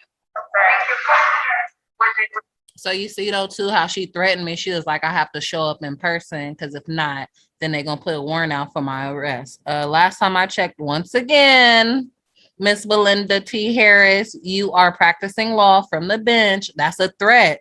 That's a threat. You said if I don't show up, and then you again clearly called me Miss Kellogg again. My appellation is L. E for Echo, L for Lima. How hard is that? It's 2 letters, bro. Like, it's not that hard to memorize. E to the L. Miss P B T H K. All right. I guess that's it for now. I definitely want to place on the record, but I'm pulling oaths left and right. So I'm probably gonna do a video soon just on oaths because I've pulled them. And when it comes to my daughter, they're going down. And of course, Art of War, I couldn't just tell you guys everything that's going on right now, but just know that I'm in great spirits and they all going to jail for kidnapping, genocide to my family, slavery, all of that and some. Until next time, keep the energies high as you see me all the time. Energy. Free baby Ashe. Ashe shall be home soon. All these complaints are coming in. Bar member complaints, federal complaints, tort complaints. I mean, you name it. These complaints are coming in left and right because they are fraudulent. And if you took an oath to uphold the Constitution, uphold it, period. Don't violate my rights as a living man, okay? Especially the treaty. I'm protected, bro. So until next time, peace, love, and energy. Islam, high vibes only. Please like, share, subscribe. Peace. Free baby Ashe. All I can say is, wow. This Moorish woman caught another case. I don't see there being any chances that she is going to win the custody of her daughter back. I just don't see it. Not with her going into court acting the fool, spouting this Moorish nonsense. She's just too stubborn to even let it go. This is ridiculous. Islam, peace and love, and energy. I am Shadi Renee L, and I'm back at it again with another video. And today I'm actually just going to be doing a quick video on oaths and bonds. So my brother TL has been kind enough to actually help me out with a lot of this information. I feel like they've been like holding stuff for me because I'm at Nevada, so sometimes when my search engine like looks for stuff, like they be trying to play me. So I'm very grateful to have another brother, one of my honorable brothers. I'm like thank you for the honorable brothers to step in and help a sister out. That's chapter 25 of the Quran. So I appreciate you, TL. Thank you for coming through. I don't even want to say your appellation too much because I don't want them to block you. But with that being said, let's just take a look at oaths of office, just so y'all know what oath of office look like. For example, this is Stephen B. Wilson.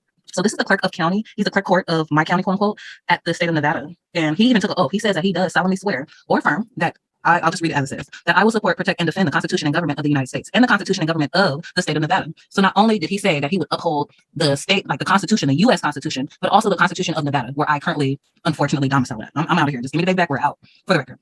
And I'll read as follows: against all enemies, whether domestic or foreign. So I'm not an enemy of the state. I am foreign, but I'm not an enemy. So I'll read, it says, and that I will bear true faith. Okay, I repeat, and I will bear true faith. Okay, allegiance and loyalty to the same. Any ordinance, I repeat, any ordinance, resolution, or law of any state notwithstanding, and that I will well and faithfully perform all duties of the office of Clark County District Attorney. I love it. I just want to make sure, like, yeah. You signed that. It's been signed. It's been notarized, all of that. And he's still the sheriff in the county that I reside at, quote unquote. Like, you want to like play a little word game magic. So what's the problem? Because I gave him a habeas corpus in regards to my daughter. So he said that he would uphold the Constitution of the United States and the Constitution of Nevada. So when I went there and I hand delivered the documents of a habeas corpus, why has he not to this day released my daughter? He violated his oath. That's why, because he wanted to violate his oath. Sad. It's fucking tragic. And now I'm going to pull up the state of Nevada, because if they want to play these little Nevada, oh well, Constitution Nevada, all right, let's play. But I'm not playing though, for real, because my daughter, like, she's literally being molested every day. They have a stranger changing her diapers, stripping her, being naked every day. Like, what the fuck? I've been called the emergency. Like, I've done all of this, and I'm tired. Like, the game is over. Give me my daughter back. I've never been playing with nobody. How about that? Give me my daughter back. Constitution of Nevada. Boom. Declaration of Rights. Let's just click on this. Tell me if I'm right or wrong, and stop trolling me in the comments, because this is valuable information. Know your rights. Because if you don't know your rights, that's what somebody will take that shit from you. Section 1, inalienable rights. All men are by nature free. I'll repeat. All men are by nature free and equal and have certain inalienable rights, among which are those enjoying and defending life, liberty, acquiring possession, and protecting property. You hear me? Protecting property. My daughter is my property. I'm here to protect her and pursuing and obtaining safety and happiness. I'm not happy right now. Y'all stole my daughter. Where my fucking daughter at though, bro?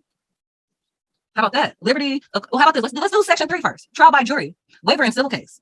The right of trial by jury shall be secured to all and remain invalid forever. But a jury trial may be waived by the parties in all civil cases. Last time I checked, y'all trying to get me criminally. And like, what? It don't matter. I never gave authorization. I sent so much paperwork saying I demand a trial by jury. They never responded back to none of my paperwork, but it's been e-filed with the clerk of court. So what's going on here? Why are you denying my rights? Is the question. Let's keep going. I sent this nigga Joe.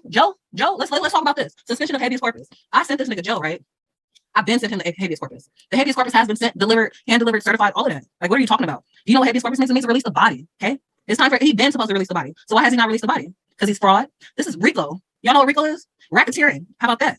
This nigga has like literally racketeered and RICO'd my baby. That's what she's going through right now. She's being held hostage for profit. Like, what's up? Where's my baby? I want my baby. Like, not today. Excuse me. Like, right now. Like, today. I would say, like, not today, not tomorrow. I'm going to say, like, not tomorrow, not today. But, like, literally, like, right fucking now. For clarification. Right fucking now. Okay? Like, I'm over it. Like, why is my daughter, last time I saw my daughter, as soon as she saw me doing these fake ass supervised visits, she ran up to me, mommy. Do you know how much that hurts my heart? Do you know what I have to deal with daily? That they're depriving me of my fucking rights? My daughter, there's no reason that they're doing this besides fiat. Y'all gotta make this make sense. I'm emotionally going through pain right now. I'm emotionally distressed. Like, I can't even give y'all the words how emotionally I am right now. Because I can't describe it. It's indescribable. Like, have you ever had a baby? You carried a baby for 9 months and then have her stolen from you? This is my first child. I waited all these years. I had her when I was 33 years old. I'm not a young mother. I'm very competent. And the fact that they're trying to put all these lies on me is crazy. Like, this is fucking insane, bro. Excuse my language. All right, what's up? No emotion, right? No emotion. Back at it again. All right, so this is clearly an oath of office. And I'll scroll down. Collecting my thoughts. All right, we're good. Stay focused. So this is clearly his oath of office. And again, he said that he would, defend the Constitution. All right, defend the Constitution. I sent you a habeas corpus. Again, that means to release the body. That has been e-filed with the clerk of court. So why has my baby not been released yet? Because you're in fraud? Because you're a part of this racketeering. That's what it is. You're a part of like some type of racketeering situation to where you don't want to release the child. Like, that's fucking weird. Like, it's weird at its finest. I'm gonna show you more proof. And when I say weird, I say that more denotative, because weird is actually not a bad word. Just to let you guys know. Look it up in Black Law's Dictionary, etymology. Actually, excuse me, etymology. All right, stay focused. 10/19/2020. As y'all see right here. Yes. Right here. Right freaking here. I'm highlighting it. It has been electronically filed. And anytime something's electronically filed, like, it should go like the parties, like the defendants, are actually notified. So who are you to tell me that you did not receive this? It says right here, what's going on? It's a habeas corpus. Like, everything is fucking valid. Like, what are you talking about? I'm not about to play. And it's been notarized. So let me just make sure my information's on here. Yeah, it's been notarized. It has been notarized. I just want to make sure I have my adding stuff on here. Check me out. Check out the habeas corpus though. So you're telling me, and it's been filed. Like, this has been filed. So you're telling me that you took an oath to uphold the Constitution, right? All right, let's go back to this. Okay, let's go back to this. The Constitution. Like, I'm not even talking about U.S. I'm talking about Nevada right now, right? Let's talk about Nevada Constitution. Let me tell you how much these people are fraud. Constitution of Nevada, though, right? All right, let's scroll down. Because I just showed you the habeas corpus, and then let's look at this. Suspension. You can only suspend the habeas corpus if the privilege of the writ of habeas corpus shall not be suspended, unless, when in the case of rebellion or invasion, the public safety may require its suspension. You heard that? Shall not be suspended, unless, when in a case of rebellion or invasion. I have no rebellion, and I'm not invading nothing. Okay, for the record. And it says the public safety. Like, it's no public safety. You know what I'm saying? Like, I'm not a threat to the public. So their safety is secure. So what are you telling me? That you're in fraud because it should not be suspended, period. Like, that habeas corpus I gave you to release the body, release the fucking body. Like, what's the problem? You took an oath, bro. You took an oath to uphold the Constitution. You said you took an oath to uphold the Constitution. You're the sheriff. Protect the Constitution and defend the Constitution. You're the sheriff. That's your job. To uphold, protect, defend the Constitution. So I'm asking you, why are you not doing your job? Just riddle me that. Why are you not doing your job? And I'm going to go back to the sheriff's handbook too. Just in case. Like, he need to be reminded though too, because he's so stupid, right? You don't know. All right. Bet. Let me remind you. Since you forgot though, right? You forgot? All right, got it. Cool. You forgot. All right, cool. The whole part about how you get like, I have his oath. Like, I know that said 2012 I have his reinstatement. Like, I'm not even bloody right now in this video. I might show y'all the bond. I might show y'all the bond at the end of the video. Just stay tuned, because I'm probably gonna show the bond. I'm gonna show the bond. I'm gonna show the bond. But again, this is the sheriff's handbook, okay? This is public information. And again, the purpose of this handbook is to fully inform the American county sheriffs, deputies, and bailiffs as to their authority, duty, and the law. This handbook is an endeavor to consciously and completely cover the aforesaid in a topical style to make it an easy for reference. Like, this is easy for reference, all right? Let's go back, count it up. Constitution for the United States of America, okay? Article 6. Okay, supersedes everything that y'all talking about besides common law. But let's listen to it. The senators and representatives before mentioned, and the members of the several state legislators, and all executive and judicial officers, both of the United States and of the several states, shall be bound by oath or affirmation to support this Constitution. What are you talking about? It says right here, the law of the land consists of the Constitution. Okay, the Constitution, not no statutes, not no codes. The Constitution, written by we the people. Guess what? I'm the people. I'm the people. I'm we the people, under the authority of God, to empower, control, and restrict the government servants. Common law, which is written by God in the hearts of men, and constitutional statutes, which are written by legislators. Constitutional statutes, which are written by legislators. Any state or code outside of the aforesaid, and there are many. There's a ton of them. Trust me. Is null and void, and that is why we need a constitutional law protector who knows the difference. Like, that's a sheriff, bro. That's a sheriff. Like, that's his job. His job. He works for me. He's a public servant. Exactly, and this is where the sheriff's attention should be. In order for statutes to become law, the legislators must first be given authority by we the people. I never authorize you to say that NRS child neglect / abuse / Nevada title statute, blah, blah, blah. Like, I never gave you authority to that. I didn't sign up for that. So that way you're superseded clearly by the Constitution. Like, y'all read this. I'm not even going to sit here and explain it to y'all because they need to read it. That's their job. That's their fucking job. If any nation expects to be ignorant and free, it expects what never was and never will be. That's a fact. So that means you need to stand up. Stand up for your rights. Stand up for your rights. I want my daughter back. I'm not playing, like, give her back. That's my daughter. I never abused her. Y'all never have the authority to take her. Like, I've been over this, bro. And I'm so even over this. I already found myself like, what? I'm not gonna say too much right now. Y'all gonna see. Y'all gonna fucking see. Excuse my language. General rule. Let me say this though, for the record. Seriously, like, for real. The general rule is that sorry, I got a little emotional. All right, let's try again. General rule. The general rule is that an unconstitutional statute, though having the form and name of law, is in reality no law, but is wholly void and ineffective for any purpose, since its unconstitutionality dates from the time of its enactment. In legal contemplation, it is inoperative as if it had never been passed. All right? It don't exist. In legal contemplation, it is inoperative as if it never been passed, since an unconstitutional law is void. The general principles follow that it imposes no duties, confers no rights, creates no office, bestows no powers or authority or anyone, affords no protection, and justifies no acts performed under it. A void act cannot be legally consent with a valid one. An unconstitutional law cannot operate to supersede any existing law. I'll repeat, an unconstitutional law cannot operate to supersede any existing law. Indeed, insofar as a statute runs counter to the fundamental law of the land, the Constitution. I'm protected by the Constitution. What are y'all talking about? Common law on top of that. It is superseded thereby. And again, I'm a more American, I'm a foreign national. I'm protected by the Treaty of Peace and Friendship. Stop playing with me. No one is bound to obey an unconstitutional law, and no courts are bound to enforce it. Make sure you remember Norton versus Shelby County. Like, these people are fraud. Like, y'all need to go over this whole handbook. Look at you, some Bible verses, all of that. Like, everything, like, they're fraudulent. Like, this is crazy how fraudulent they are. This is so freaking crazy. So freaking crazy. All right, so I'm gonna show y'all these the bonds, because I know a lot of y'all are confused on bonds and things of that nature. So I'll show the information because I know it's very hard to oh shoot, I got all this. I don't know if y'all can see this, but I got a lot of stuff. If I grabbed it, I gotta get it, don't forget it. All right, where we're at. Public oath. Okay. So this is well, I guess they went to Ohio. So it says the Ohio Casualty Insurance Fund. I don't know why they went to Ohio, because clearly it says right here, Clark County, Nevada. But let's just, okay, this is a bond number. You see it. So if y'all need some smoke in Nevada, there goes the bond. You're welcome. I just gave you free information. Okay. Talking about Justice of the Peace, 25 racks. Justice of the Peace Pro, 25 racks. All right, cool. It don't matter how much y'all put on the bond, because guess what? I want all of that and some. Because y'all in violation of all my UCCs. How about that? And that's what I want to show y'all too, the UC violations. Just so y'all know, just so y'all have it on file as well. Because I'll give y'all that. I'm here to share information. I'm not here to charge for information. I'm not here to be an informational hoarder. Like, I'll show y'all the information. This is not a problem. Trust me. I'm an informational helper, okay? All the information I have, if y'all want it, I'll let your girl. Because I provide it. I'll let y'all know. There's nothing for me to hide. See, that's what happens when you stand on the truth. I stand on 5 principles. That's truth, justice, freedom, love, and peace. It don't have to be in that order. I don't care what y'all say. But it's definitely love, truth, peace, justice, and freedom. Okay. Yeah. Like, I don't play. Like, there's nothing for me to hide. And the cool part about it is, I really feel like, well, I don't feel. I should have no feelings, right? Well, I know for a fact that it's only been, I can't even tell you how many Moors have helped me thus far. Like, I'm doing this all by myself, which is fine. It's my daughter. She's mine. You feel me? So I don't, necessarily need like help from other people. Like, I self-law master. I get it. Only I can free myself, right? Because I know y'all want to be like, oh, you can free yourself, blah, blah, blah. I get it. I'm here. I'm listening. But just remember, at the same time, when your sister is in adversity, you should help her. Period. And for my baby to get stolen, just remember. I mean, that's, hey, if my baby got stolen with no birth certificate, I'm just saying, protect your crown. Protect your crown. I can't even find right now. And guess what? I just feel like if I can't find them, whatever. I am not going to, well, I'll show you this. How about this? I'll just show y'all that. I couldn't find the actual thing, but I will show you this, and you can look it up, like, because I'm not making this up. So, for example, these are all the violations that they've done me. So let's go over it really fast. It's a lot. I know it's a lot, and this is not even all of it, because I also have let's see. I also have violations of Treaty of Peace and Friendship of 1789 and 1836 between the Moroccan Empire and the United States. Also common law, also Supreme Court rulings. Constitution of the United States of America 1789, Article 3, Section 1 and 2. Constitution of the United States of America 1789, Article 6. The Constitution of the State of Nevada, Article 1, Section 1, 3, 5, 8, 16, 17, 18, 19, and 20. But let's go to this one too. 18 U.S. Code 242, deprivation of rights under federal law. 18 U.S.C. Code 241, conspiracy against rights.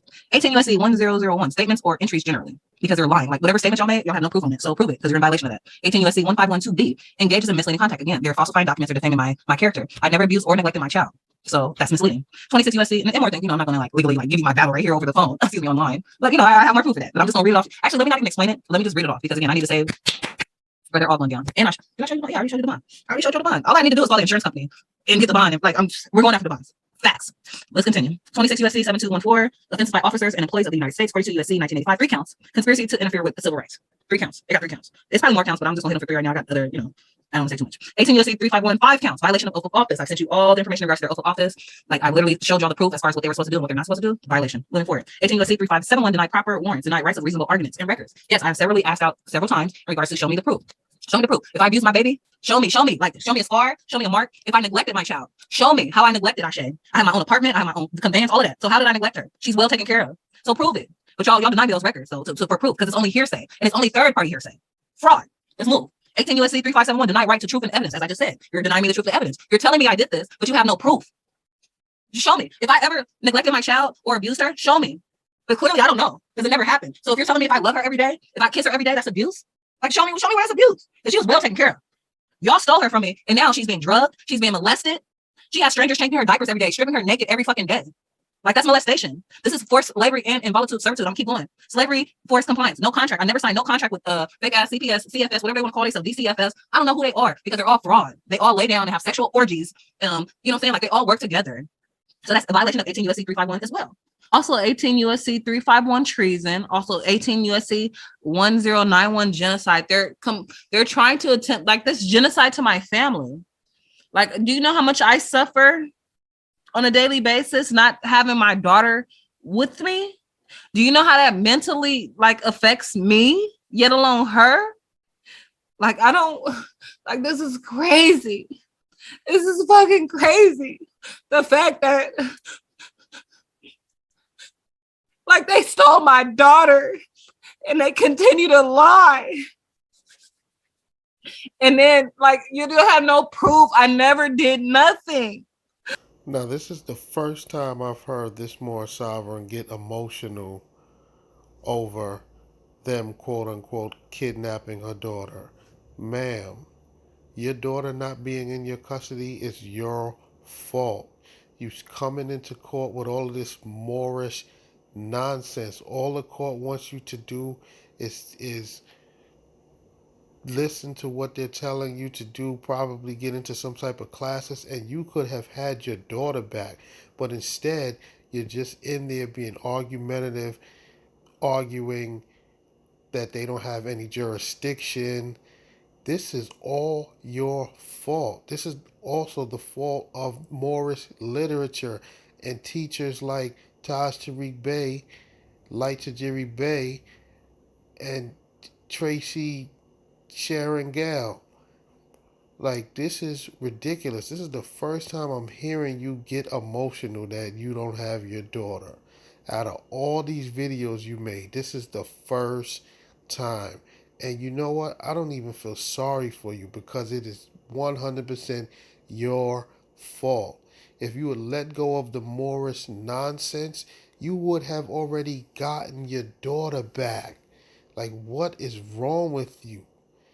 This Moorish sovereign, this Moorish science, people, please stay away from it, because it is not fruitful for your life. Your life will go downhill once you climb through that Moorish rabbit hole. You see, this woman here has lost her child, and she is so stuck on this Moorish science that she cannot let it go.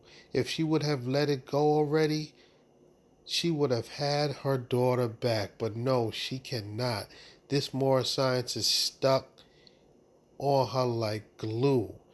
Moorish science has ruined this lady's life, and Moorish science has ruined her daughter's life. This is a shame. Also 18 USC 351 treason. Also 18 USC 1091 genocide. They're trying to attempt like this genocide to my family. Like, do you know how much I suffer on a daily basis not having my daughter with me? Do you know how that mentally like affects me, yet alone her?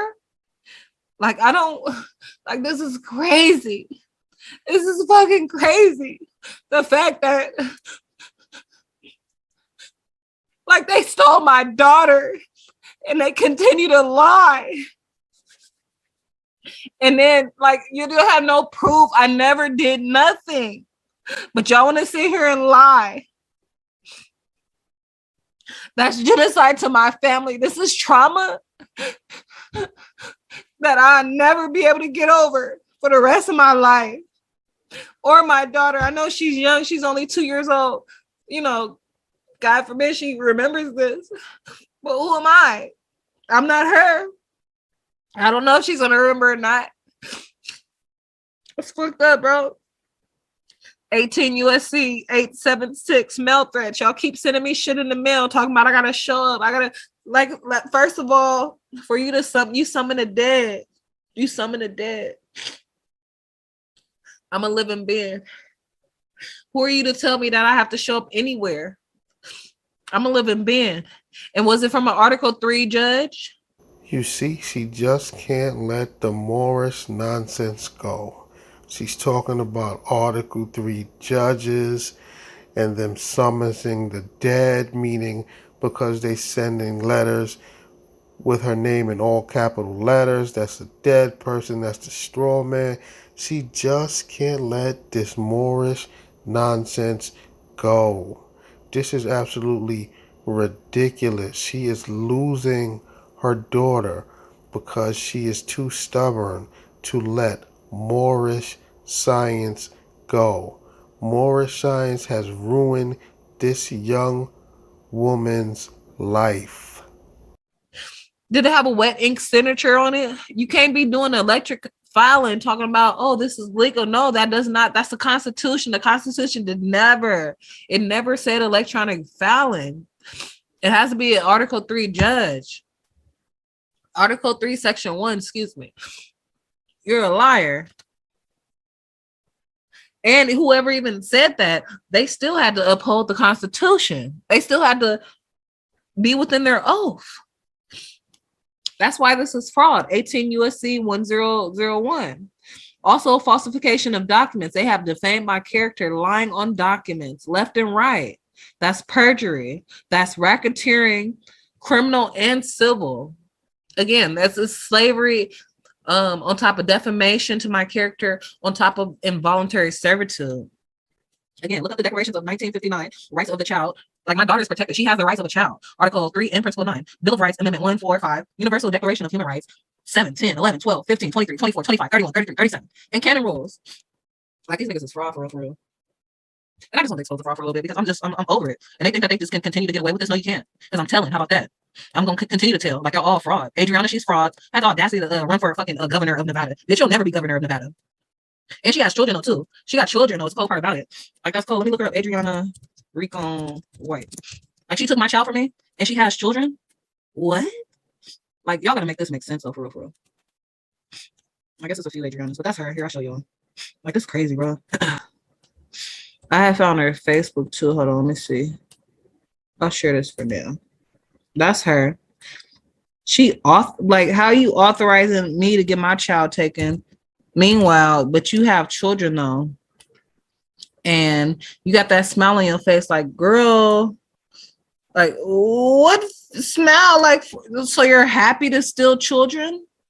Like, that's what I'm trying to figure out. Like, she too happy to be stealing babies. Like, I don't get it. Like, I really don't get it. Like, make this make sense, y'all. Please, somebody make this make sense. Because as soon as I make it make sense, and I can, like, be like, all right, cool, I got it. But that don't make no sense. That absolutely makes no sense. Absolutely not. Absolutely not. Let's see, I'm typing this in right here. Yeah, I'm pretty much blocked. I think they blocked me from it. But I'm gonna find it. I'm gonna find her ass. Because I promise you, she's fraud too. Again, like I said, she's a fucking fraud. And that makes absolutely no sense. The fact that they violated every single rights of victims of crime. Each person who is a victim of the crime shall be entitled to the following rights. Like all of that. Like I've been a victim of a crime. How about that? Like these niggas is fraud. And I can even scroll down. Let's see. Like, what y'all want to play with? Rights of foreigners? Because I'm definitely a national foreigner. I'm like not a citizen, quote unquote. Like how could I be a Moor citizen? Like I'm not a sovereign citizen or none of that. I'm a foreigner, okay? American national, Moor American, foreign national. Okay? Section 16, rights of foreigners.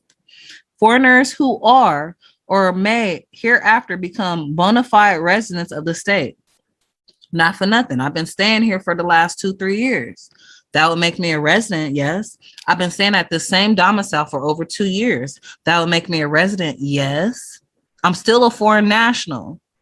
But guess what? Foreigners who are or may hereafter become bona fide residents of the states shall enjoy the same rights to the possession, enjoyment of inheritance, or of property as native born citizens. So you can't just steal my property and tell me, oh, well, you're not a part. No, I'm a national. I'm a foreign national. I have rights. Who are you? And right here it says slavery is an involuntary servitude is prohibited. Neither slavery nor involuntary servitude, unless for the punishment of crime, shall ever be tolerated in the state. What have y'all charged me with? What have I been? Because if I was charged with something right now, guess what? I've been able to appeal it. I've not been able to appeal nothing. I had to take them to civil. Okay, I had to bypass appeal and go to civil because I've been charged with nothing. The fuck? Unreasonable search and seizure. Like that's my property, treason, rights by the people. Like let's stop playing. And should not be construed to impair or deny others retained by the people. We the people. We the people. We the people. All right, I say that to say, because as you can see my voice, I'm very frustrated. My baby, like it's been too long. It's been too long since you've been gone. Feels good when I'm with you. I miss you. Come back home. Like my baby, like I don't get it. Like I know I have to make light of the situation because it's like this has literally brought me so much emotional distress, trauma, irrevocable, like trauma. Like I can't even describe it sometimes. And I know emotions, like good emotions, like blah blah blah. Don't get it. So that's why I just want to share the video. Just let y'all know I'm still fighting for my baby. No, my parental rights have not been terminated, despite the lies. And she'll be home any day soon because guess what? I'm gonna continue to bang. Like I'm not like I don't give a fuck about none of this shit. Like I die for my baby. Y'all gonna be fucked up, bro. And I'm not gonna die clearly, like because I'm gonna live. I'm a liver. I'm protected. I live. Okay, I've done nothing wrong. Therefore, the universe protects me. The laws of attraction protects me. The Kabbalion protects me. Like come on, let's stop playing. Let's stop playing with nature's and common law. Let's stop playing with God's law. I ain't did nothing wrong. And the fact that they took my baby just for fiat, just for monetary gains, yes, I'm going to continue to dispose of it because guess what? I'm probably not the first or the last. But guess what it does? It's going to stop. It's going to stop because this is bigger than Ashe. This is like y'all need to stop taking babies. If parents are fucking up, then yeah, talk to them, help them, revive the situation. But for y'all to target me and I did nothing wrong and y'all keep lying on the fucking report left and right, kind of like, oh, well, let's make up another lie. Oh, this person's blue. Let's bring up like it's literally like 70 people I'm fighting right now because they keep dropping people off and bringing new people on. Like let's tell the truth. Let's tell the fucking truth. How about that? So I'm one person fighting the whole fucking city hall. Which is fine because guess what? The lie took down a giant. I don't give a fuck about none of that shit. Y'all don't scare me, stupid ass bitches. And with that being said, peace and love. Like, let me just get off because I'm getting. All right, no, seriously, peace, love, longevity, prosperity, high vibes only. PMA. Ashe will be home soon. And in the meantime, I'm going to continue to go after these torts, bonds, civil lawsuits, and all of that. Mark my words. Peace and love, Islam, energy. Please like, share, subscribe. I would say donate and stuff like that, but I don't know. I don't ever get no donation, so like I'm done with asking people to donate. But just please like, share, subscribe, leave a good comment. Like that's good. Thank you. All right, peace and love. I'm out. Islam, peace and love, and energy. I am Sade Renee L, all rights reserved, and I'm back at it again with another video. And today I'm actually going to be doing a quick video just to keep you guys posted in regards to my daughter, Ashe Divine L, all rights reserved. She is being currently held hostage for profit by CFS Las Vegas, aka home of the baby thieves, a de facto corporation who has no jurisdiction over free national beings, especially myself and my daughter. Again, for the record, I never autographed a birth certificate, U.S. corporation, human trafficking bond with the United States. I've never signed one of those. Her living entry is an affidavit. I have an affidavit of live birth. And I've also put her birth entry in my family Bible. It's been a Bible that's been in my family. It's probably 3 times older than I am, if not older. And with that being said, that is a legal way to place your birth on public record if you put it in your, on record if you put it in your Bible. So the fact that they're not recognizing it, they're trying to bond her as a 14th Amendment denationalized citizen. And that's not who she is. Again, she's a Moorish American, a foreign national. She's free. She's sovereign. No man or woman has jurisdiction over free national people. What in the doohickey are you talking about, ma'am? Your daughter was born in the city of Las Vegas. How is she a foreign national? You clearly don't understand the definition of foreign. Your daughter is not foreign, and neither are you. You both were born in the United States. It's ridiculous how once these people fall into this, go down this Moorish rabbit hole, they just misinterpret everything that they read. It is ridiculous. It's like, yo, what is Moorish science doing to these people's brains? It is just ruining these people's brains, and that in return ruins their lives. This is sad. Therefore, just let you guys know also as well, I did lien them. So I already sent the judgment lien. They did not want to honor the judgment lien, which I actually used as evidence in regards to my civil case. So I went ahead and located their policy numbers and their bond numbers. So I went ahead and made a policy claim and a bond claim. So I call that follow the fiat. So since I've sent all the affidavits, the writs, the habeas corpus, they want to act like they don't, they don't respond, they don't write back. And, silence is also admission. So that's admission by silence. So that's already saying that you're guilty. If I give you a quo warranto, you don't respond, guess what? I asked you to prove that you have jurisdiction. You didn't prove that you had jurisdiction. You keep moving forward to subject matter. We haven't even completed the status yet. I told you who I am. And stop calling me by that straw man. So again, I went ahead and filed the civil case. As you can see, it has been filed with the clerk of court. This is federal. I will be doing Supreme next, one step at a time. So for now, as you can see, it's about 16 defendants. I'm the claimant / plaintiff. As you can see, Sade Renee L., Sue Juris. And we have here de facto Child Family Services, Las Vegas, again, home of the baby thief, Stephen B. Wilson and Stephanie A. Charter, acting as deputy district attorneys for the Bar Association. Again, they're stateless. They are foreign to me as well. And they're stateless. And again, anybody a part of the crown, if you want to be a part of the crown, you can be a part of the crown. But I'm not a part of nothing but my body, okay? My square. All right, moving forward, we have here magistrate acting as de facto Adriana Recon White. We have here acting as sheriff who needs to get in contact with his minions and retrain them. That's a whole nother video. We're going to talk about Joe though.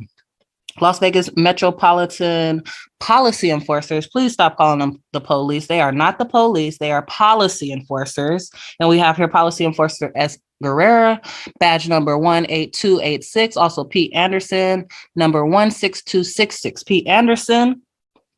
That's a whole nother video. He's the one who actually took my baby's diaper off and placed it next to her head. He is a child molester and a child abuser. We also have here stateless Nicholas Eason, de facto Michelle Polino, fraudulent Tisha Evans, PayTal Nick Pettis, Belinda T. Harris, all fraud.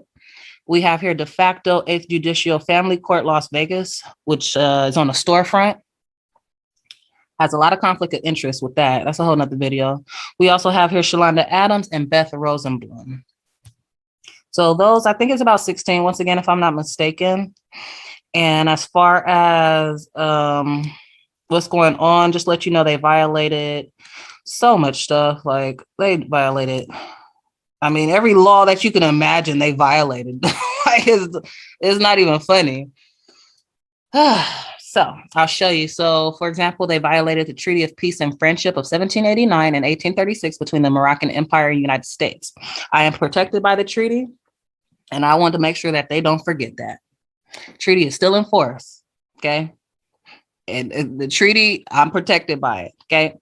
For the record, they've also violated so much common law. As we all know, common law is common sense. I've never abused my child. I've never neglected my child. I mean, if you guys follow me, you can go to my Instagram, my YouTube. I mean, I self-delivered her. Like, the list goes on and on how much I take care of my baby. So the fact that, I mean, that's common sense. And common sense even tells you that a mother and a child's bond, like, it's nothing more stronger than a mother and a child's bond, period. That's common fucking sense. So since they want to break common sense and common law, again, they need to be retrained. Because I don't know how they got over here, but somebody should have gave them a test. Okay. We also have the Constitution of Nevada, Article 1, Section 1, 3, 5, 8, 16, 17, 18, 19, and 20. I reside at Nevada Republic. So again, I'm going to use the Nevada Constitution, use their shit against them. We also have here Supreme Court rulings, as we know. That's also could be considered the law of the land, all the Supreme Court rulings. Also, we have here the Constitution of the United States of America, 1789, Article 3, Section 1 and 2, Article 6. Again, for the record, I am part and parcel of this said government. We also have here 18 U.S. Code 242, deprivation of my rights under color of law, because that's all these acting as courts they all act under color of law. I've never seen an Article 3, Section 1 court. I've never seen a court of record. It's all lies, all fraud. We have here 18 U.S.C. Code 241, conspiracy against my right. Again, I'm a foreign national, and I also stand on common law. Again, that's a conspiracy against my right for you to deny my rights in due process. We have here 18 U.S.C. 1001, statements or entries generally. They keep going. 18 U.S.C. 1512B, engages in misleading conduct. Again, I've never abused my child, so that's misleading. And it's very misleading when you put paperwork in and say this and say that to defame my character. 20 U.S.C. 7214, offenses by officers and employees of the United States. Again, the policy enforcers when two or more come together to conspire on the highway, things like that. I forget it verbatim, but you can look it up. 42 U.S.C. 1985. I put 3 counts. There's way more than 3 counts to conspire to interfere with my civil rights. I mean, we can add that on, as you know, when you do suits and you file the paperwork, you can still go back and add on additional information, which I'll go ahead and do, not an issue. 18 U.S.C. 351, 5 counts. That's more than 5 counts, because everybody that I ran into this whole 14 months has violated their oath of office. I went ahead and pulled the oath of office just to make sure. And yeah, it says right there that they were supposed to uphold the Constitution, which they're clearly not. So that's a violation of oath of office. We have here 18 U.S.C. 357, deny proper warrant, deny right of reasonable arguments. That is a fact. I've been kicked out of 2 special appearances thus far. So I haven't been able to even argue in regards to getting my daughter back and giving them verbal information. They keep, quote unquote, kicking me out, which is also fraud. And the fact that they stole her, they never had a warrant to steal my daughter. My daughter never, no one ever called CPS, nothing. They literally just stole her. So that's denied a proper warrant as well. I think that's what 4 or 5 amendment. I gotta go back and double check. I think it's 4 or 5. All right. Then we also have here denied right to truth of evidence. I've sent in motions in regards to the affidavit. Show me a witness testimony that said I abused my daughter. Show me any type of affidavit. Somebody show me a scar, something. Show me some proof that I abused my daughter, because it never happened. They just keep lying and making up stuff. And also, this is slavery. That's why I got him for 3571, because there's no contract. Again, I never signed a birth certificate. She never was a part of the U.S. corporation. She belongs to me. And I am free. I'm a free national. Everybody's going to know this as well. So you are who your mother is. I'm free, so she's free. So this is for slavery and forced compliance. And again, there's no contract. If the contract doesn't exist, produce it. And again, I've said that several times. And that's why it's denied the right to truth and evidence. So there's no contract. Y'all can't show me no contract. That's why it's treason. That's why it's genocide to my family. And also mail threats, because they keep mailing me information talking about show up here. Who are you? Who are you to tell me through the mail that I need to show up at a certain place at a certain time? Who are you? Who gives you jurisdiction over me? That's a mail threat. That's why it's fraud. It's also falsification of documents in my straw man, girl. That's not who I am. I'm Shadi Renee L at all times, a proper persona. So stop putting that straw man Kellogg in all capitals. Like, I don't like it. That's why it's perjury. And that's why it's connected to racketeering, criminal, and civil. Also a violation of my Declaration of Rights 1959, Principle 3 and 9. Also more principles I'll add on at a different time, more than likely. Bill of Rights Amendment 1, 4, and 5. More than that as well. Universal Declaration of Human Rights, Articles 7, 10, 11, 12, 15, 23, 24, 25, 31, 33, and 37. Also here we have your Canada rules. Canada rules are really good. I don't know if you guys study the Canada rules, but I would say definitely look it up, because it's good information. All right, moving right along. Almost finished here. And I already shared that, so I'm not going to share that again. I want to share this, which is coming up. All right, so in regards, I keep bringing up the same one. My bad, y'all. Let me get it. Okay, here it is. Promise. Give me a drum roll. Yep, here we go. Haha. All right, so I'll just read it off. Adrian Rico White. And again, there's no such thing as money. There's Federal Reserve notes, but due to great conversion, you can always give me my gold and silver. I prefer to take that first. But if the only option that we have here is paper money, is Federal Reserve notes, then hey, that's what it is. So Adrian Rico White is being sued for $60 million. Child Family Services is being sued for $100 million. Stephanie A. Charter, we have here $50 million. I have here Stephen D. Wilson for $1 million. Joe Lombardi, because he needs to get in contact with his whole police department. They are fraud. I should have put $200 million, because he needs, that's a whole other video. We'll get back to Joe. So he's 100. Jolanda, she's 3. Esquire, he's 5. Pete Anderson is 50. Nick is 5. Paya Patel is 5. Michelle is 10. Nicholas is 15. Beth is 1. 8th Judicial Court, Las Vegas, de facto is 10. Tisha Evans is 3. Belinda T. Harris is 3. So altogether, we're looking at $426 million and $1,140,000 in punitive. All right. And that's only the first amendment, of course. As you see, that's just the federal. We're still gonna do Supreme. When I say we, mean me and my daughter. We still don't, because they gotta stop stealing babies. Like, it's not even it's definitely, my main thing is bring her back. Just bring her back tomorrow, bring her back, right? And then from there, stop doing what you're doing. Just stop. Just stop. I would not want nobody to go through what I've been going through for the past 14 months, emotionally, mentally, physically, like it affects everything. And then when I see my daughter, we have our visits twice a week under dressing coercion. She's always excited to see me. She's a great baby. She's such a great baby. But I can tell she's being drugged. Like she's so like she's not as active. Like when I had her at 10 months, she was mommy, hi, yeah, happy, go. Now she's just like you can tell, like I don't know what they've given her, what type of drugs they've given her, but it's slowing her down. Like she's like it's like she's doped up or something. Like she's just not responsive as quick. Like she used to be way more responsive at 10 months than she has at 2 years. Like it's crazy. They need to hurry up and give her back. Like stop doing what you're doing. And on top of that, they have her with the Albion family. Like I saw my daughter the other day, she had some Frozen shoes. I mean, Elsa and them, they cool, can we build a snowman? You know what I'm saying? Like it's all good and gravy. But I don't want my daughter walking around with European faces on her shoes. I prefer her not to play with European Barbie dolls. That's just my preference. Okay, I have the right to that. That's my culture. Okay, I want her playing with melanated dolls, things of that nature. So that's another video. I'm not gonna start rambling. But I love this song, and I want to just play it on my way out. Other than that, I appreciate you guys tuning in. Please like, share, subscribe on your way out. I shall be home soon. Hakuna Matata. All right, so this is my copy. As you can see, it was dated 5/17/2021. It has been filed with the acting as clerk of court, Steve Gerson. On the left-hand side, we have here Stephen B. Wolfson acting as district attorney of Nevada, State Bar number 1565 de facto. We also have here Stephanie Richard acting as chief deputy district attorney, de facto, State Bar number 12075. If we skip down to line 10, we have here Ashe Divine Kellogg Tharp in all capital letters, which again signifies a corporation, not a living human being. And that is a Nam Dagir, and that's also her straw man. If we skip down to line 13, I'll go ahead and read as follows. Motion for order directing the Nevada Office of Vital Statistics to create and issue a birth certificate. Line 15 comes now. The Clark County Department of Family Services, the department, through Michelle Polino and Stephen B. Wolfson, District Attorney of Clark County, State of Nevada, by and through Stephanie Richard, Chief Deputy District Attorney, and hereby applies for an order to have the State of Nevada Department of Health and Human Services, Division of Health, Office of Vital Statistics create a certificate for Ashe Kellogg Tharp, a minor ward of this court, in custody of the Clark County Department of Family Services. This motion is based upon the points and authorities attached hereto, the first affidavit of Yvette Stokes, and the documents contained in the court's file. And this looks like it was dated 17th of May, 21. Again, de facto Stephen B. Wolfson acting as district attorney, and de facto Stephanie Richard acting as chief deputy district attorney. All right, and just a side note, in regards to ward of a court, quote unquote, an important aspect of ward of the court status is determining who has legal custody of the child. If the court has taken custody of the child is a ward of the court. The court might assume, that's a very good trigger word right there, key word, the court might assume custody of the child because it is found that the parents are unable to properly care for the child. If the child remains in legal custody of the parents, legal custody, another trigger word, because I am still her legal guardian. I am still her legal parent. My parental rights have not been terminated. I'll read as follows. The child is not a ward of the court, even if the court imposes its authority over the child. All right, so let's pause again for a moment and speak upon the birth certificate. Now, this information can be found at rvbaypublications.com, and I'll read as follows. All right, again, shout out to that brother, very noble. He spoke nothing but facts.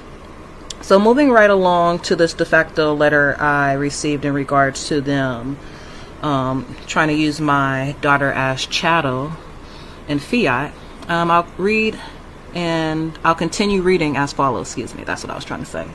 So it says here, points and authorities. Ashe Divine Kellogg Tharp, once again, it's a straw man, she's in all capitals, was made a ward of the juvenile court and placed into the custody of the Department of Family Services on or about September 21st, 2020. Again, I already went over the ward of court, and I've already explained to you what a birth certificate is. On April 21st, 2020, Department Investigator Yvette Stokes, hereinafter Stokes, was assigned to the case involving the mother, Sade Kellogg Tharp, and the child, Ashe Divine Kellogg Tharp. Interesting enough, those straw mans are actually not in all capitals, but I'll continue reading. During the investigation, Stokes was advised by the mother, Sade Kellogg Tharp, again, that's my nom de guerre, ex-relatone, that she had given birth on August 8, 2019 to Ashe Divine Kellogg Thart at a home in Las Vegas, Clark County, Nevada, with no medical assistance. Now I'm going to stop right there because that is in fact a lie. For the record, I did not birth my child in or at the Nevada territory. She was born in and at Califia, known to most as California. She is a product of not only me, the divine creator, but she can never be a ward of Nevada when she's not born in Nevada. So I don't see how they're trying to create a Nevada birth certificate when she wasn't even born here. But I'll continue reading. Also, the mother, Sade Kellogg Thart, again ex-relatone, advised Stokes that after her birth of Ashe Divine Kellogg Thart, the mother did not seek medical attention for herself or the child. Due to a home birth and no medical follow-up, a birth certificate was never created for Ashe Divine Kellogg Thart. And we're going to look at Exhibit 1 in a minute. And I'll pause right there. I'll go to my rebuttal, but also for the record, while we're here, I never spoke to Yvette about home birthing. I never spoke to Yvette about any hospital care. I did, in fact, use my rights to remain silent. All I gave Yvette was information on emergency contacts, someone to pick the baby up while I was personally being kidnapped by by Las Vegas Metropolitan Police, de facto pirates. You know what they are, de facto highwaymen. So that's the only information that I gave Yvette for the record. But I'll continue to read the lies. So it says here, line 15, to the department's knowledge, a birth certificate had never been issued for Ashe Divine Kellogg Thart. The department is seeking permanency for Ashe Divine Kellogg Thart and finds it necessary to ask the court for an order to create a birth certificate in effort to provide her with necessary services and permanence. Ashe Divine Kellogg Thart is unable to receive a social security card without a birth certificate. Also, again, for the record, there's no need to seek for permanency because I am the divine creator. She belongs to me, and I'm demanding her back in my care. Now, if they want to continue with the fraud, again, I've had over 20 people, including friends and family, reach out to Child Family Services, Las Vegas, for the record, trying to get my baby so she can be with kin, she can be with people who knows her culture. Again, for the record, Ashe Divine L is currently being held hostage for profit by Sarah Day Lou. This is a European lady who is currently watching my baby, and she is trying and attempting to adopt her. All right, and let's just take a quick pause so I can go over a Social Security, because a Social Security number is also not needed or necessary. You can also verify this information on rvbaypublications.com. It says here, conclusion, based on the foregoing, the department respectfully requests that the court order the State of Nevada Department of Health and Human Services, Division of Health, Office of Vital Statistics be directed to issue a birth certificate for the child Ashe Divine Kellogg Thart, born August the 8th, 2019, to Sade Kellogg Thart in Las Vegas, Clark County, Nevada. And it was dated the 17th of May. And again, and now I'm going to go over what I filed. So of course, since they filed paperwork, it's my duty to go ahead and rebut it line for line, which I did. So I'll go over that information right now, and I will just read it as follows. So as you can see, it was filed with the clerk of court. I have my 2-cent stamp on there. Everything has been, I put everything in red, but of course it's been scanned, so that's why it came out black.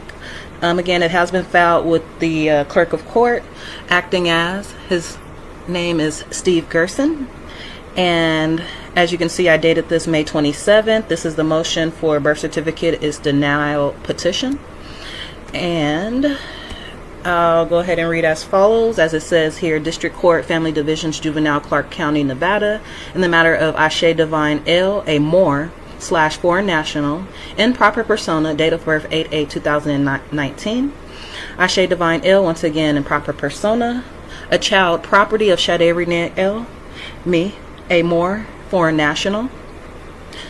Also, number 12, natural mother name, Shade Renee L. All rights are reserved. Known to them as Shade Kellogg Tharp.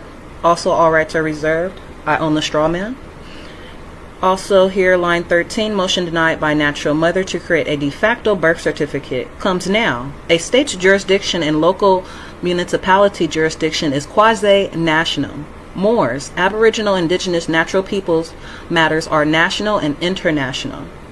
Michelle Polino, Stephen B. Wolfson, Stephanie Charter, and Stephanie Richer do not have jurisdiction over free, natural, living, breathing human beings. Michelle Polino, Stephen B. Wolfson, Stephanie Charter, and Stephanie Richer have failed to place on record, to produce for the record, the physical, documented delegation of authority as proof of jurisdiction as required by law per Article 3, Section 1 of the United States Republic Constitution. In failure, Ashe Divine L is not a ward of the court due to lack of proof. In failure, Ashe Divine L is not a ward of a court due to lack of proof of jurisdiction over a free, natural, living being. This motion again is denied by natural mother Shade Renee L.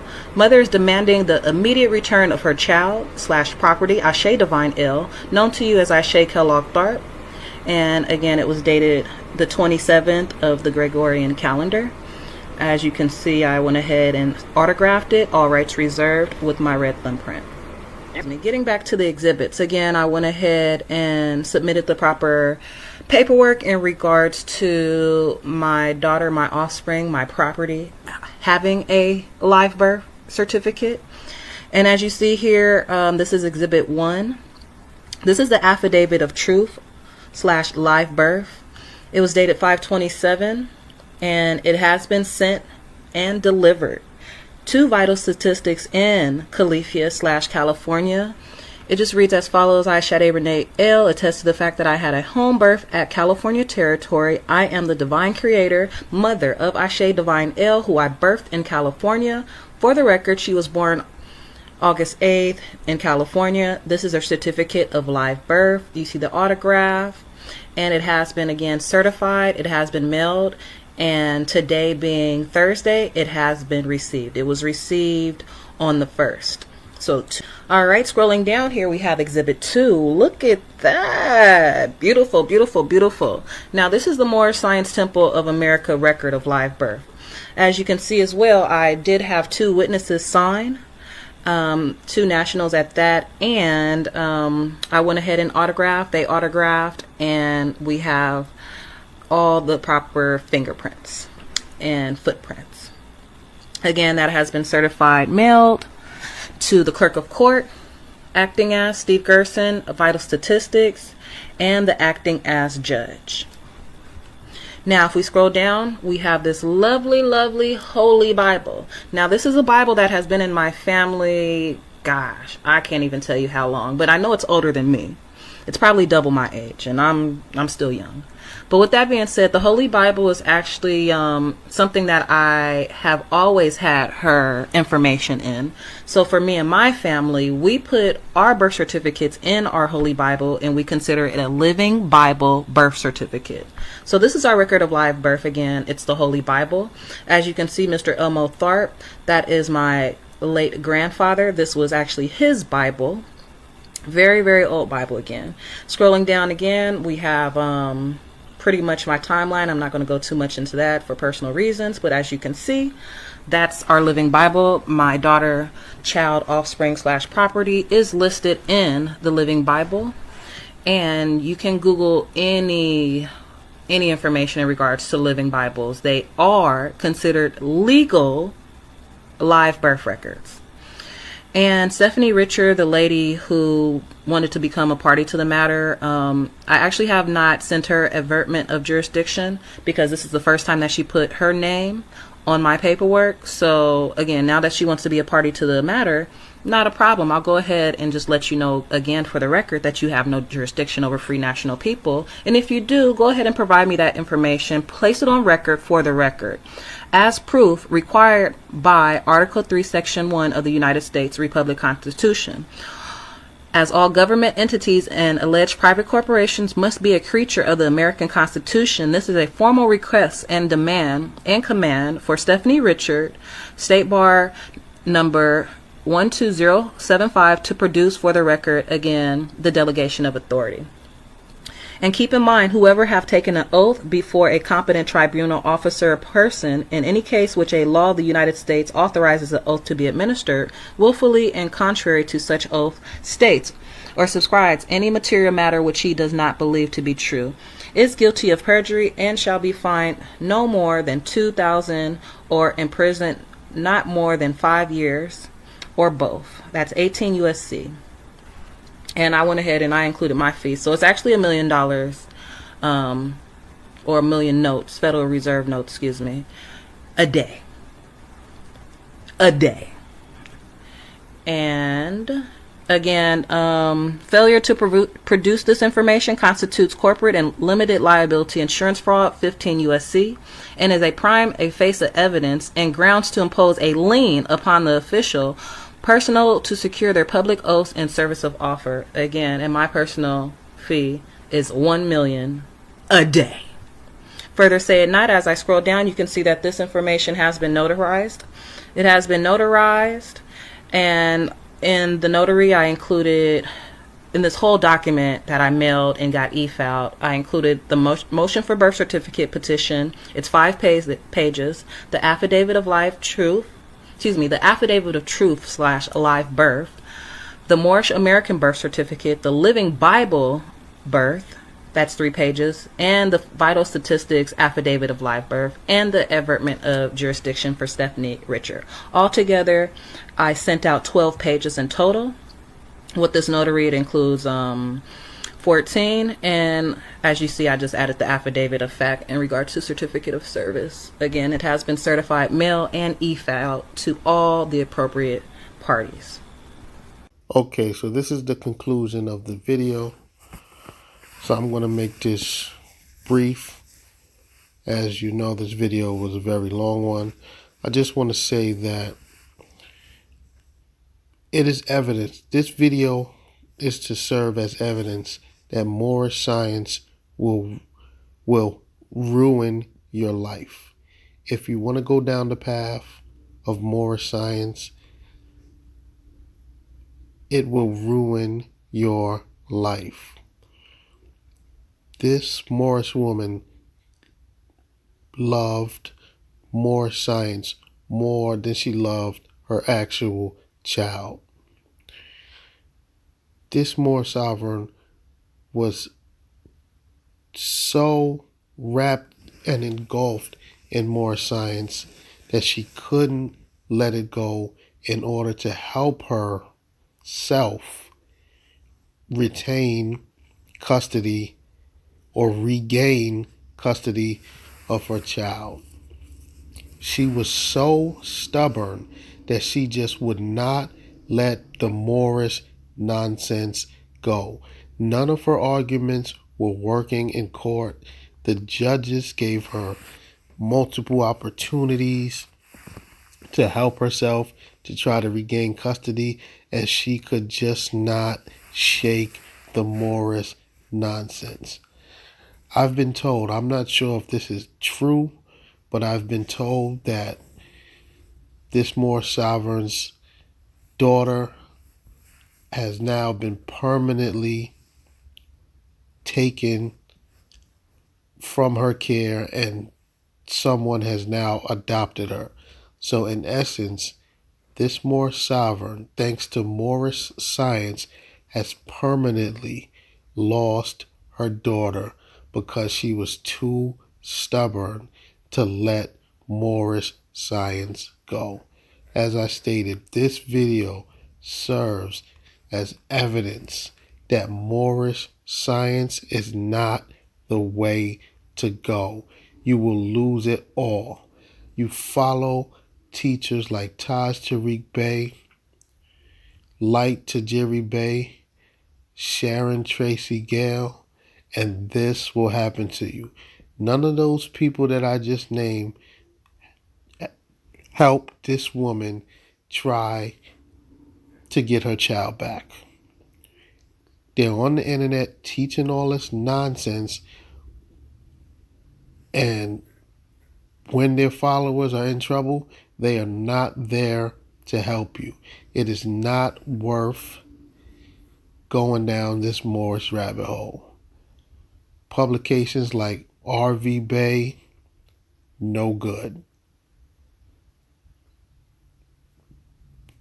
The Zodiac Constitution by C.M. Bay, no good. You start reading that stuff and it will rewire your brain and you will possibly lose it all, just like this Moorish woman here. Do not go down the path of Moorish science.